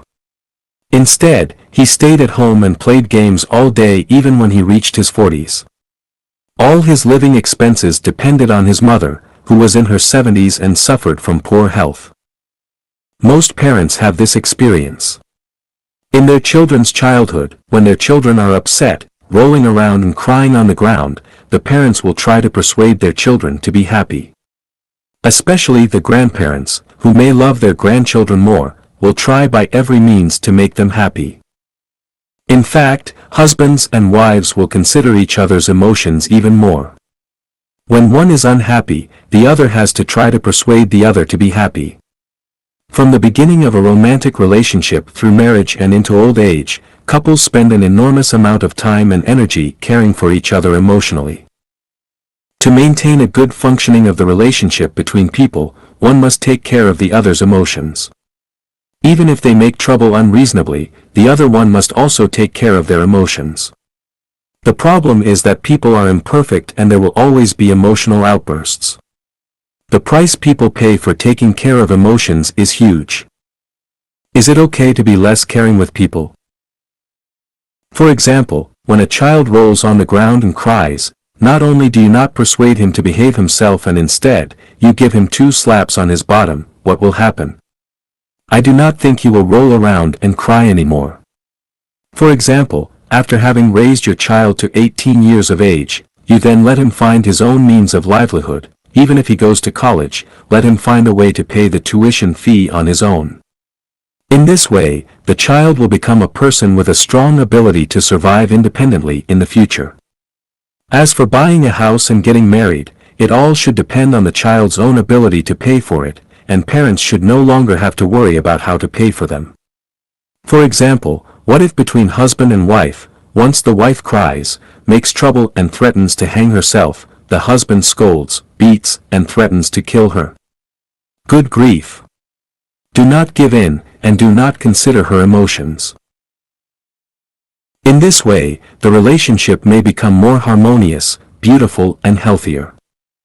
Let the strong live beautifully, and let the weak linger out a feeble existence. This is in line with the laws of nature. Here is one point. People who are unable to work, such as the elderly and disabled, need to be taken care of by the strong. As long as they have the ability to work, they on no account should be taken care of. If you have the ability to work, why should others take care of you? I am not interested in charity and relief services. Human beings should encourage the strong to do something more substantial. People should follow the strong. In international relations, unite with the strong countries. As for weak and poor countries, best to let them die. In Xiefeng-style communism, I emphasize dictatorship and Superman philosophy, and deny democratic mechanisms. Whoever is strong can take charge, whoever contributes the most can be the leader, whoever has the greatest ability can be the leader, whoever can be selfless can be the leader. Isn't this fair and just? In Xiefeng-style communism, all people must participate in labor, and whoever does not work, throw them out. Whoever is lazy, throw them out. Whoever is always in a bad mood and disgruntled, throw them out. Whoever bullies people, throw them out. Everyone must be of value, must create value, and if they have no value, throw them out. In Xiafeng-style communism, the most annoying people are those who talk a lot and do nothing, and those who give advice. And the most favored people are those who say, "I will take care of it." Do not offer help if someone does not ask for it. This is one of the values of life at Chanyuan. Isn't it uncaring? Is this correct? I do not know, only practice and time can prove it and give the answer. There are no limits to goodness and badness. Xiafeng. March 18, 2021. Translated by Qin Yu, edited by Peter. What is the highest state of goodness? Answer: there is no highest state for goodness, it has no limit.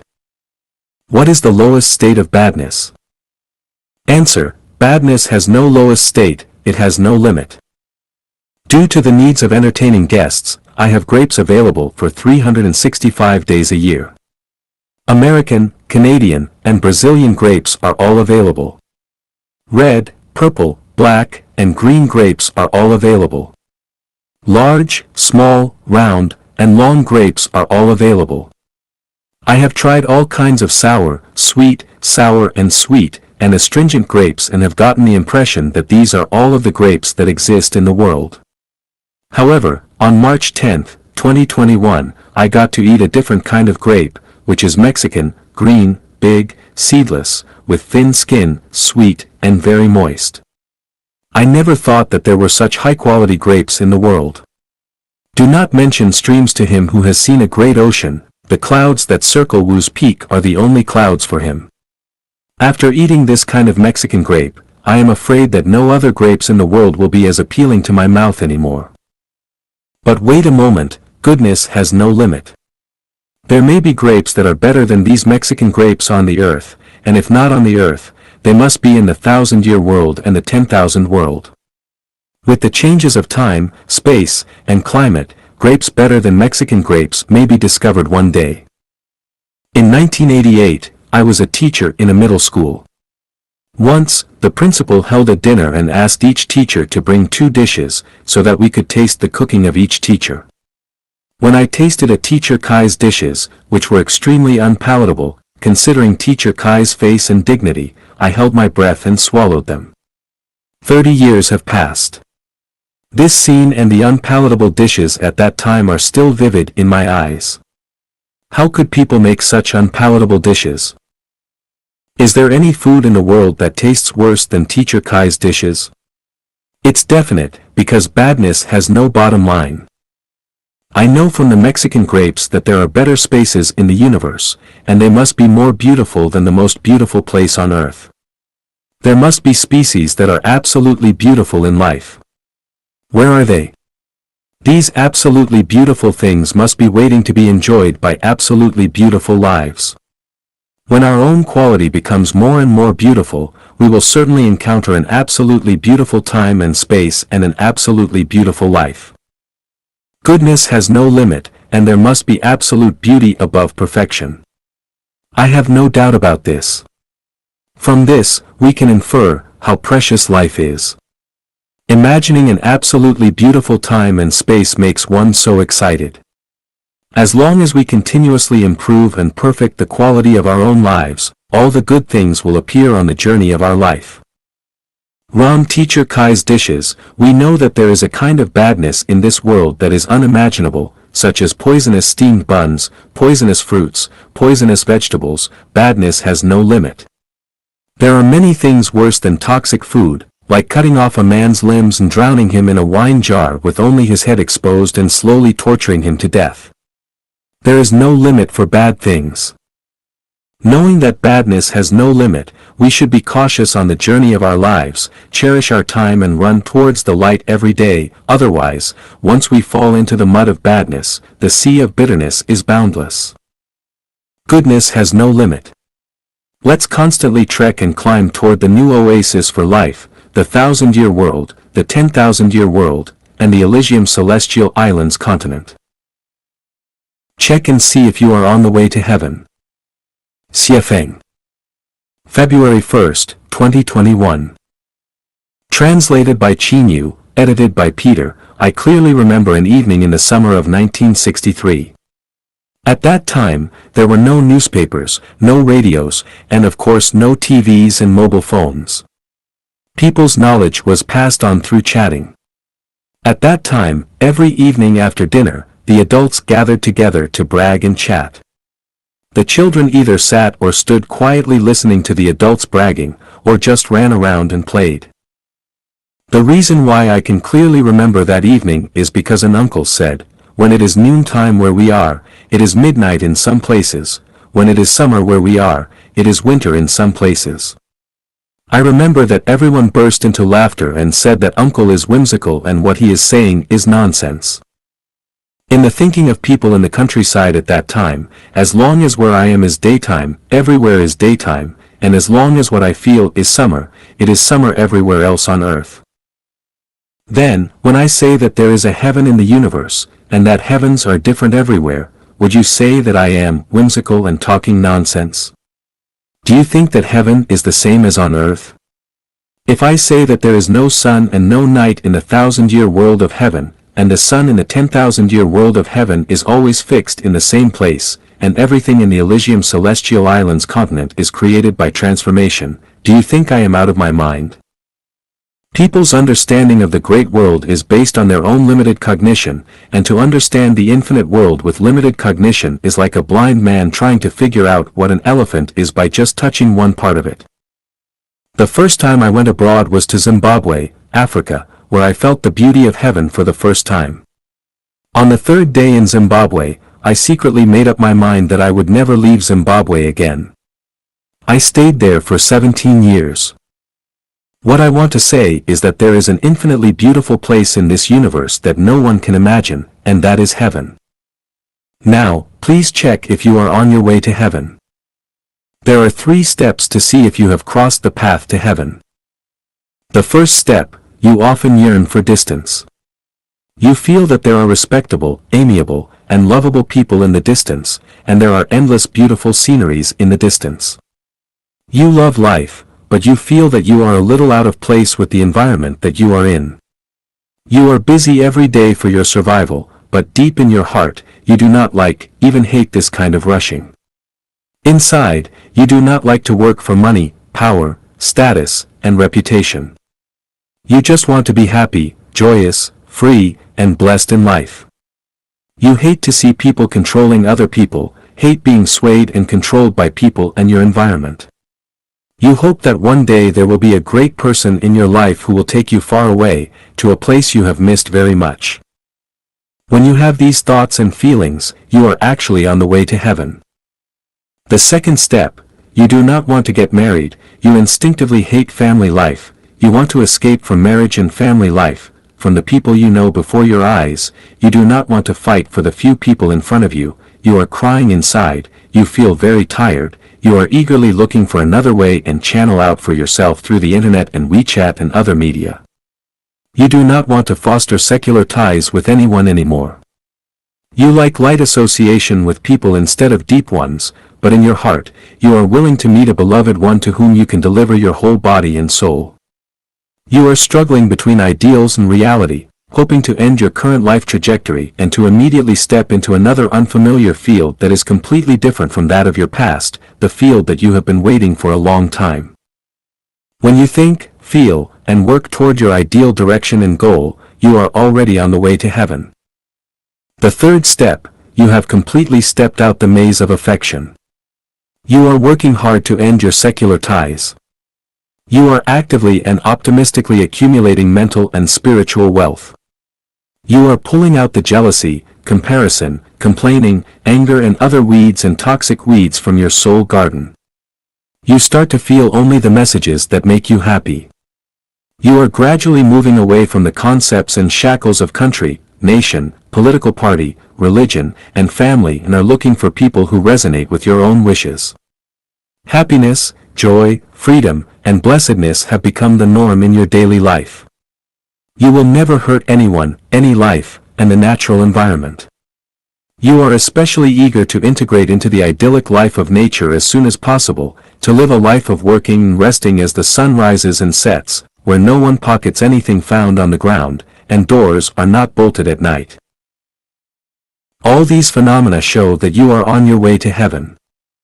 Whether or not you can go to heaven has nothing to do with your diploma, wisdom, status, wealth, appearance, reputation, whether you have read the scriptures or chanted sutras, whether you have formally acknowledged someone as your master, and met many masters and capable persons, and has nothing to do with whether you are talkative and eloquent, has nothing to do with how many good deeds you have done in the past. It is only related to your nature of Tathagata, and is closely related to your state of mind. May the wise men who are walking on the road to heaven not hesitate and not stop in their steps. As long as they are sincere and continue to trek and climb, they will be able to achieve their dreams and realize their ideals to reach heaven. Facts are the best judges. Xie Feng. January 27, 2021. Translated by Qin Yu and edited by Peter. No matter how charming, how beautiful, or how extravagantly colorful your words may be, they are worthless. Let them be confirmed by facts. Any theory or preaching that is not supported by facts is not credible. Any conclusive discourse that cannot be verified by facts is the resorting to sophistry and is irrational. Theories that have been proven to be unworkable, including those in the so-called classics, have all been fabricated. All theories and discourses that have not been verified by facts are falsehoods and should be dismissed. If in the face of facts, you still resort to sophistry, try to cover them up in every possible way, try to find all kinds of excuses, and argue with others about them, it can surely be said that you are unreasonable. We cannot prove the rationality and correctness of one theory using another theory, just as a lie cannot prove itself not a lie by still another lie.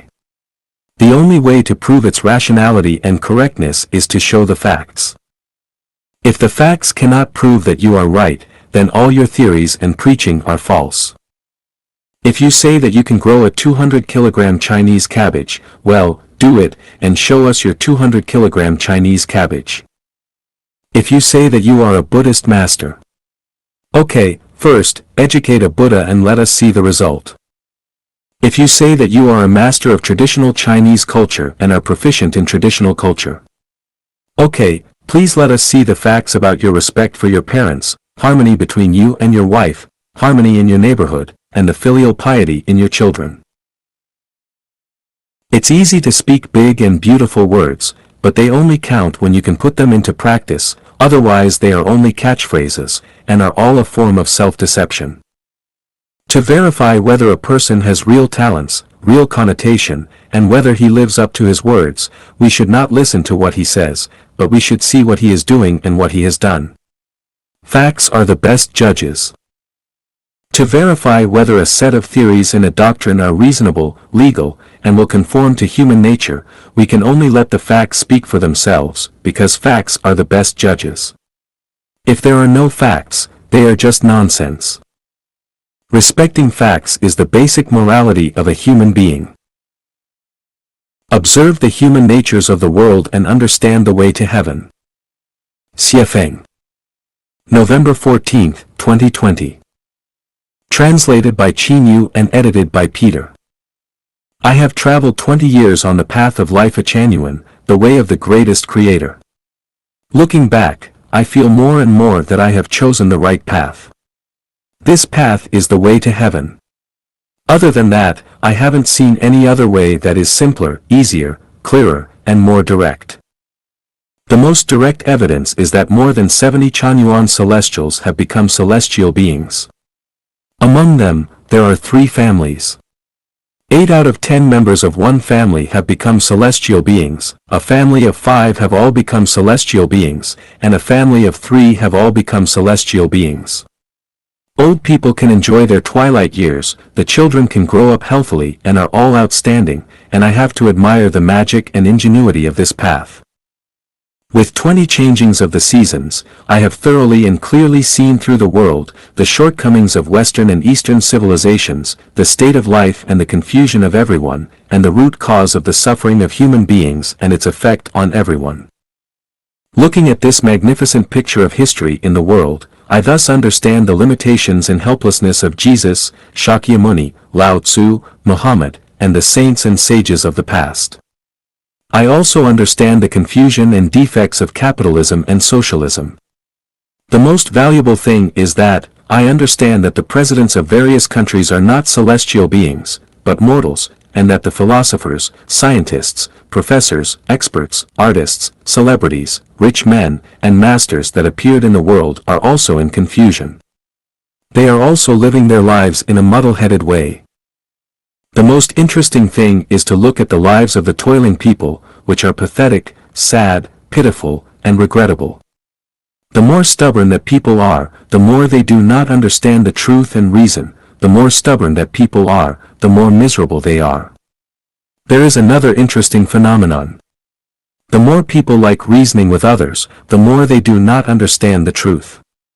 Fall into a pit of one's own digging seems to be very suitable for people who like reasoning. People who pursue the extraordinary and enjoy being ordinary are very pitiful.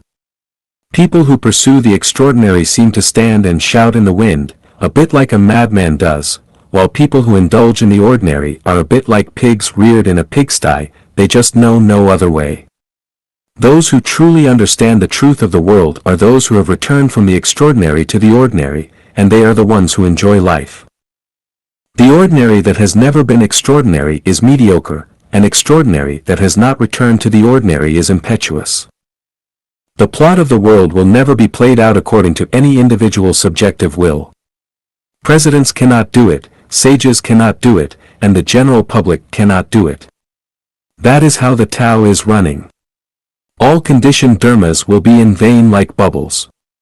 Only those who know that it will rain tomorrow and go out with umbrellas are those who know the plot in their hearts, and those who know the plot and give guidance to others are the enlightened masters of the world. As a human, no matter what you say or do, you will attend to one thing and lose another. Life without an ultimate goal is a life of confusion. No matter how great and brilliant one feels, it is a life of clouds, a life of contradictions, and a life of misery, because when death comes, you will feel sad because of fear and helplessness. Without a frame of reference and a reference object as the benchmark of self-improvement and self-refinement, people will be at a loss. All people's words and deeds will be a form of blundering. When the sun comes out, they will be happy for a while, and when the sun goes down, they will be lost for a while and they cannot achieve long-lasting tranquility, joy, and peace of mind. A truth needs to be revealed, that is, the more one is ordinary and lacks material wealth, the easier it is for him to become celestial, and the more knowledgeable, capable, and materially rich one is, the more difficult it will be for him to become celestial. This is probably also the reflection of the justness and fairness of the universe's balance mechanism. That is, if you have obtained the benefits of this shore, you will no longer have your welfare on the other shore. A tiger cannot grow wings on its back. With the blessings of the world, you can no longer look forward to the happiness of heaven.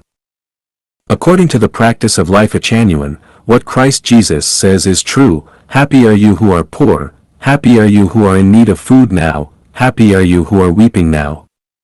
Those who have become celestials in life genuine were all once poor, hungry, and weeping people, while those who are wealthy, full of food, and laughing did not become celestials. It turns out that the greatest creator has been protecting his disadvantaged people. From the laws of the world, people are right no matter what they say and do, and there is no one who is wrong. From the perspective of the law of sublimation of life, people are wrong no matter what they say or do, and there are few people who are right. The chicken soup for the soul is delicious, but it is mostly made of the insight of people with elusive thinking. If you drink too much, you will be drunk and fall into the dust. When associating with me, do not tell me about your troubles and your pain. Xie Feng. November 18, 2020. Translated by Qin Yu and edited by Peter. I follow the philosophy of the Superman. This world should be given to those who work hard without fear of hardships, but are always optimistic and romantic. People who talk about their misfortunes and worries all day long should withdraw from the historical stage of this world. Passive, negative, pessimistic people radiate negative energy, and it is too exhausting to associate with people who are full of negative energy. I do not owe you anything, so why should I bear your misfortune and pain? When surviving and living in this era of the world, which one of us is free from troubles and pains? It is just that the strong bury their worries and pains deeply in their hearts as nourishment and motivation to forge ahead. Only the weak talk about their worries and pains all day long and treat others as their emotional trash cans into which they dump the trash that is in their minds. With people who often tell others about their misfortunes and pains, their energy level is below 200, which is a kind of pathological psychology. Not only can they not live out their own lives, but they will also pollute the spirits and souls of others. As the messenger of the greatest creator, the incarnation of gods, Buddhas and celestials, Xiafeng, came to the world to look for healthy people, not to look for sick people, not referring to physical diseases, but to spiritual diseases, let alone to cure people. I harvest ripe crops. Ripe crops are full and flawless. Do not think that I am here to help people in distress. Some people say Xiafeng is a Ziwei saint. That's only your wishful thinking. I won't do a stupid thing like that. I do not even have enough time to flirt with and seduce my sisters-in-law, so how can I have time to take care of your mess? Do not pretend to be pitiful in front of me so that I can feel pity for you. If you help yourself, I will help you. If you want to destroy yourself, I will help to destroy you. To whoever wants to hang himself, I will secretly prepare a rope for you to hang yourself with, and then, you cannot live out a life of sunshine and color. If you want sunshine, I will give you light. If you want darkness, your wish will be fulfilled. In addition, I hope netizens do not give me advice, do not try to point out the right way to me, and do not insult my IQ. I follow the concept of, do not offer help if someone does not ask for it. If I didn't ask you, do not help me. Of course, if you think your EQ, IQ, and SQ, spiritual quotient, are higher than mine, then teach me. But once you start teaching me, I'm going to ask you 100,000 questions, and if you cannot answer them, then shut up early in the conversation. Either follow me or go your own way. If you follow me, then do exactly what I say. Xiafeng will never collaborate with anyone, let alone ask anyone to teach me how to walk and how to handle my affairs. Oh people! Live out your life of sunshine and colors. In this way, you will benefit endlessly and add a bright splendor to society. That is the correct way of living. You can only fulfill your mission in life by helping others. Xiafeng. December 4, 2020. Translated by Qin Yu and edited by Peter. When flour is made into steamed buns, its mission has been accomplished. When the fruit of the tree is ripe, its mission has been accomplished. When people say farewell to the world with no regrets in the end, their missions in their lives have been accomplished. When a person is sublimated into an immortal or Buddha, his mission in life has been accomplished. When a person dies, no matter what his status has been, rich or poor, famous or wise, if he still has concerns, remorse, resentment, regret, nostalgia, and fear, it proves that his mission in life has not yet been accomplished. On the contrary, if his life is fulfilled, his mission has been accomplished. The process of helping others is actually the fulfilling of yourself. The more you help others, the greater your achievements will be. The more a person serves others, the greater his achievements will be.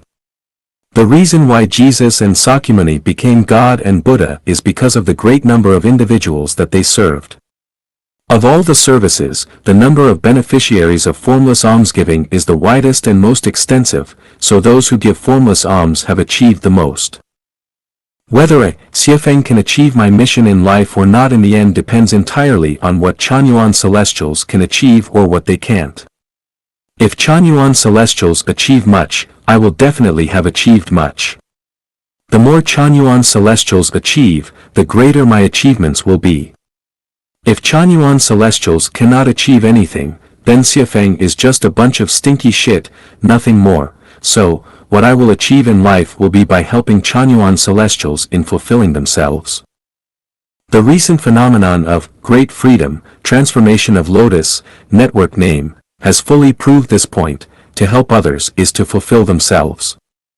Great Freedom, Transformation of Lotus, not only forwarded and disseminated a great amount of Life Changyuan content in many WeChat groups, but also wrote articles explaining the values of Life Changyuan and the essence of Xiafeng. By this she is helping others. As a result, the reputation of Lotus Celestial herself is getting better and better. At least more than 100 Chanyuan Celestials are full of praise for her. Think about it, many people can only receive praise from a few others, while Lotus Celestial has been praised by more than 100 people in a short period of time, which is not a small achievement. If it is not for helping others, how can she receive praise from them? If you do not help others, who will help you? I have been in contact with many people.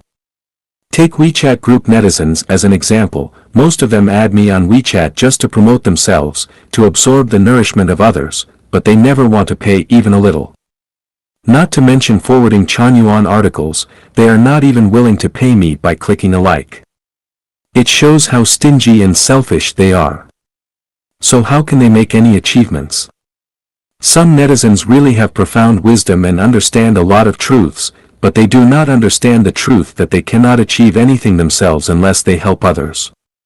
As time goes by, they will completely be submerged in the long river of history, and everything they did will have been pointless. From this, we know that the more selfish we are, the less we will accomplish ourselves, and the more selfless we are, the more we will accomplish ourselves.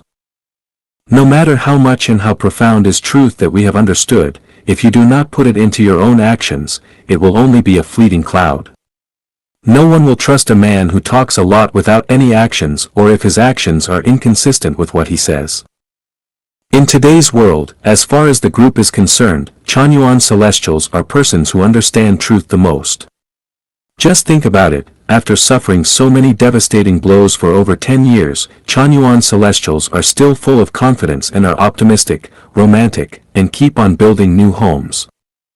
Playing and laughing, moving on together happily, why? This is only because Chanyuan Celestials are all selfless and unselfish people who want to help others and fulfill the cause of Life Changyuan. Chanyuan Celestials only want to give and dedicate, never care about personal gains and losses, and never think of themselves. What is the result? Of course, their lives have all been fulfilled. I said the above just to point out a bright way ahead for those who are predestined. If you want to fulfill yourself, then go all out to help others. Otherwise, everything you do, and you yourself, will come to nothing. How a woman will conquer a real man. Xiafeng. January 1st, 2021. Translated by Qinyu and edited by Peter. We know that a real man does not bully weak women, this is a real man's weakness. As long as you focus on this weakness and exert your strength, you will surely be able to conquer the real man. How do you exert your strength? Being cutesy, acting flirtatiously, showing weakness, showing softness, and being obedient. With these 5 actions, a real man will surely be under your control. When encountering a real man, women must never show rigidity, indulgence, toughness, willfulness, and viciousness. These characteristics cannot subdue a real man, because a real man is rigid inside, and if you use rigidity to control his rigidity, it will lead to conflict and both will get hurt. Only with softness can you overcome firmness. At the same time, in the face of a real man, women must not use words and expressions of grievance, blame, condemnation, and resentment. These characteristics will keep a real man 1,000 miles away, and a real man is free of all passive, negative and pessimistic emotions. These words are something that a real man is unwilling to accept or bear. Treating a real man in the same way as treating an ordinary man would be extremely inappropriate. If you do not believe me, try it. Another mystery of life. Xie Feng. January 17, 2021. Translated by Qin Yu and edited by Peter. Someone was going to build a luxury villa somewhere, the drawings were ready, and the materials were ready. At that time, a geologist came and told him, I can tell you 100% for sure that in 4 years, there will be a big earthquake where you choose to build the villa and then all the buildings will be razed to the ground. Could you tell me, will the owner of the villa continue building it? Someone's child was admitted to a famous university in the United States, and the whole family celebrated. Then a fortune teller came and said, it's better for your child not to go to study in the United States, because in 4 years, on the day of his graduation, he will be involved in a car accident. I would like to ask, will this person still want to send his child to go to the university in the United States? Someone was going to invest 1 million yuan in a real estate business, when a stranger came and said, you'd better stop doing business in real estate.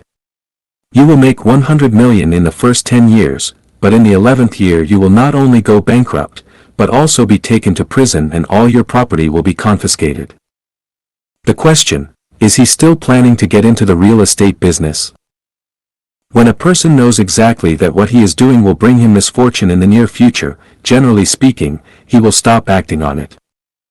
The problem is that when a couple are about to conceive and give birth, they do not need to ask anyone, everyone knows that the child they give birth to will surely die when he grows up. Even if they know that the child will surely die, people will still give birth to children.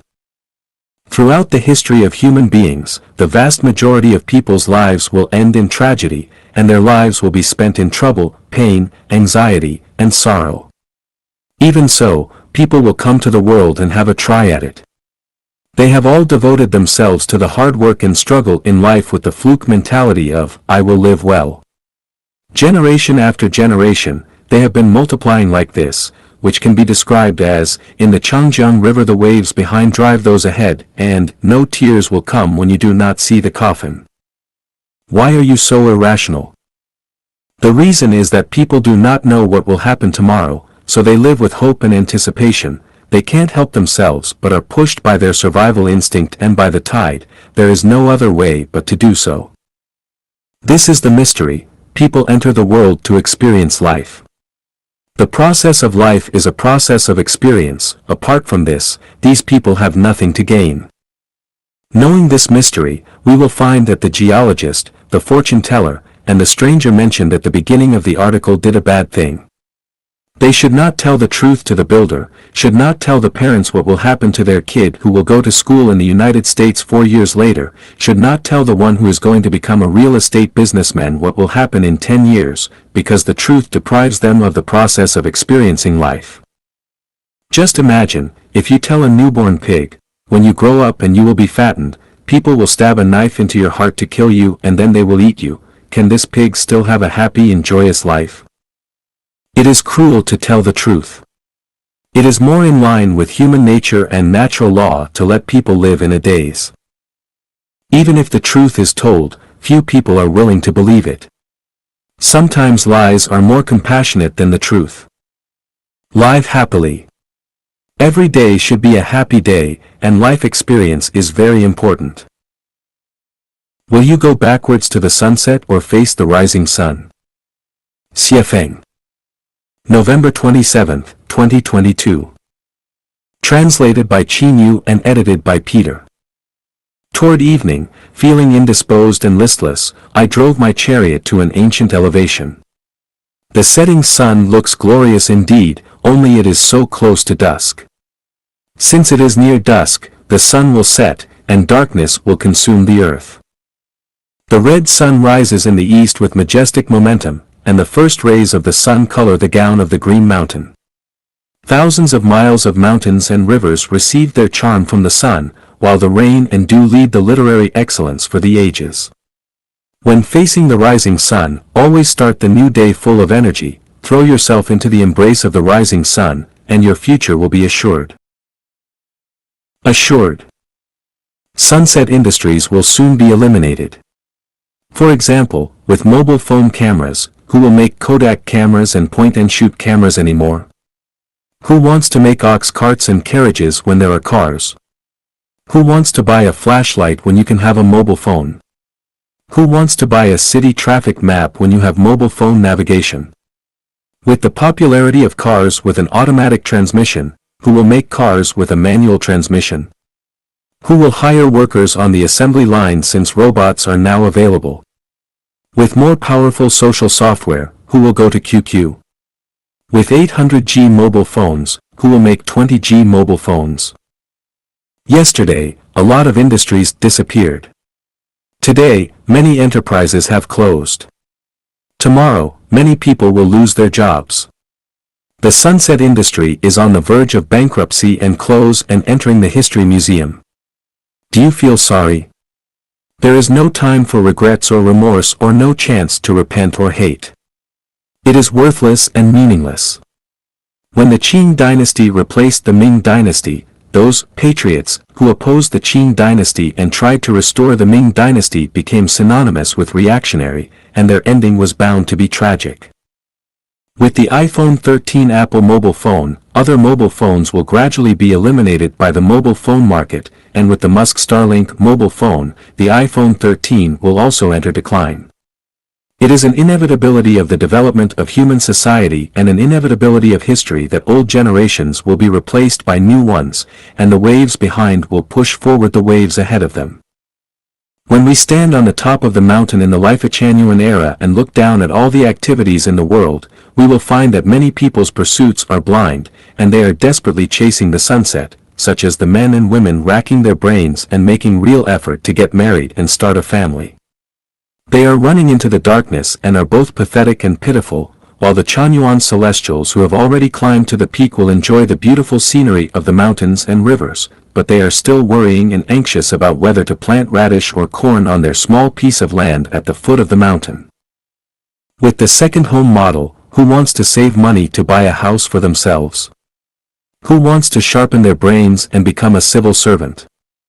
Who wants to start a business for their own family? Who will engage in making social connections? With the 800 values for new era human beings, who would study law to become a lawyer or judge? Who still racks their brains to become an official? Who wants to be a soldier and die for his country? Who wants to join a political party or a church? In today's world, only Life-Echanuan is a sunrise industry, which is breaking through the horizon preparing to rise to illuminate the mountains and rivers, while all other activities are sunset industries. In the near future, entering the second home will be the equivalent to owning one of Musk's Starlink mobile phones, with all its powerful functions, and the rest will be like flashlights, cameras, calculators, televisions, newspapers, magazines, ox carts and carriages, all of which will disappear on the horizon of the setting sun. Those who engage in sunset industries are wasting their time and energy and are working diligently in vain. Those who enter Life-Echanuan are creating a sunrise industry. Although in the beginning it will be difficult, they will definitely develop with vigor and their futures will be bright. The Panoramic Interpretation of an Ideal Life. Xiefeng. April 2, 2022. Translated by Qin Yu, edited by Peter. From birth to death, what is the best way to live one's life? Birth, 3 years old, being accompanied by the mother, since having a mother's company is the safest, warmest, and most comfortable life during infancy. 4 to 6 years old, being accompanied by friends of the same age to live a collective life, supplemented by the guidance of a caring aunt. The whole process is mainly about games and entertainment.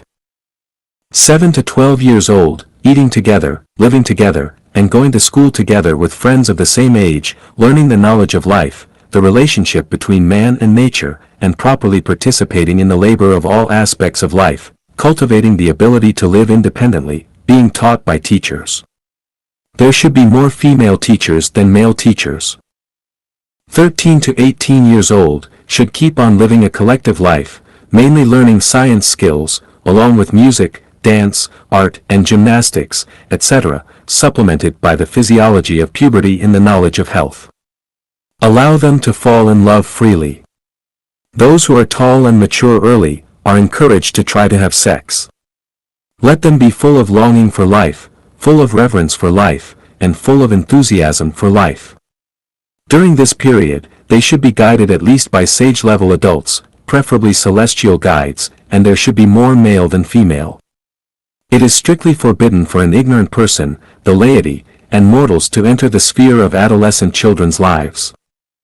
19 to 22 years old, living in a semi-collective life, eating together, but no longer living together. They should carry out high-intensity training in groups according to their different hobbies and specialties. Reading extensively, practicing a lot, letting their intelligence explode, and letting them solve all the problems that arise in their lives. Let them understand and master all the historical knowledge and the scientific frontier of knowledge accumulated by human beings. Encourage adventure, uniqueness, completely let go of their sex lives, let them fully experience the beauty of sex. 23 to 28 years old, this is a period of burning passion, a period full of vitality and creativity. Education and guidance should be stopped to allow everyone to create and live according to their love, giving them maximum freedom to do what they want. Don't interfere with them, don't preach morals, just let their nature fully bloom. During this period, each person should have at least 1 or 2 children. 29 to 46 years old, are ripe peaches, the most vigorous time, the most creative season. They should maximize the creation of material wealth and spiritual wealth in their respective positions and fields and create the living environment they want the most. 47 to 60 years old, having accumulated a wealth of life experience, tasted the ups and downs of life, this is the stage of transcendence and the sublimation of life, to fully create spiritual wealth and soul wealth, to become a teacher for children and a role model for young people, to create the most ideal humanistic environment. 61 to 70 years old, mature and fruitful years. They should live like saints, with a benevolent and kind countenance, being calm and steady, like Mount Tai. Be loved by children, consulted by young people, respected by middle-aged people. They are the ballast stone in collective life, the lights in the night. 70 to 120 years old, living a leisurely life, enjoying their carefree in happy old age. The 8 crises of life. There is no maternal love in infancy. A childhood without playmates and a lack of play. There is no education in the knowledge of life in a juvenile. There is no school and sweet love in adolescence. Having no faith and only rushing about and working for food, clothing, housing, and transportation at a young age. In middle age, being tortured by family conflicts and suppressed by the anxiety of survival. In elderly age, being afflicted with illness and having no one around to take care of them. In old age, living a lonely life and being unaccompanied till death. The above 8 major crises in life are perfectly eliminated and resolved in the second home of life Achanuan. Therefore, the production and living mode of the second home is the most ideal way of life for human beings. Equals. Tolerance equals complicity. Xiefeng. January 21, 2021. Translated by Qin Yu, edited by Peter. There is a kind of tolerance that is tantamount to complicity. I am here to talk specifically about this kind of tolerance. I left 3 WeChat groups yesterday. The reason for my leaving was the uncivilized language in those 3 groups. In 2 of these groups, a person named Lunatic Wang is always saying, "Fuck your mother," and using other vulgar and crude words. Barbarians like him and many people not only praise him for his knowledge and wisdom, but also tolerate him as well. Feeling helpless and unable to bear the foul atmosphere in the group, I left. The reason why Lunatic Wang used swear words unscrupulously was because he found that people would tolerate his barbaric behavior. So, he feigned madness and acted like an idiot, acted irrationally, and cursed heaven and anyone he could. The language he used is so nasty, vulgar, filthy, and dirty, that no one in the past and no one in the future will be able to surpass him. Other people tolerate this despicable and shameless person and are even singing praises for him. This is the pure acceptance of evil. As a spiritual practitioner, I cannot connive with evil to such a degree, or even associate with him, speak with him on the same stage, which shows how far the world of spiritual cultivation has fallen. When evil occupies the platform of discourse, and morals degenerate to their extremities, no one should blame others, we should blame ourselves for being too tolerant of falsehoods, evil and ugliness. This tolerance is complicity, and it is when we are compliant of ugly deeds and ugly words by each of us that it leads to the indecencies that are swaggering through the streets and running rampant. Tolerance refers to the non-interference of personality differences under the same attribute. For example, various flowers have the same attribute. Under the same attribute, peonies need to tolerate thorny roses, chrysanthemums need to tolerate winter plums that bloom in cold weather, and bougainvillea that blooms all year round need to tolerate epiphyllum, whose flowering period is only a few hours. Another example is that truth, kindness, beauty, love, faith, sincerity, peace, and harmony should mutually tolerate each other, because they are all the same attributes. When things are completely different in nature, they cannot tolerate each other. Here tolerance equals complicity. Truth, goodness and beauty cannot tolerate falsehoods, evil and ugliness, the sun cannot tolerate darkness, fire cannot tolerate water, and a beautiful environment cannot tolerate garbage. Imagine that there are 8 dishes on the dinner table, and someone brings a plate of feces. May I ask, will you tolerate it? The Chinese nation regards bearing shame and humiliation as a positive virtue. This kind of value is problematic.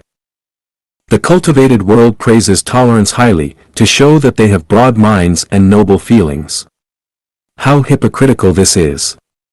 Confucianism, Buddhism, and Taoism all emphasize tolerance, so Chinese people are particularly tolerant, but it is precisely because everyone can tolerate, that the Chinese characteristic of tolerance has been formed.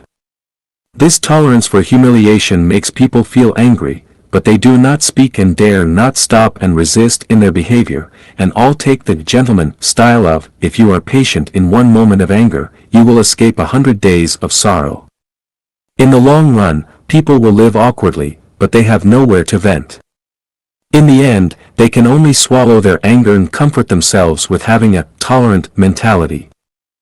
In China, the phenomenon of queue jumping occurs often, because the Chinese are good at tolerance. I lived in Zimbabwe for more than 10 years. The commercial, industrial, and living areas of this country are completely separated. Office workers who work in the city during the day need to take the shuttle bus to go home after work. Every day, there are many people waiting in line for the bus, but queue jumping rarely occurs there. Why? Because people are not tolerant of line jumpers, so it is impossible to cut into a line. Once, I was queuing up at a place to pay electricity and water bills. Suddenly a black guy walked to the window without queuing up. Several old white ladies in the back immediately protested. They not only yelled, but an old lady also even stepped forward and dragged the black guy to the back of the line. They just would not tolerate the behavior of queue jumping. Just because everyone was not tolerant, so an overall good sense of order was achieved. A Canadian mayor slapped his subordinate, and this subordinate called the police. The police rushed to the spot and took the mayor to the police station in handcuffs. That night, the mayor was detained in a cell with no windows, no bed, no bedding, and no urinal. When he wanted to go to the toilet, he would knock on the door and make a report. At 9 o'clock the next morning, the police handcuffed him again, added anklets, stuffed him into an armored prison car, and he went straight to the local court. The judge sentenced him to go to the hospital for a psychiatric evaluation to see if he had any mental problems that had caused the violence and sentenced him not associate with this subordinate whom he had beaten at any time. If he encounters this subordinate by chance, he must immediately and unconditionally maintain a distance of more than 200 meters from him. Any violation, it will be treated as the crime of contempt of court. After returning home, the mayor had to resign. 3 months later, the court's final decision was, 1. He is not allowed to carry knives or guns or ammunition with him for the rest of his life. 2. For the period of 1 year, he needs to report his situation to the Community Crime Prevention Agency every month, and he must ask the Community Crime Prevention Agency for leave and report back after a leave of absence when he leaves his residence to do business and then returns to his residence. It can be said that Chinese people will tolerate the mayor slapping a subordinate in the face, and even if a ruffian beats somebody up, Chinese people generally will tolerate it. It's mainly because of this tolerance that the offender can act boldly and arbitrarily. This is all caused by tolerance. This kind of irrational and no bottom-line connivance-style tolerance can be seen everywhere. In the family, when the children are unhappy, they lie on the ground and cry. Grandparents and parents not only fail to instruct them in time, but also coax them. Some students in the school will bully other students, and teachers and principals are also tolerant of this. More cases are between husbands and wives, who often have trouble with each other, but then they tolerate each other. Most of the WeChat groups on the internet are tolerant of those who speak rudely and humiliate others. Over time, the whole society becomes tolerant, so crimes are rampant. In the new oasis for life created by Life Achanuan, why do people behave in a noble way and why is everything in order? The reason is that we never tolerate bad words and deeds. Not only do we not tolerate fighting and swearing, but we also never tolerate the behaviors of boozing, whoring, gambling and smoking, and we even never tolerate the behavior of the wasting of food and property. No one can leave any food in the rice bowl after eating. Not just leaving food behind but even leaving a few grains of rice in the bowl is not allowed. Anyone who dares to throw trash down casually can try it, anyone who dares to sexually harass women can try it, anyone who dares to hide public goods privately can try it, anyone who dares to peep into the privacy of others can try it, anyone who dares to take indolence and covet enjoyment can try it. If one recommits this act after being warned, he will be expelled from the home. Someone taught me and said, "You need to be more tolerant and accept everything." I answered immediately, "I am not a trash can or a trash pit. How can I tolerate and accept everything?" Some people call those creatures that talk filthily and often say, "Fuck your mother," as superior and master. Their values are reversed to such a degree. No wonder that these superiors and masters have sprung up like mushrooms in the land of China. The value and significance of division of labor. Xiefeng. January 30th, 2023. Edited by Qinyu. First, let's look at these equations. Which equation do you think has the greatest power? 1 plus 1 equals 0, 1 plus 1 equals 11 plus 1 equals 21 plus 1 equals 3, 4, 5, 6, 7, 8, 9. Let me explain. 1 plus 1 is equal to 0, when two people live together without division of labor, regardless of the size of tasks, they work together and are busy all day without time for leisure or study. Due to differences in personality and views, they criticize, nitpick, and attack each other, wasting their time and energy on pointless arguments. They end up achieving nothing, and their life accomplishments equal 0. 1 plus 1 is equal to 1, when two people live together and work on tasks without internal conflict, their results equal what one person could accomplish alone. 1 plus 1 is equal to 2, two people living together, each doing their own thing, without interfering with each other, results in the achievement of two people. 1 plus 1 is equal to 3, two people living together, dividing responsibilities, cooperating seamlessly, and working together on specific tasks, results in the achievement of 3 people. 1 plus 1 is equal to 9, two people living together, with clear division of all tasks, sharing common goals, and no internal conflicts, results in the achievement of what would normally take 9 people to accomplish. The above is a theoretical analysis, but what is the actual situation like? Please carefully consider how your own living situation with others is like, especially the achievements of 2 people living together as a couple. What I want to tell everyone is that based on my analysis and practical experience, whether it is 2 people, 3 people, 100 people, 1,000 people, 10,000 people, or even all the people on earth living together, the greatest achievement comes from dividing tasks and responsibilities. If tasks are not clearly defined and everyone wants to meddle in everything, or if you are building airplanes, I am also building airplanes, and he is also building airplanes, it will not only waste resources and human effort, but also create competition.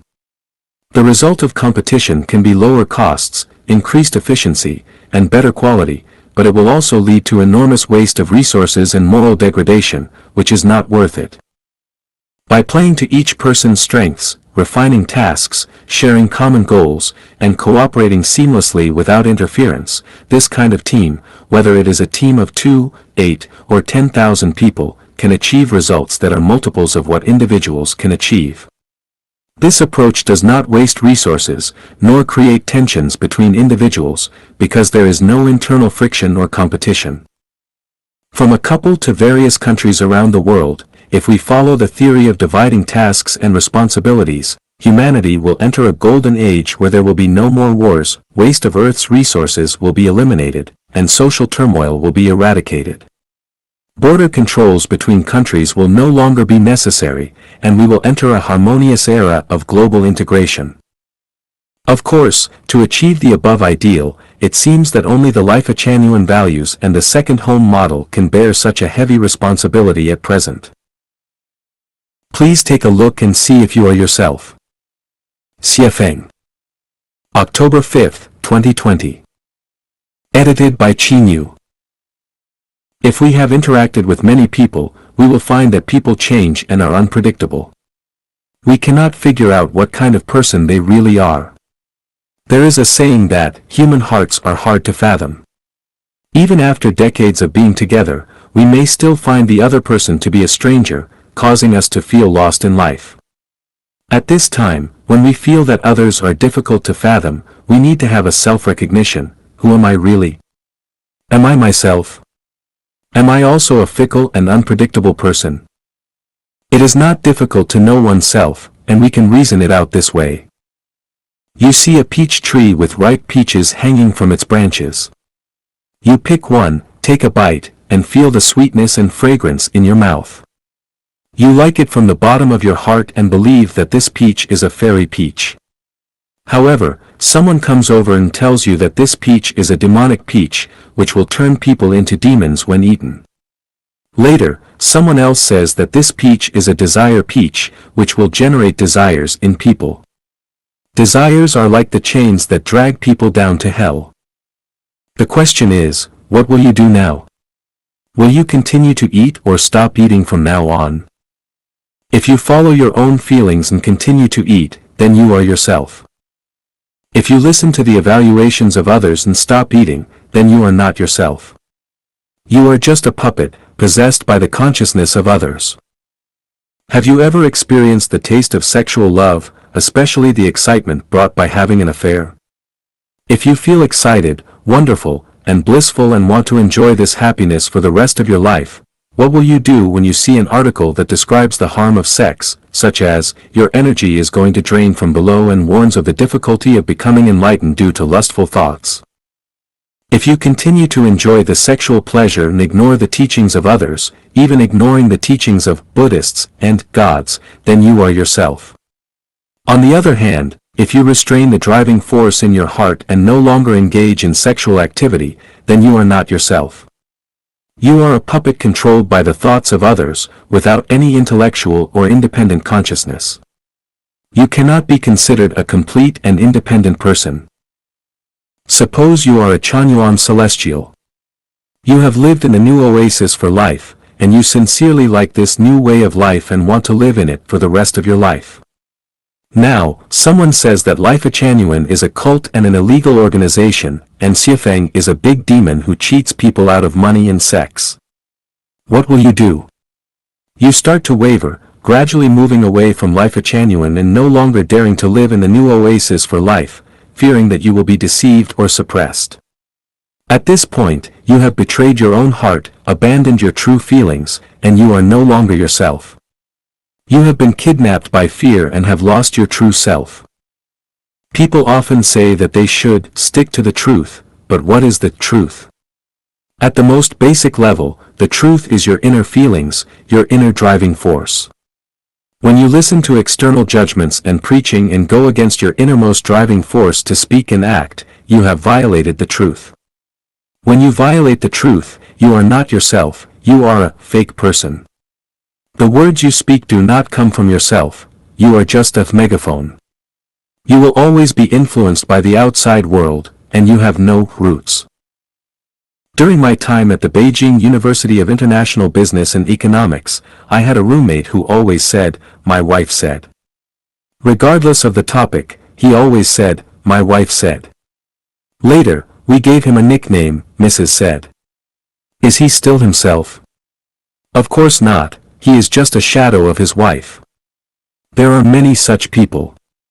Some say, "My mother said," some say, "My master said," some say, "The guru said," some say, "The Buddha said," some say, "The organization said," and so on. These people have no selves and cannot find themselves. Of course, this no self is miles away from selflessness. Every day on the internet, we can see articles that come like a tsunami, but upon careful reading, we find that they are all things taken from others. Some have only been slightly decorated, but fundamentally, they are not their own true voice and feelings. It is very unfortunate that once you cannot find yourself, cannot live out your true self, you will ultimately regret it and regret it for the rest of your life. Don't believe me? Go ask people over 60 years old who have lived their whole lives following others' correct and instructive ways, never living according to their true desires. As they near death, can they not regret it? Yesterday, in a WeChat group, I saw a woman say a few words. She said, "People around me always ask me to be more stable." Be stable, my ass. I am like a grasshopper in the autumn, and I can't jump around for many more days. What stability? After reading her heartfelt words, I felt that a true person had emerged. Only the world of true people is the most exciting world, and only in the life of true people is there a heavenly life. If the surroundings are full of fake people, floating like ghosts, how can life be happy and fulfilling? How can one not be lost? Breaking out of the program circles set by others. Xie Feng. January 29, 2023. Edited by Qinyu. I installed a towel rack yesterday, which gave me a revelation. If I followed the manufacturer's complicated installation process, I would have had a difficult time installing it and it may not have even been successful. So, I thought, it's just a towel rack, why must I follow the manufacturer's installation process? I discarded almost all of the parts that the manufacturer provided and thought of a solution that followed the principle of least resistance. In the end, I easily installed the towel rack, and it not only looked sturdy but also perfect. Think about our lives. We are born into this world and must live until we eventually enter the grave. We only have a few decades to navigate the great river of life. Where can we find the easiest and simplest path through this journey? Think about all those celebrities, officials, wealthy individuals, experts, professors, judges, lawyers, and so on. No matter how illustrious and honorable their lives may have been, they also only lived for a few decades. Once they die, they become nothing. Those who live their lives in a constant rush, busy pursuing their goals, before they know it, they are old and about to enter the grave. They competed and struggled throughout their lives, only to have everything they gained become nothing. If we play out the process of human birth to death, we will discover that human life is both sad and pitiful. Some people take pride and arrogance in the prosperity of their descendants, but what is pitiful is that they themselves have only been living in a dream. As they die, their dreams shatter, and few of their descendants will visit their graves to burn incense and pay their respects. Even if their descendants come to burn incense and pay respects every day, they will never feel the memory and mourning of their offspring. Let's take a look at the life trajectory of an ordinary person: birth, education, work, marriage, children, supporting their family and children, retirement, and then death. What have they experienced throughout this journey? They have experienced joy, sickness, struggle, sexual happiness, fatigue, hardship, anxiety, worry, pain, anger, frustration, and fear. We suddenly realized that human life is simply replicating the path of our predecessors. Except for changes in tools and material prosperity, the essence of human existence has hardly changed. Have you noticed? Everyone is following someone else's programmed circle, just like home buyers taking out loans and making monthly payments according to the program designed by the seller and the bank, being misled by the program into having unrealistic dreams. And marriage, starting a family, having children, and retirement are all programs designed by others, and the vast majority of people spend their entire lives in this magical program. I discarded the manufacturer's design and complex program and installed the towel rack in a simpler and easier way. To make life more valuable and meaningful, one must step out of the program's circle designed by others, otherwise they can only follow in the footsteps of those who came before. In life, there are only two things that are most valuable and meaningful. One is to make oneself happy, and the other is to find the path to heaven. Everything else is nonsense. From the perspective of maintaining happiness and finding the path to heaven, 95% of people spend their lives talking nonsense, doing nonsense, and worrying and being anxious about nonsense. Take a look at whether you have any value in existence. Xie Feng. June 11, 2023. Edited by Qinyu. Everything in the world has its own value, and every person has their own value in existence. If something loses its value or a person loses his value, it doesn't mean that the value itself disappears. It means that the thing or the person is in the wrong time and place or engaged in the wrong occupation. A pile of cow dung has value when placed at the roots of plants, but it loses its value when placed on a sandy beach. A diamond has value when set in a crown, but it loses its existence value when buried in the ground. Someone with a great singing voice has value as a singer, but they have no value as a coal miner. A person skilled in gardening can create enormous value in a field, but if they engage in artificial intelligence research, they cannot demonstrate their value in existence. A shallow but sexually appealing girl has value in engaging in nightlife work, but if she manages a company, she not only fails to demonstrate her value but may also bring chaos to the company. When treasures are misplaced or used incorrectly, they become garbage. But when garbage is placed correctly, it becomes a treasure. A genius engaged in the wrong profession becomes a fool, while a fool engaged in the right profession becomes a genius. If Elon Musk had continued to live in South Africa, he would have been just a minor employee in some company. If he had lived in certain countries, he would have been labeled as mentally ill and sent to a mental institution. But by entering the United States, he became a world-renowned genius among geniuses. I believe that there are no idiots, mediocre individuals, or wasted talents in the world. Everyone is a genius, outstanding, and capable. The reason why there are many fools, mediocre individuals, and wasted talents is that they haven't been placed in the right positions or given the opportunity to showcase their natural talents. What causes geniuses to become fools, mediocrities, or wasted talents? The answer is marriage and family, national consciousness, state consciousness, religious ideologies, and centralized management systems. Why are there no fools, mediocrities, or wasted talents in heaven? Because there is no marriage and family, no national or state consciousness, no religion, and no centralized administrative management. Why do many people spend their whole lives practicing cultivation or Buddhism but ultimately fail to achieve enlightenment? Because if they lose their true nature and act according to their heart, how can they become immortals or Buddhas? True cultivation lies in not deliberately cultivating, true achievement lies in not striving, true planning lies in not scheming, and the divine will lies in not desiring. Any deliberate cultivation, education, guidance, or effort to achieve a purpose is the most effective way to turn oneself and others into fools, mediocrities, or wasted talents. Can you breathe fresh air while living in smog? Can you become a philosopher while living under autocratic rule? If you cannot demonstrate your value in existence, or even live a life without value, subjective factors account for 3 points, and objective factors account for 7 points. Even if you are a unique and extraordinary plant, you cannot emit a hint of greenness in the cold winter covered in ice and snow. It can be attributed to timing, luck, and destiny. Humans create their environment, the environment transforms humans. Xie Feng. June 7, 2023. Edited by Qinyu.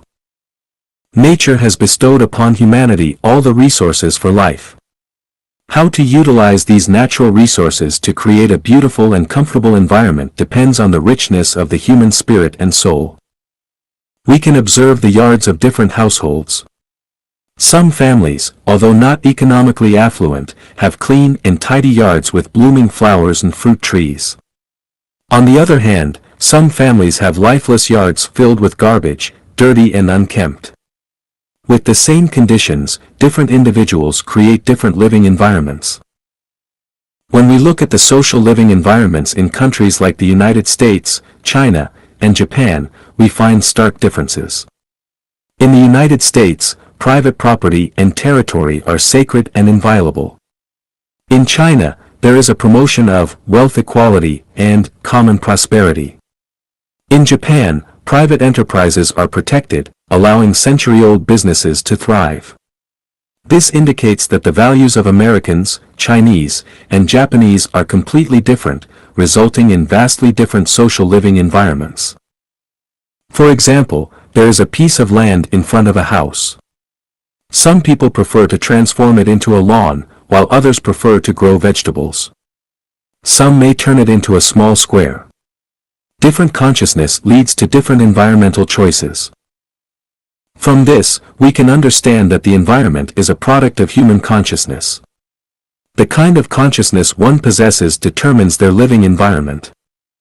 Conversely, the environment can transform individuals. The story of Mencius' mother's 3 moves best illustrates the impact of the environment on a person. Mencius' mother moved 3 times in order to provide a better environment for her son's growth. Initially, they lived near a cemetery, where Mencius would play among the graves. His mother realized that staying there would ruin her child's potential, so they moved next to a market. However, Mencius would spend his days playing as if he were a merchant. His mother felt that this place wouldn't allow her son to grow healthily, so they moved again, this time next to a school. There, Mencius would engage in games of ritual and respect. The environment, being a graveyard, led Mencius to learn funeral customs and blow trumpets. The environment being a slaughterhouse, Mencius learned how to butcher pigs and sheep. The environment being a school, Mencius developed a love for reading and learning etiquette. Understanding the principle that humans create environment and environment transforms humans establishes a guiding beacon for human development. As individuals, we should first determine what kind of person we want to become. If we aspire to be materially wealthy, we should go to places where money is abundant, and markets are prosperous. If we want to be skilled debaters, we should go to places with many people and lively debates. If we desire to become celestial beings, we should immerse ourselves in the serene beauty of nature with few inhabitants. If we aspire to become a Buddha, we should seek environments where we have nothing but possess everything. Living with virtuous people is like entering a room filled with fragrant orchids. If you stay there for a long time and will not smell their fragrance, that's because you are influenced by and used to them. Living with wicked people is like entering a fish market. If you stay there for a long time and will not smell the stench, that's also because you are influenced by and used to them. If you want to emanate a pleasant fragrance, surround yourself with flowers. If you want to emit a foul odor, stay in the toilet.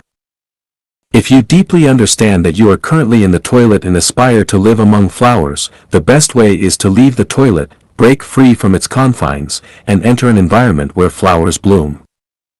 The principles are clear, the path is well defined, but the dilemma lies in how to break free from the barriers of the toilet.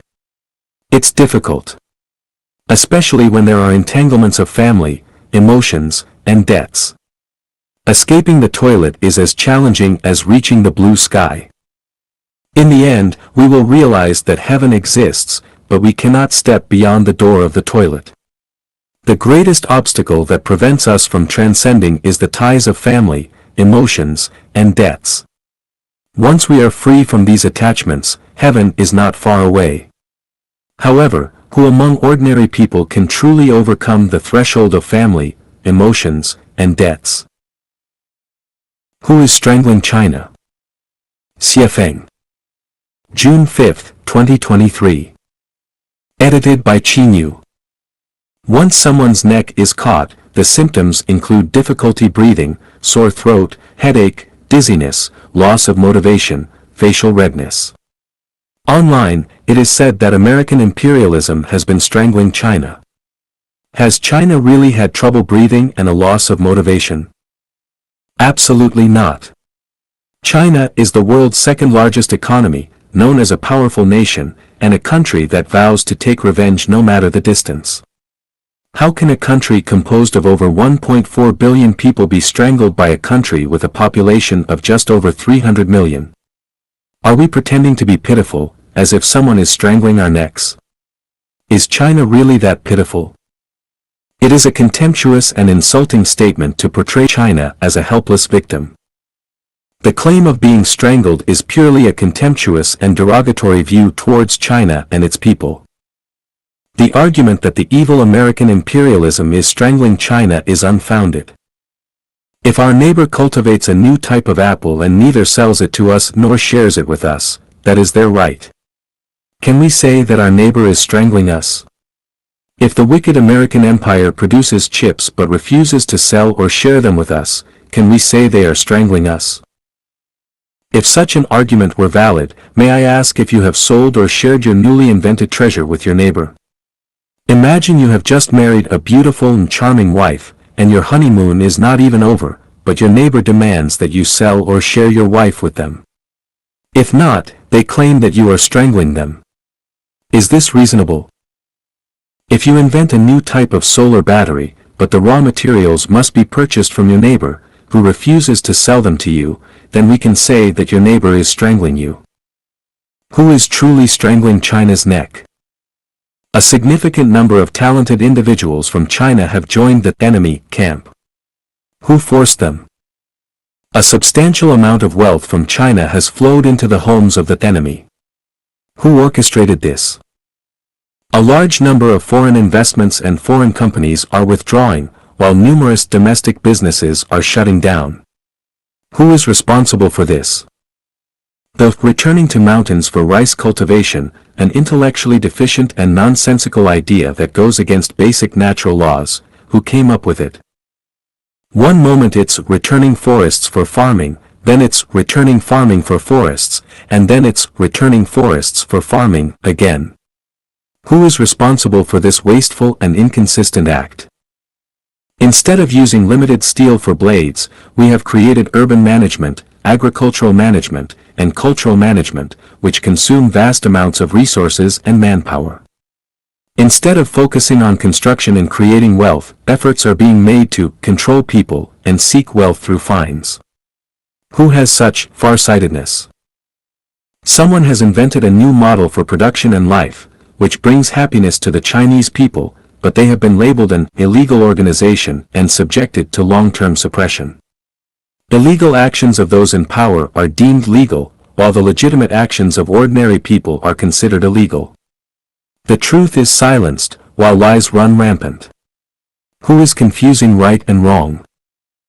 You see, the ones truly strangling China's neck are not the evil American imperialism, but the Chinese people themselves.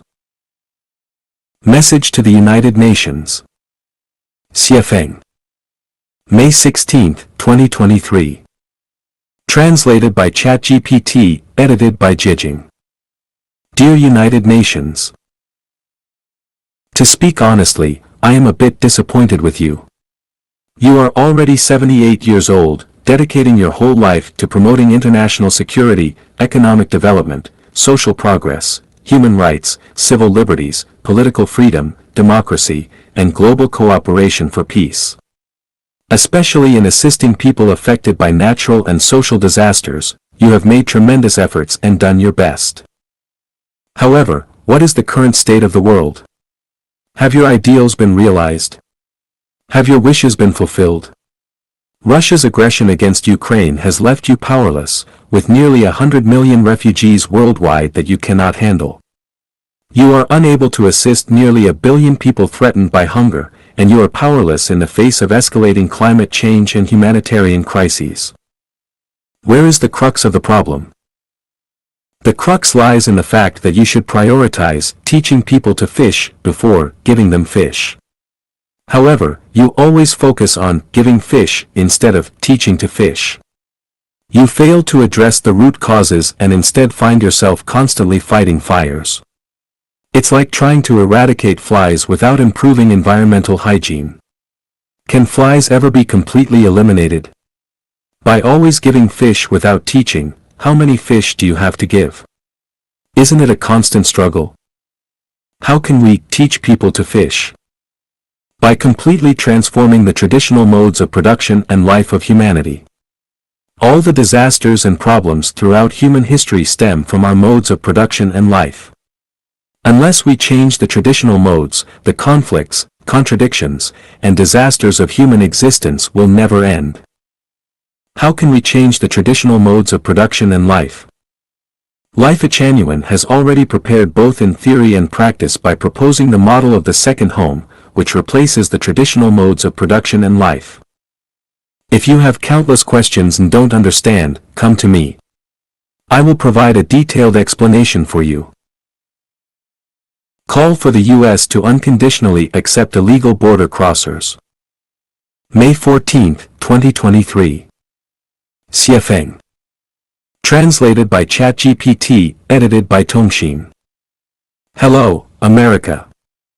According to online news, on May 11, the U.S. Secretary of Homeland Security announced during a White House briefing that illegal border crossers would be deported.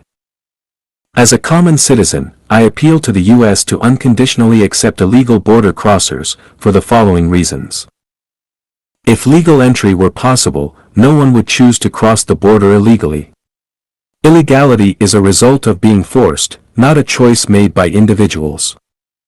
When people feel hopeless and have no other options for survival, any non-violent, illegal means for survival are legal. The so-called law that blocks people's livelihood is itself illegal. A person who travels 1,000 miles or even 10,000 miles and endures countless hardships to seek refuge in the U.S., but is refused entry and then deported as illegal, is inhumane, cruel, and unworthy of respect. With abundant resources and as the world's leading superpower, the U.S. has the capacity and ability to accept illegal border crossers. As long as they can survive in their own country, few people are willing to risk their lives and travel great distances to seek refuge in the U.S. Those who come to you have already trusted you. Do not reject those who trust you, otherwise, any claims of democracy, freedom, human rights, and the rule of law are all false. Don't assume that all illegal immigrants are coming to reap the benefits of America's economic prosperity. If you accept them, 95% of illegal border crossers will become diligent wealth creators and steadfast defenders of the American system. The fewer people who abandon you, the more who come to you, the greater your glory. Glory is a noble symbol. The more illegal border crossers you accept, the more dignity and strength you will have. The whole world is watching you. If you deport illegal border crossers, you are extinguishing the flicker of hope in the hearts of the kind, hard-working masses of the world. You will betray the creed of, "In God we trust," and lead to decline. He who wins the hearts of the people wins the world. He who loses the hearts of the people loses the world. Where the people's hearts go, there will be prosperity, civilization, strength, and eternal life. Where the people's hearts do not go, there will be poverty, ignorance, barbarism, and backwardness. May you be a land where the people's hearts go, rather than where their hearts do not. Equality, uniformity, democracy deviating from civilization. Xiefeng. June 22, 2023. Translation edited by Chinyu. Ideas of equality, such as equality before the greatest creator, all men are created equal, equality before the law, and equality of all beings, have deeply ingrained in human consciousness. Upon reflection, I believe these notions of equality have given rise to inequality and deviated from the path of civilization. Ideas like egalitarianism, equalizing wealth, and common prosperity seem aimed at eradicating oppression and exploitation, allowing everyone equal access to resources and welfare. However, in essence, they generate greater oppression and exploitation. Democracy may seem to leverage everyone's intelligence to make decisions and address all emotions and demands. Yet, in reality, it suppresses the saints, stifles the future, allowing erroneous thoughts and flawed systems to persist without correction, spreading continuously. Is equality before the greatest creator true? It depends on our understanding. If we acknowledge that everyone must face death, then equality before the greatest creator is right. If we understand that everyone will receive rewards or punishments based on their actions, then equality before the greatest creator is also right. But if we believe that everyone before the greatest creator must be equally handsome, equally beautiful, equally tall, enjoy the same benefits, eat 2 buns every meal, and meet the same fate, then equality before the greatest creator is wrong. Is all men are created equal true? Are they all born in royal or wealthy families or in slums? Are they all born with attractive features? Undoubtedly, everyone is not born equal. The true meaning of all men are created equal is that no one should face discrimination or oppression due to factors like birth, wealth, or intelligence, rather than being identical in all aspects from birth. Is equality before the law true? The laws of the wolves towards sheep are definitely unequal laws. Those in power can arbitrarily label others as illegal and impose sanctions. Therefore, equality before the law is an empty phrase. Whether it's equalizing wealth, egalitarianism, or common prosperity, all entail severe exploitation and oppression. If A produces 10 watermelons and B produces 2, then dividing 6 each between A and B is a form of exploitation and oppression for A, as well as a strike against one's initiative, creativity, and enthusiasm for work. What is civilization? Civilization is about justice, not equality, uniformity, or democracy. Civilization involves ensuring that the creators of wealth can securely enjoy the fruits of their labor.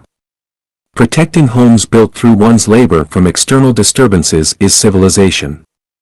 Safeguarding the weak from the bullying of the strong is civilization. Allowing every individual's nature to flourish without constraints is civilization. Ensuring provisions for the elderly and care for the young is civilization. It is just for someone who hasn't contributed to face starvation or death by hunger, but it is undeniably unjust for someone who consistently contributes to experience the same fate. If laborers have food, clothing, shelter, and freedom of movement, that signifies a civilized society. If laborers have no way out, it contradicts civilization. Justice treats everyone impartially, without favoring a minority or majority, those in power or the masses, the rich or the poor, the elite or those with average intelligence and abilities. Immediate punishment for wrongdoers symbolizes societal civilization. A delayed punishment for wrongdoers, by 2 or 3 years, indicates that the entire society has not yet embraced the path of civilization and remains in a state of barbarism. My viewpoint is that the pursuit of equality, uniformity, and democracy will not lead humanity into a civilized society. Only by pursuing justice can humanity enter a civilized society. Xiafeng, the great demon king, is spreading deceitful words again. Xiafeng. July 1, 2023. Translation edited by Chinyu. Throughout my journey, those who have deceived and wronged me were the poor, the unfortunate, and the powerful. The affluent have never deceived or harmed me. Reflect on your experiences. Is it the same for you? I have grievances against Jesus Christ.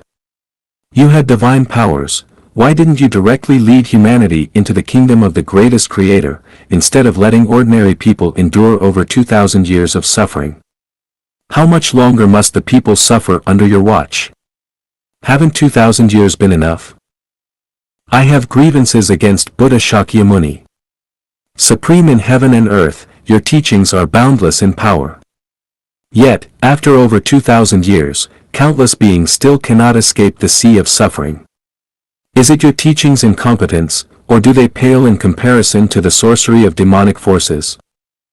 I have grievances against Confucianism. Since Emperor Wu of Han adopted Dong Zhongshu's suppressing all other schools, venerating Confucianism policy, you Confucians have wielded power. However, over 2,000 years, how many common people have suffered and perished? What kind of life have they led? Your Confucian ideology ruled China for over 2,000 years, and the common people endured suffering for the same duration. You Confucians have truly deceived the common folks. I have grievances against the Chinese common people. For thousands of years, you have always hoped for the appearance of a wise ruler, yearned for an oriental sage to descend. Yet, for over 2,000 years, no wise ruler has emerged, and no sage from the east has descended to save you. Are you still waiting? Keep waiting. When your great-great-great-great-grandchildren are on their deathbeds, the wise ruler will finally appear. The sage will descend. You are irredeemably ignorant. I have grievances against Communist Party members. I do not know if I can voice my grievances against Communist Party members without facing censorship and suppression, but I'll cautiously raise a question: is your oath to struggle for communism throughout your life genuine or false? If you encountered real communism, would you be afraid? What exactly is sinology, Guoxue? Is it the study that upholds the country, or as Lu Xun put it, when I open up China's history, there are no timelines, on every crooked page are written the words, benevolence, righteousness, morality. I could not sleep. After careful scrutiny in the dead of night, I saw between the lines, the whole book was filled with two words, eating people. Following Lu Xun's speculation, sinology is the study of eating people. Since then, I'm too scared to read or listen to sinology. Contact with a virus causes infection. Does contact with the unfortunate infect you with their plight? Does contact with barbarism infect you with barbarity? No, it does not. Does contact with a black person infect you with blackness? Contact with a white person infects you with whiteness. Contact with an Asian infect you with Asianness. Contact with the poor infects you with poverty. Contact with the rich infects you with wealth.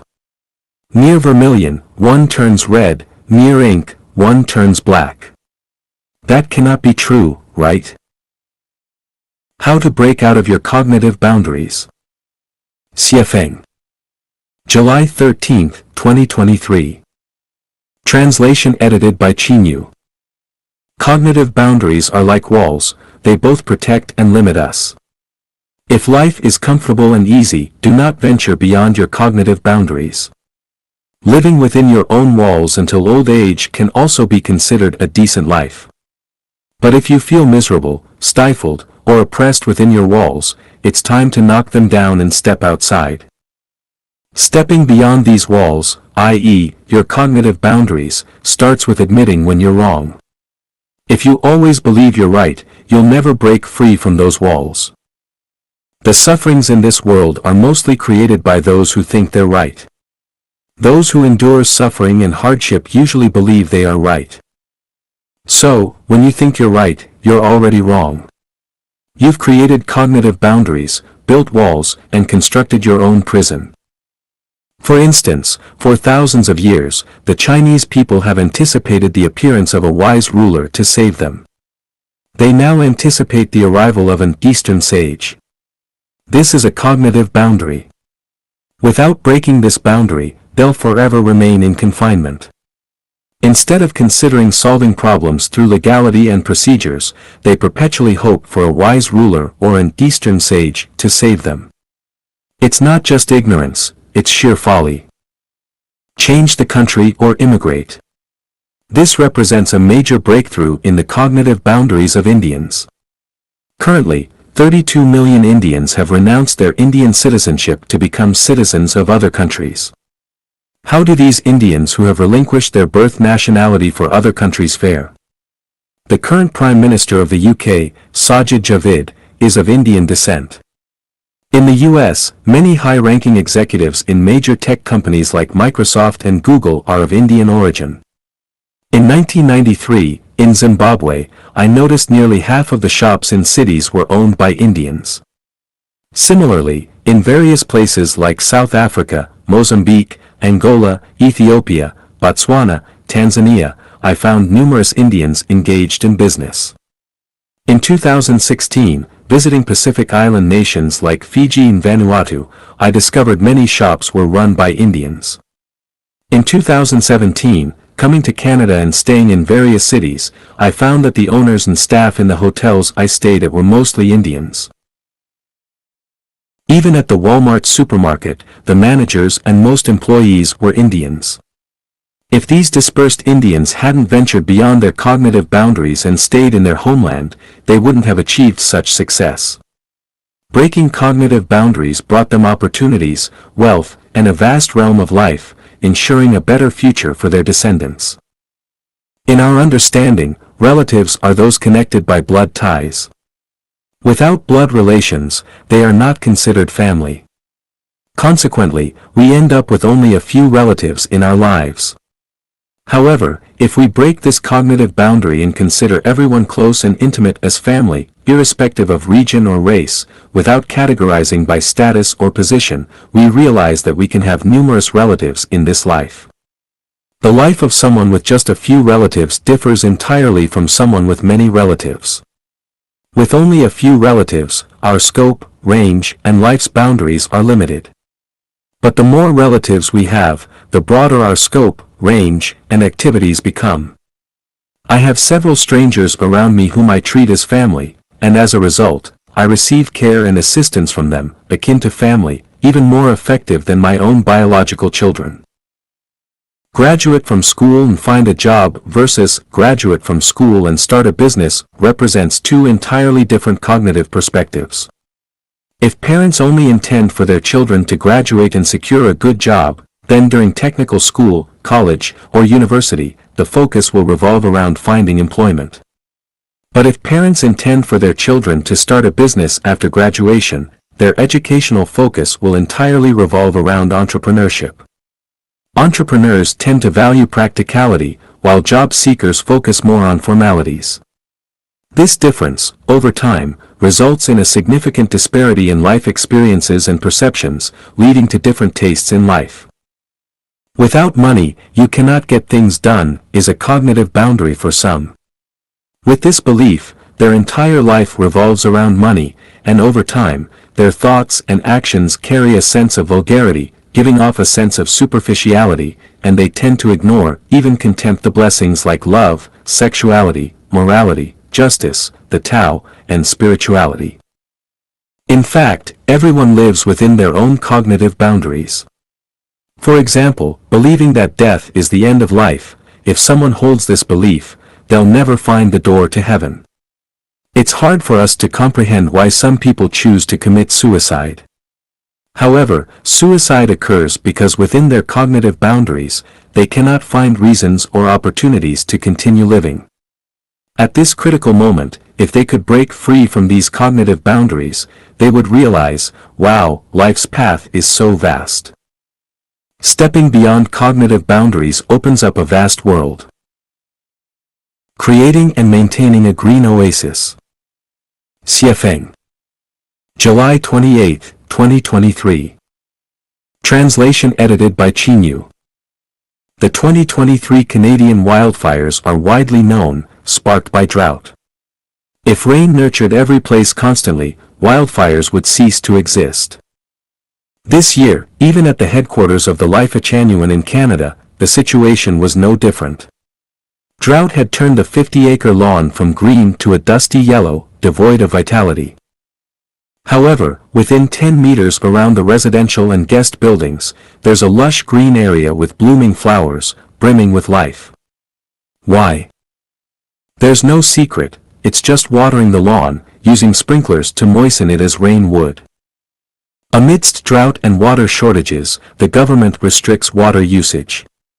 At our place, watering the lawn is permitted only between 5 a.m. to 11 a.m. and 5 p.m. to 11 p.m. Watering the lawn is prohibited between 11 a.m. to 5 p.m. and 11 p.m. to 5 a.m. So, it's impossible to water the entire 50-acre lawn, only maintaining the greenery around the residential and guest buildings. Watering can create and maintain a green oasis during drought. Likewise, using spirituality can create an idyllic haven amidst restless and despairing hearts. To create a green oasis, plants need water. To maintain it, timely watering is crucial. Every day, in the morning and evening, I timely water the plants, maintaining the greenery. To create an idyllic haven, a spiritual paradise, injecting spirituality and nourishment into people's hearts is essential. To maintain this spiritual paradise, timely spiritual nourishment is imperative. Every day, every month, every year, I timely nurture the spiritual heart of Chanyuan celestials, maintaining a green oasis, the second home on earth. Without water, lawns will lose vitality during drought, becoming lifeless. Without spiritual nourishment, homes will crumble amidst the chaos and fall into silence. Take a look at how fortunate you are. Xie Feng. August 6, 2023. Translation edited by Qinyu. If every day you can bask in the radiant sunlight, feeling its warmth upon your skin, that's tremendous wealth, indeed, happiness. If every day you breathe in fresh air, surrounded by boundless clear skies and beautiful landscapes, congratulations, you're among the wealthiest in the world. Oh, what happiness! If your abode is graced by a clear river or a babbling brook, or if you have a serene lake to admire nearby, your days are enviable, such happiness. If each day you have enough food to satisfy hunger and a sheltered refuge for peaceful sleep, allowing for dreams without insomnia, you are among those blessed by the heavens. Rejoice, happiness. If you have a plot of land to cultivate or a pursuit that brings enduring joy, congratulations. You are a fortunate soul. If you have well-proportioned facial features, strong and agile limbs, healthy functioning internal organs, and a disease-free body, take pride. You are surely heaven's darling, among the luckiest in the world. If each day someone accompanies you for conversation, shares meals and work, you are blessed. If there are playful arguments, laughter, and jovial banter, my goodness, you must have had good karma in your past life. Your life is so fortunate. If you have a few opposite-sex confidants throughout your life who can share intimate moments with you, oh my, you are so fortunate. Your life is enviable, stirring envy and jealousy in others. If you possess all of the aforementioned conditions, then you are truly blessed with an abundant destiny. You must be a favored child of the greatest Creator. Do not seek happiness elsewhere, you are happiness itself, leading a blissful life. But if possessing all this leaves you dissatisfied, if you envy others or aspire to be a success, wanting fame and fortune, that's greed. It's being born amidst fortune yet failing to recognize it, seeking trouble. Simply put, it's an ignorance of life, and you're a fool, an idiot, a blockhead. 2-4. Life's 24 treasures, how many do you possess? Xie Feng. August 6, 2023. Translation edited by Qinyu. In life, there are 24 treasures. If you possess them all, you are the most affluent person in the world. Even if you have 12 of them, you are not. Take a look at how many you possess. Sunlight, 2. Blue skies, 3. Drinking water, 4. Clean air, 5. Land to cultivate, 6. The ability to hear rooster crowing and birds singing, 7. Salt, 8. Something to do every day, 9. Clothes to wear, 10.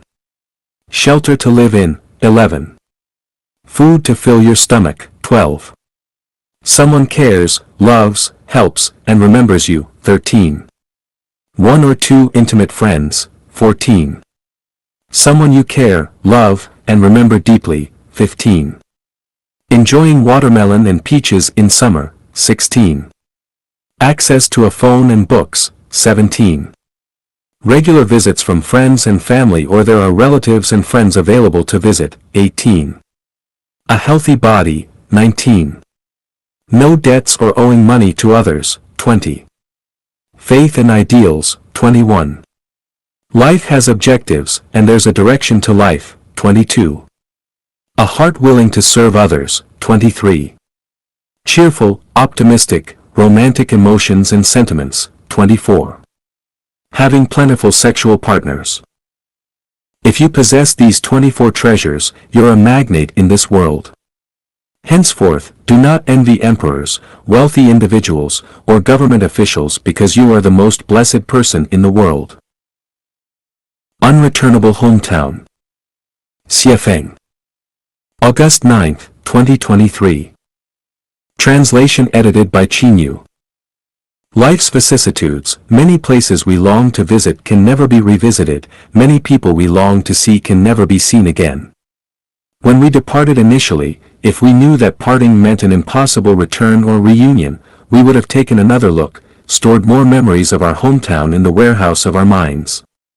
Those easy goodbyes, back then, were never thought to be the final wave to those we yearned to meet. Each parting became a permanent farewell.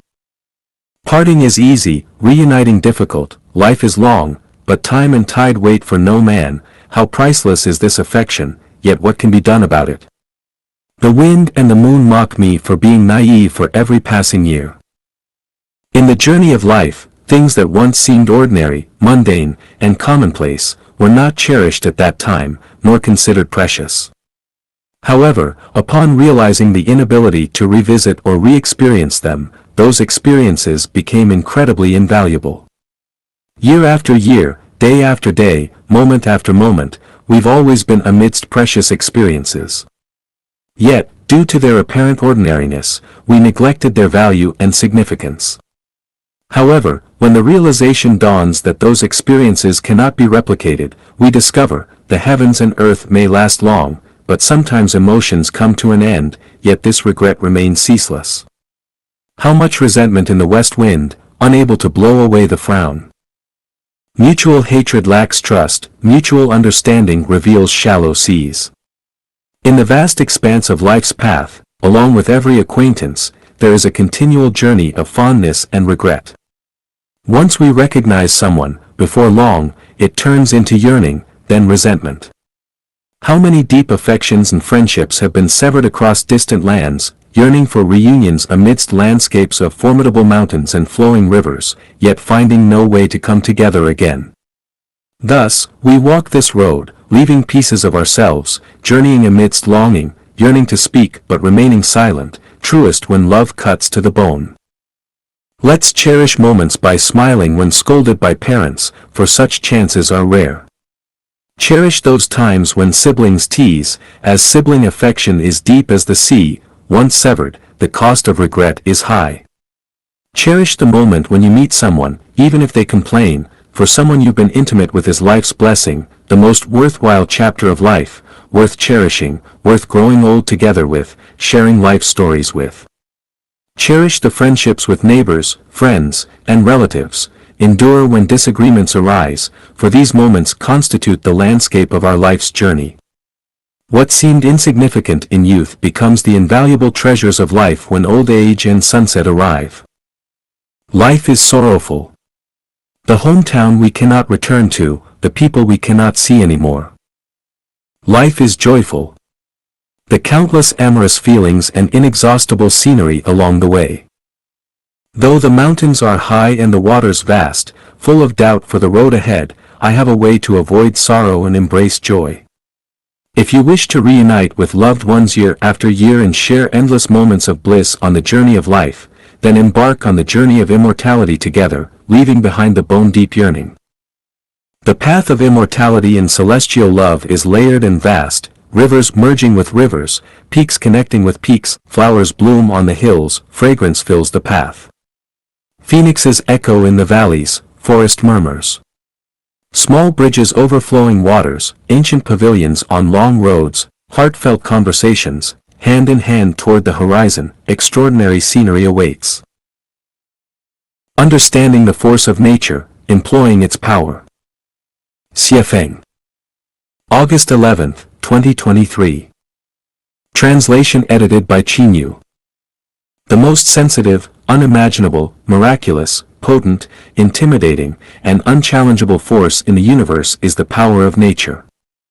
It permeates the operation of the cosmos and all human activities, both shaping and influencing the success, failure, destiny, and prospects of everyone.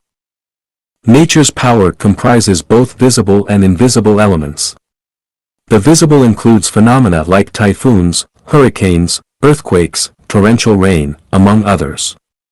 The invisible encompasses the seemingly commonplace forces that make seeds germinate and grow, keep the celestial bodies moving, sustain the cycles of the seasons, and even cause disasters in an instant. A person of integrity, though not actively seeking fortune, the heavens guide them unexpectedly to achieve their heartfelt aspirations. A devious individual, despite craftily avoiding misfortune, the heavens intervene at their cunning moments to seize their soul. The force behind guiding unexpectedly and seizing their soul is the unseen power of nature. A tiny seed can grow into a towering tree, a small fertilized egg can develop into an incredibly complex life, an ordinary person can become a world-shaking leader, a powerful empire can crumble, a prominent figure can be imprisoned or even executed. Behind all these occurrences lies the true power of nature. As one grows older, reminiscing about life, many pivotal moments are realized as beyond personal control, seemingly prearranged. No one wishes to face hardships and setbacks, yet they arrive unexpectedly. Some people suddenly rise to prominence only to fall abruptly, a sequence beyond their control, unexpected and unforeseen. Life seems to be governed by an elusive force that makes one sigh, the mysteries of heaven are divine, human cleverness is of little use. The power of nature is enigmatic and unpredictable, but is there a pattern to follow? The Book of the Supreme Way's responsiveness teaches us, speak, see, and act in goodness. If 3 good deeds are performed in a day, blessings will come within 3 years. Speak, see, and act in evil. If 3 evil deeds are done in a day, calamities will come within 3 years. It truly reflects that misfortune and fortune are self-induced. This is the most straightforward and easily comprehensible rule of nature's power. Myriad complex phenomena teach us one principle: if you desire a fortunate, healthy, and happy life, do not invest in manipulation and adaptability, do not exert efforts in amassing wealth or networking. Instead, focus on nurturing your soul garden. Avoiding wrongdoing is the safest path to preventing stumbles in life.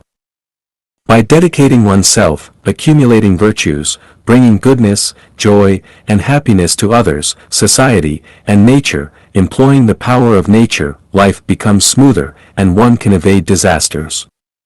However, if one brings pain and harm to others, society, or nature, the force of nature will inevitably administer a corresponding punishment. Everything is born, grows, is punished, and eventually perishes by nature. In harmony with nature, there is birth and growth. In opposition to nature, there is punishment and destruction. Desiring to reach heaven, do not exert effort in gong, methods, techniques, or intelligence. Avoid investing in complex matters. Instead, focus on the simplest task, cultivating your inner soul garden. The force of nature will generously reward those who maintain a beautiful soul garden. The lesson from a beggar. Xie Feng.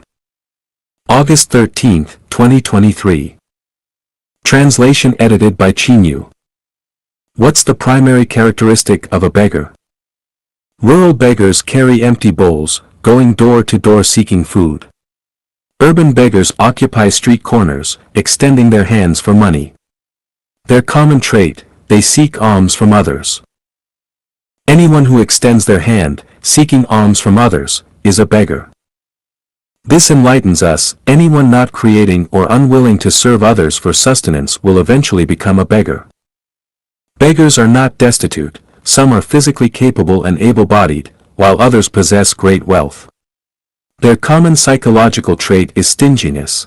They are unwilling to utilize their abilities or wealth and seek to gain without effort.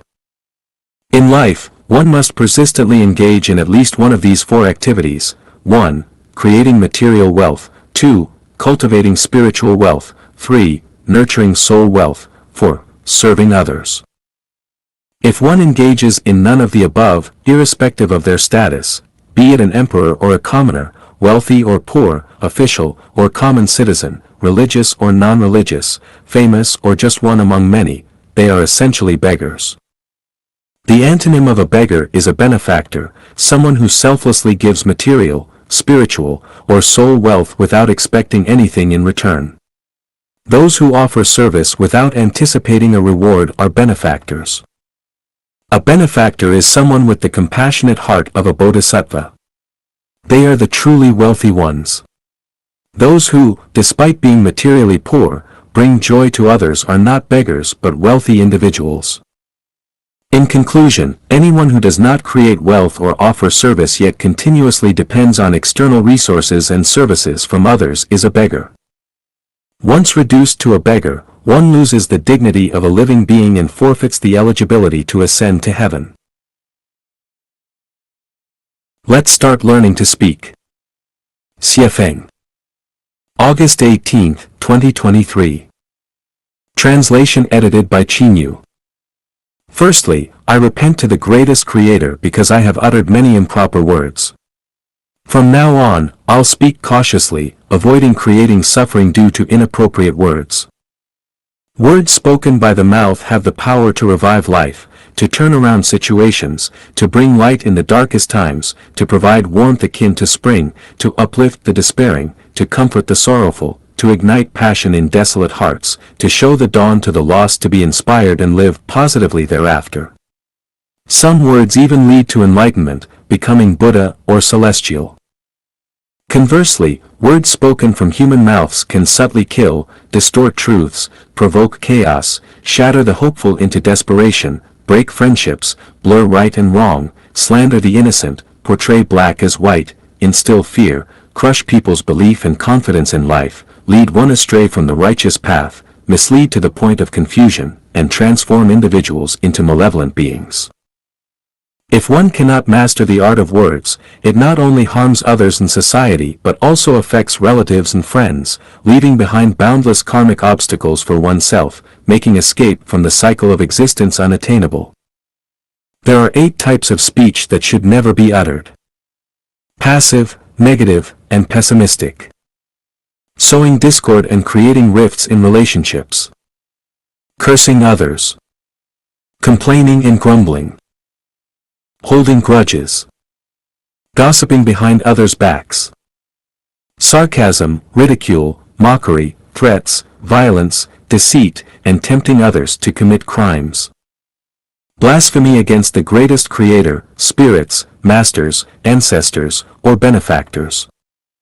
Conversely, there are 8 types of speech one should wholeheartedly express. Warm and comforting words. Words that bring joy and happiness. Uplifting and encouraging words. Positive, optimistic, and constructive words. Inspirational words fostering a longing for a better life. Humorous and witty words that make people burst into laughter. Praising and appreciating others and life itself. Hymns and prayers to the ancestor of Buddha, the greatest Creator. Speaking is an art and a form of cultivation. Apart from speaking words that benefit oneself without causing harm, the tone, expression, and attitude are also crucial. A gentle tone, a friendly expression, and a soft attitude even while criticizing make it easier for others to accept. Conversely, a harsh tone, stern expression, a disdainful and aggressive attitude, or even hysterics, even if the words spoken are truthful and beneficial, make it challenging for people to accept and might incite resistance. In life, those unable to speak properly will face difficulties and setbacks. On the other hand, those who are articulate will have advantages and will be a breath of fresh air to others, paving the way for a bright future. Have you learned to speak well? Different sceneries along different roads. Xiefeng. September 21, 2023. Translation edited by Qinyu. Yesterday, on September 20th, 2023, Huai and I traveled to Kamloops, which is 230 kilometers away from the headquarters in Canada, for a task. Having been there a few times before, I chose the familiar route that passed through 100 Mile House, Clinton, and Cache Creek. From Cache Creek to Kamloops, the landscape was characterized by desolate mountains and sparse human activity in the valleys. Occasionally, a few farms could be seen, mainly relying on sprinkler irrigation for grass cultivation. Along the way, there was a sense of desolation, only offset by the vitality sensed near the Kamloops Lake.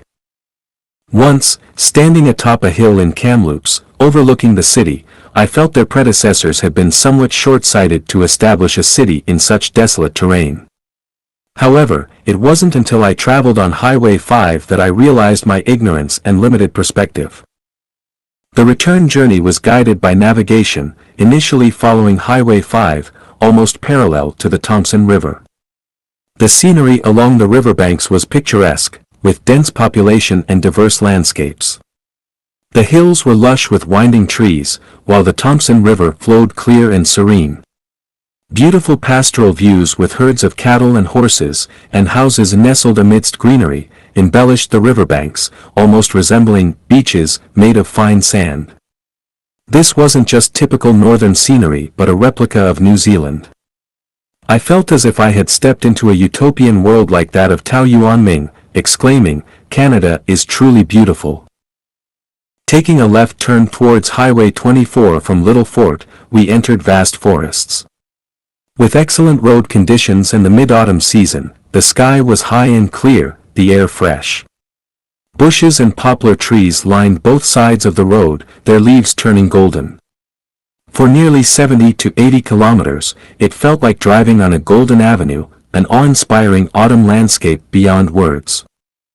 From Highway 97, to Highway 1, to Kamloops, then from Kamloops onto Highway 5, and eventually onto Highway 24, the landscapes seen on different roads were significantly different. This presents us with the following insight. If we always live in the same place, we may believe that this world is an exact reflection of our lives. Our understanding becomes fixed, our thinking becomes rigid, and our cognition shapes everything in the world based on our fixed perspectives.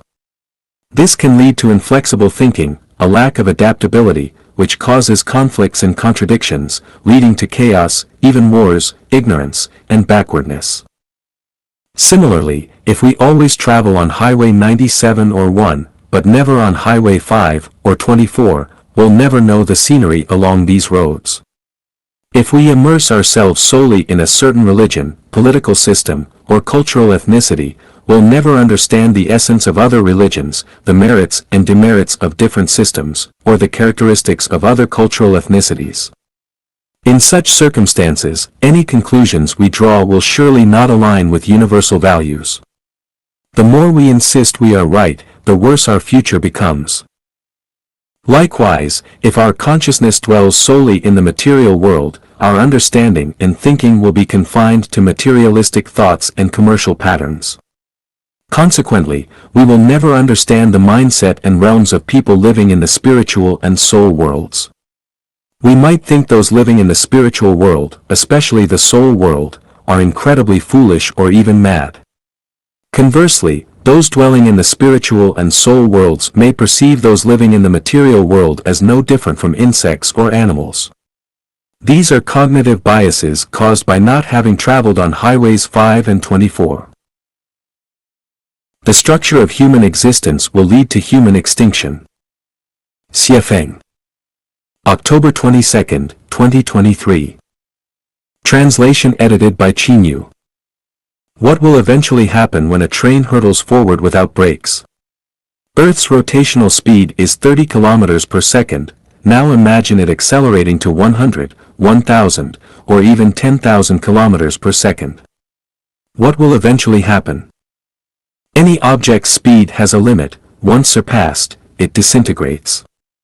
Similarly, when the Earth or a train exceeds its speed limit, it'll either break down structurally or burn out.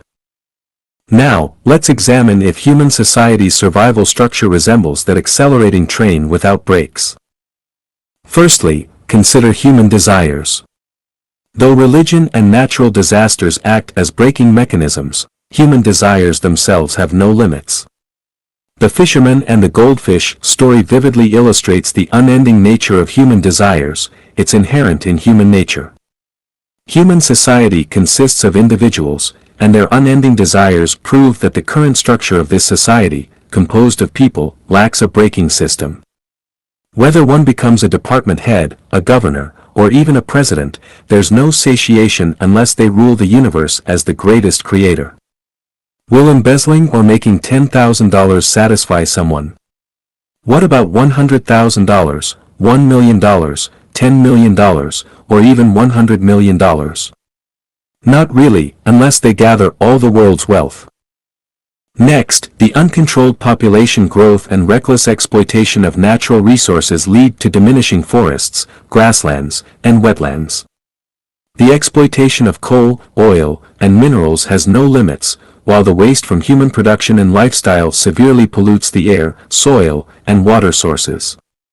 It disrupts the food chain, disturbs the biosphere balance, contributes to global warming, glacier melting, increased hurricanes, heavy rainfall and floods, frequent droughts, forest fires, and consistently extreme high temperatures.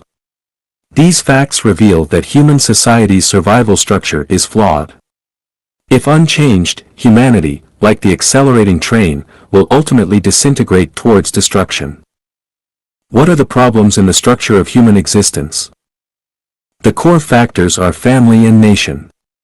If these structures remain intact, humanity faces insurmountable problems and crises.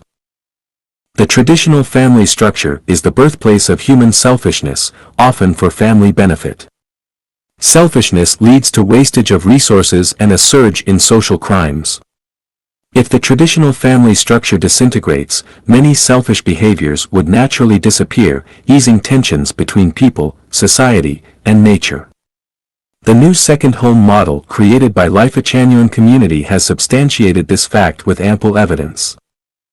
The national structure functions as a machine for humans to vie for resources and mutually destroy each other. Presently, global military spending, divided among the world's 8 billion people, amounts to more than $300 per person annually. Redirecting this money towards improving livelihoods could save vast natural resources. Furthermore, the existence of a nation demands a large number of officials who contribute little to wealth creation but rely on the populace for support. In China, for instance, out of 1.4 billion people, around 80 million are financially supported by the state's tax revenue. Roughly, it takes about 12 working-age individuals to support one government worker. Globally, the working-age population, defined as individuals between 15 to 64 years old, faces similar circumstances. In China, the working age is 16 to 60 years old for men and 54 for women. Factoring in the unemployed, disabled individuals, and farmers with minimal income, it's estimated that around 5 to 6 individuals involved in material wealth creation support one government worker. Regardless of how much those creating material wealth earn, government employees' salaries are mostly fixed and obligatory. In reality, anyone who consumes pays taxes, and a substantial portion of this tax serves as salaries for government employees. Thus, the existence of the nation-state entails significant waste and places an overwhelming burden on its citizens. If all nations on Earth were to disappear, people could potentially lead relatively tranquil lives. In conclusion, if humanity continues on its traditional production and lifestyle path, it leads to destruction. If families disband and nations disappear, humanity can transform crisis into tranquility and embark on the road to happiness. Look up to the stars while standing in the gutter. Xie Feng. November 11, 2023. Translation edited by Qinyu. In life's journey, there will be times when you find yourself living in the gutter. The gutter is characterized by its darkness, dampness, foul odor, and the presence of rodents, snakes, cockroaches, and mosquitoes. Living in the gutter feels like being neither alive nor dead, unable to live well yet unable to die, trapped and unable to escape, enduring the torment of both physical and mental suffering. Have you experienced any of this? Local thugs and bullies harass you, disrupting your normal life, bullying you and your loved ones, smash your windows, shout loudly in front of your door at midnight, smear paint on your door, and frequently threaten you with phrases like, "If you do not, something, I'll, something, you." Have you ever experienced this? You're bullied, but you have no recourse. You call out to the heavens but receive no answer. You call out to the earth but find no relief. There's nowhere to seek justice, nowhere to air grievances. You feel deeply troubled and contemplate hanging yourself. Have you experienced this? Being unemployed, having no savings in the bank, responsible for caring for family members, having no land for farming, no job prospects, seeking help from anyone possible but finding no one willing to assist. Have you experienced this? Your home being destroyed time and again, being repeatedly driven out of your own home, with nowhere to go in this vast world, nowhere to settle, wandering every day, struggling to survive in a state of disappointment, hopelessness, and despair. Have you ever experienced this? Once your home was filled with esteemed guests, there were no ordinary visitors. You were spirited, full of ambition, guiding and stirring the world with your words. Suddenly, one day, you became a prisoner, your home was ruined, your possessions confiscated. Former close friends and those whom you once helped scattered, no one came to rescue you, not even to visit.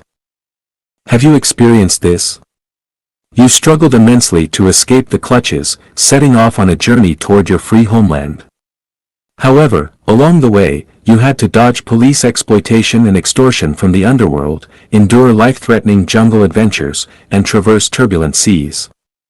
As funds depleted, food supplies vanished, and illness struck. Have you experienced this? The person you trusted the most betrayed and deceived you, emptied your pockets, sabotaged your career, and spread a series of untrue accusations against you. You found no one to stand up for your justice, people looked at you with suspicion. Have you experienced this? Unknowingly, you fell into an organization or a trap. Initially, you tasted all the sweetness, thinking you were on the path to success and a superior life. But once certain conspiracies unraveled, you found yourself trapped with no way out and had to consider desperate measures. When any of these experiences happen, it proves you're currently living in the gutter. Living in the gutter is akin to standing on the cliff of death. One misstep and you'll plummet into the abyss, bidding farewell to life.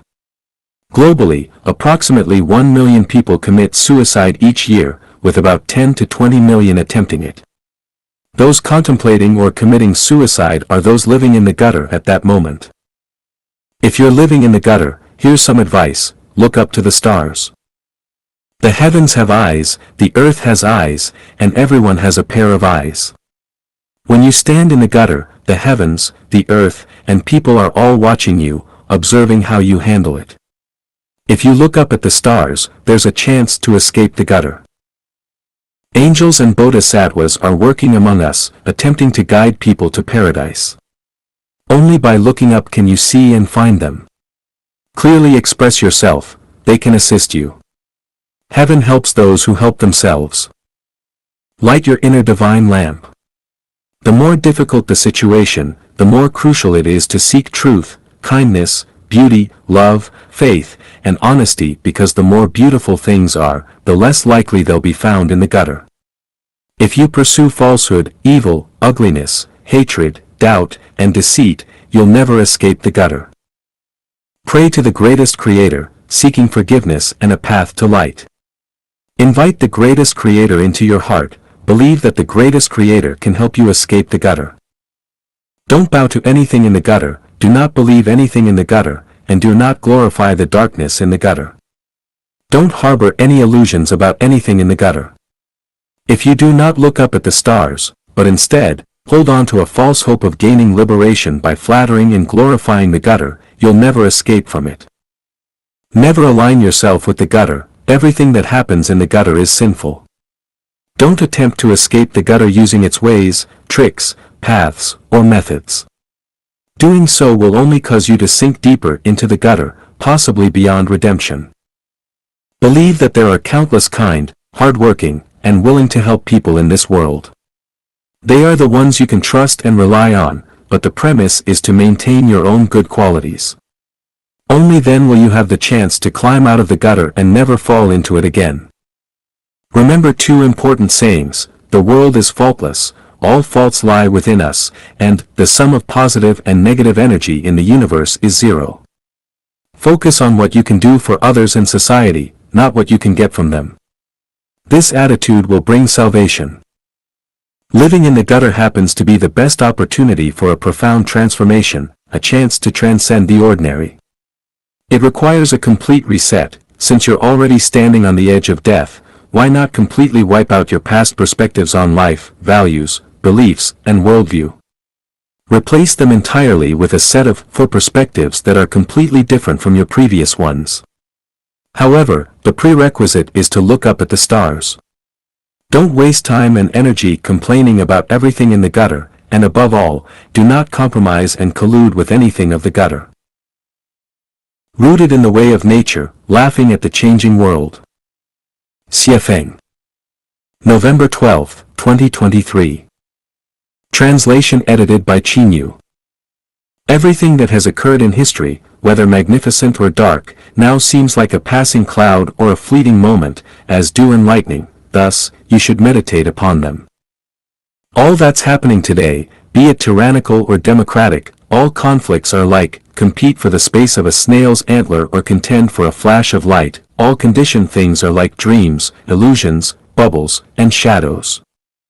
The awakened ones play the game within the game, the ignorant ones are played by the game. Crying out to the heavens stems from not understanding causality, rejoicing in the heavens comes from not comprehending the plot. Only the enlightened ones can be free and unfazed, like bamboo swaying in the wind, which, when the wind passes, leaves no sound, or geese crossing the cold pond, which, when the geese are gone, leaves no trace, and they can laugh at the changing world. Ensnared in the plot, deluded by illusions, hence, anxious for wealth, distressed by poverty, like ants on a hot pan, restless, and anxious. Stepping out of the storyline to observe the world's vicissitudes is simply witnessing the ebb and flow, the blossoming and withering of seasons. Quietly observing the turbulent world, the changing climate, scrutinizing discussions on social media and various information platforms, where mixed truths and falsehoods clash, is like watching the rise and fall of waves, the struggle between black and white. From presidents to commoners, generals to soldiers, experts to armchair critics, from masters to servants, everyone is deeply engaged in the play, mistaking vinegar for ink, and writing a lifetime of sourness. How much effort is worth spending on the fleeting moments of life? Is it worth fighting for every inch of the vast world we inhabit? The full moon and waning moon ultimately reduce us to a handful of yellow earth. The rising and setting sun swiftly turns the landscape into desolate plains. Broken walls where foxes sleep, deserted platforms where rabbits walk, all were places of singing and dancing in those days. Yellow flowers covered with cold dew, withering grasses looming in mist, all belong to the battlefields of the old times. Where is the constancy in rise and fall? Where does strength or weakness lie? Amidst change, there's consistency, and within chaos, there's order. We can perceive the constancy and order in the cosmic life drama through the three verses of Shinshio, Huineng, and Deiform Buddha. Shinshio, the body is a Bodhi tree, the mind a clear mirror standing. At all times diligently wipe it clean and let no dust alight. Huineng, Bodhi is not a tree, and the clear mirror is nowhere to stand. Fundamentally there is not a single thing, where could dust arise? Deiform Buddha, our heart, mind, can perceive the material world, Bodhi tree, and our soul, consciousness, is like a bright mirror which can observe how the heart responds to all kinds of phenomena. When reaching a state of enlightening, and perceiving the intrinsic nature of life, consciousness can create millions of things and phenomena by itself, thus it transcends all dust on the mirror and reaches the other shore of true freedom. The Bodhi tree and the mirror stand represent constancy and order, while dust represents change and chaos. Shinshil warns against attracting dust. Huineng suggests that neither constancy nor order exists, nor does change or chaos, while Daiform Buddha says that by rooting consciousness in constancy and order, one can transcend change and chaos. What is constancy and order? The way of the greatest creator is both constancy and order. It is eternal, unchanging laws and principles. Adhering to constancy and order, one can transcend dust, no longer perplexed by the vicissitudes of society and nature. The way of the greatest creator is the way of nature. Only by rooting oneself in the way of nature can one laugh at the changing world, unobstructed by illusions. Hence, one can navigate gracefully through the vast transformations of chaos, freely, without being swayed by appearances, continually ascending toward the eternal realm of immortality. Great matters are decided by fate, small matters are decided by people. Xie Feng. November 13, 2023. Translation edited by Qinyu.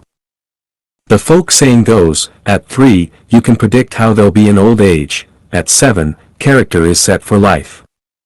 Despite the importance of upbringing and education, a person's future is fundamentally shaped at birth. While efforts post-birth are crucial, a duckling can never transform into a swan no matter how hard it tries, just as a cabbage can never become a peony no matter the effort. During my time as a high school class teacher, I observed a phenomenon. After a semester of observing nearly 60 students, I had a basic understanding of each student's future, those who might attend college, those who might join technical schools, those who might only graduate from high school and engage in manual labor, and even those who might take to criminal activities. Though I didn't conduct follow-ups, I knew that the probabilities of development rarely deviated from my assessments. Great matters are decided by fate, small matters are decided by people, and a person's life is mostly predetermined from birth. Those familiar with fortune-telling through birthdates know that a person's fortune, happiness, longevity, and misfortune are determined at birth. Changing or altering them is nearly impossible. While Liaofan's 4 Lessons tells us that people can alter their predetermined fate through certain means, such occurrences are rare, and for most, fate remains unchangeable. Understanding this truth holds several uses for us. If you encounter misfortune, do not regret or resent it, for it was bound to happen, just like death is inevitable. Dwelling on it is unnecessary. If you achieve success, do not become arrogant or boastful, for it's not entirely your doing but a plot already scripted by fate. Don't imitate or learn from anyone. No matter how hard a crow tries to imitate a parrot, it cannot replicate the parrot's grace and voice. Be yourself. Don't harbor wild ambitions. The traits of great deceit or great compassion are inherent in one's genes. If born as a fierce tiger, it will surely become the king of the mountains. If born as a lamb, it will never turn into a wolf. Life's journey seldom has a smooth path throughout. It's bound to encounter setbacks, lessons, and even Waterloos. At such times, harboring resentment is futile. It's best to smile because evading it is impossible. Facing it and accepting it calmly can alleviate much of the harm. Direction and purpose outweigh effort. Persistently walking toward a direction is better than frantic efforts in the same spot. Once standing on the wrong side for the sake of interests, there might be futile efforts or even risks to life. When the greatest creator sneezes, the entire world benefits. On a macro scale, receiving the greatest creator's favor ensures a peaceful and prosperous life. Losing it, no matter how frugal one is, might lead to mere survival. Hence, focus on the big goals and do not mourn the loss of petty gains. The best way to change fate is to consider contributing something for others, society, or nature rather than seeking something from them. Rendering others hopeless will eventually leave oneself with no way forward. When young, one strides with confidence, feeling that their future is entirely within their control. It's only when they reach 60 or beyond that they realize, in the world, one's destiny is not entirely one's own. The things they want to do become impossible, and the things they do not want to do must be done every day. Often, it's not that one desires to fall into decadence or idleness, but rather the surroundings and people force them into such a situation. Eventually, they understand that great matters are decided by fate, not by individuals. Small matters are under our control. Whether to utter a cold remark, what to have for lunch, rice or steamed buns, decides on our own, although sometimes it feels like we cannot decide. Choosing the information to explore on WeChat or YouTube, deciding whether to shower in the morning or at night, all these minor decisions are in our hands. We must take charge of and decide on all these little things ourselves, without passing the responsibility to fate. Never underestimate the significance of small matters. Sometimes, even a single spoken sentence can alter the trajectory of destiny. A careless remark may lead to a downfall, while a well-chosen one can brighten the darkest moments. Should one adhere to being oneself or give up being oneself? Xie Feng. November 15, 2023. Translation edited by Qinyu. On March 24, 2021, I wrote an article titled, "Giving Up Being Oneself is the Superior Way of Cultivation," explicitly stating to give up being oneself.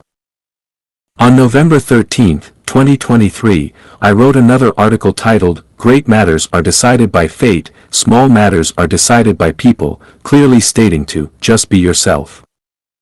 So, should one be oneself or give up being oneself? Which viewpoint is correct? First, let's examine whether the viewpoint of being oneself is correct. My logical reasoning is, each species can only be itself because it cannot transcend its own kind. For instance, a crow wanting to become a parrot, a sheep wanting to become a wolf, or a fly wanting to become a bee, all these desires are unattainable. No matter how hard they try, wanting to become another species is impossible. Therefore, just be oneself. Even within the same species, such as ants or bees, the ant queen and the bee queen are predetermined. Ordinary ants or bees aspiring to be queens, despite their learning and efforts, is also impossible. So, one can only be oneself.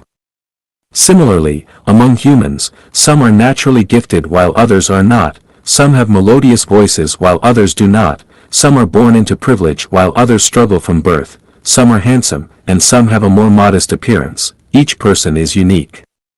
No matter how hard one tries to imitate others, they cannot become someone else. Similarly, in business, doing the same thing in the same era can result in profits for some and losses for others. Learning and effort are crucial, but one should never plagiarize or imitate others. This viewpoint, is it wrong? Now, let's examine whether the viewpoint of giving up being oneself is incorrect. I directly brought over the main content from Giving Up Being Oneself is the Superior Way of Cultivation for everyone to contemplate. Christ Jesus taught us, "If any want to become my followers, let them deny themselves and take up their cross and follow me. For whoever wants to save their life will lose it, but whoever loses their life for me will save it." Buddha Shakyamuni taught us, if a bodhisattva thoroughly understands the dharma of no self, he is a true bodhisattva. Celestial Laozi taught us, is what we value and what we fear within ourselves. We have fears because we have a self. When we do not regard that self as a self, what have we to fear? Therefore, he who values the world as his self, may then be entrusted with the government of the world, and if he who loves the world as his self, the world may then be entrusted to his care. Only by being unselfish can one fulfill one's wishes, and only by being selfless, can one accomplish himself. How does it feel? Isn't the viewpoint of giving up being oneself correct? Given that being oneself is right and giving up being oneself is also correct, it creates complete contradiction, leaving one unsure. Hold on, let's understand it this way. Telling a 5-year-old child, go play, and letting them freely play is appropriate, right? However, if we tell a 30-year-old adult or an 80-year-old elderly person, go play, would that be suitable? Certainly not. Likewise, telling an ordinary person, be yourself, do not fantasize about being someone else, is correct. But for a wise person, aware of transcending worldly desires and aspiring for heaven, instructing them to give up being oneself and wholeheartedly following the teachings of gods and saints, adhering to heavenly standards without becoming fixated personal insights, isn't this right approach? Any qualified teacher or master must tailor their guidance according to the aptitude of the disciple. Beams need guidance according to the beam standards, pillars according to the pillars standards, and rafters according to the rafters standards. A uniform standard cannot be imposed on everyone. Hence, guiding the general public should entail telling them, be yourself. Guiding exceptional individuals like saints and Buddhas must caution them to give up being oneself. Life Achanuan's solution to the Israeli-Palestinian conflict. Xiefeng. December 11, 2023. Translation edited by Chinyu. Purpose: to ensure that every Jewish person lives safely and happily, and that every Palestinian lives safely and happily. Jews and Palestinians share the same ancestor, Abraham. Hence, the conflict between them is like a dispute between brothers, a family feud. The land where Palestinians and Jews reside belongs to the Promised Land. It does not exclusively belong to either group. Therefore, the best solution is reconciliation and joint management between Palestinians and Jews. The desire of either side to eradicate the other from this Promised Land is a fallacy and will only lead to greater catastrophes. How can Jews and Palestinians reconcile? Firstly, let's determine who should govern the Promised Land. The premise should be whoever can ensure the safety, health, prosperity, and happiness of every citizen. If Palestinians can manage the affairs of the Promised Land better, let them govern. If Jews can do it better, they should manage. The fact remains that Jews have managed the Promised Land better economically, technologically, and administratively than Palestinians. Therefore, the best approach is for all Palestinians to integrate into Israeli society, considering themselves Israeli citizens. Palestinian elites with wisdom and capabilities can participate in the national governance. If Palestinians refuse to integrate into Israeli society, or if Jews refuse to accept Palestinians as Israeli citizens, consider the following alternatives. In the recent Israeli-Palestinian conflict, we've seen support for Palestine from at least 30 countries, condemning Israel. Since these countries care for the safety and well-being of Palestinians but militarily, Palestine is unable to surpass Israel, let's relocate the 6 million Palestinians currently living in Palestine to these countries. Each country can accept 200,000 refugees. This would resolve the issue. If the countries supporting Palestine only pay lip service and do not genuinely care for Palestinians, unwilling to accept them, then the third option comes into play. Isn't the United States supporting Israel? Then accept all 9.7 million Jewish people as Americans. Your country is vast and resourceful enough to allow 9.7 million Jews to move to the U.S. This would make the United States stronger. Moreover, I've observed many in the U.S. showing support for and standing by Palestine through protests. Let these sincere individuals, who genuinely care for Palestinians, go to Palestine and aid in its development. I believe those supporting and advocating for Palestine in the United States genuinely care for and cherish Palestine. They would certainly be willing to go to Palestine to participate in its construction. After all, once the Jewish people leave, there will be numerous houses available to live in and plenty of modern facilities to use. Why not take this opportunity? This would completely resolve the Israeli-Palestinian conflict and relieve Palestinians of any future concerns. If the 9.7 million Jewish people are unwilling to immigrate to the United States, or if the U.S. lacks the courage and openness to accept them, then, considering the good relations with Israel and the concern for Palestinians, Russia, with its vast territory and insufficient military manpower, could accept 6 million Palestinian immigrants. Accepting 6 million Palestinians to Russia could both develop the vast land resources of Siberia and enhance Russia's influence. This would be a beneficial scenario for Israel, Palestine, Russia, and the entire world. If Russia refuses to accept Palestinian immigrants, or if Palestinians are unwilling to go to Russia, then the Israeli-Palestinian conflict will continue. Life Echanuan provides these three solutions: reconciliation between Israel and Palestine, 30-plus countries supporting Palestine to accept Palestinian refugees, all Jews migrating to the U.S., or all Palestinians moving to Russia. If none of these works, the last resort would be war using the most brutal means directly. As history has shown us, where civilization fails, barbarism becomes the most direct and effective way to resolve disputes.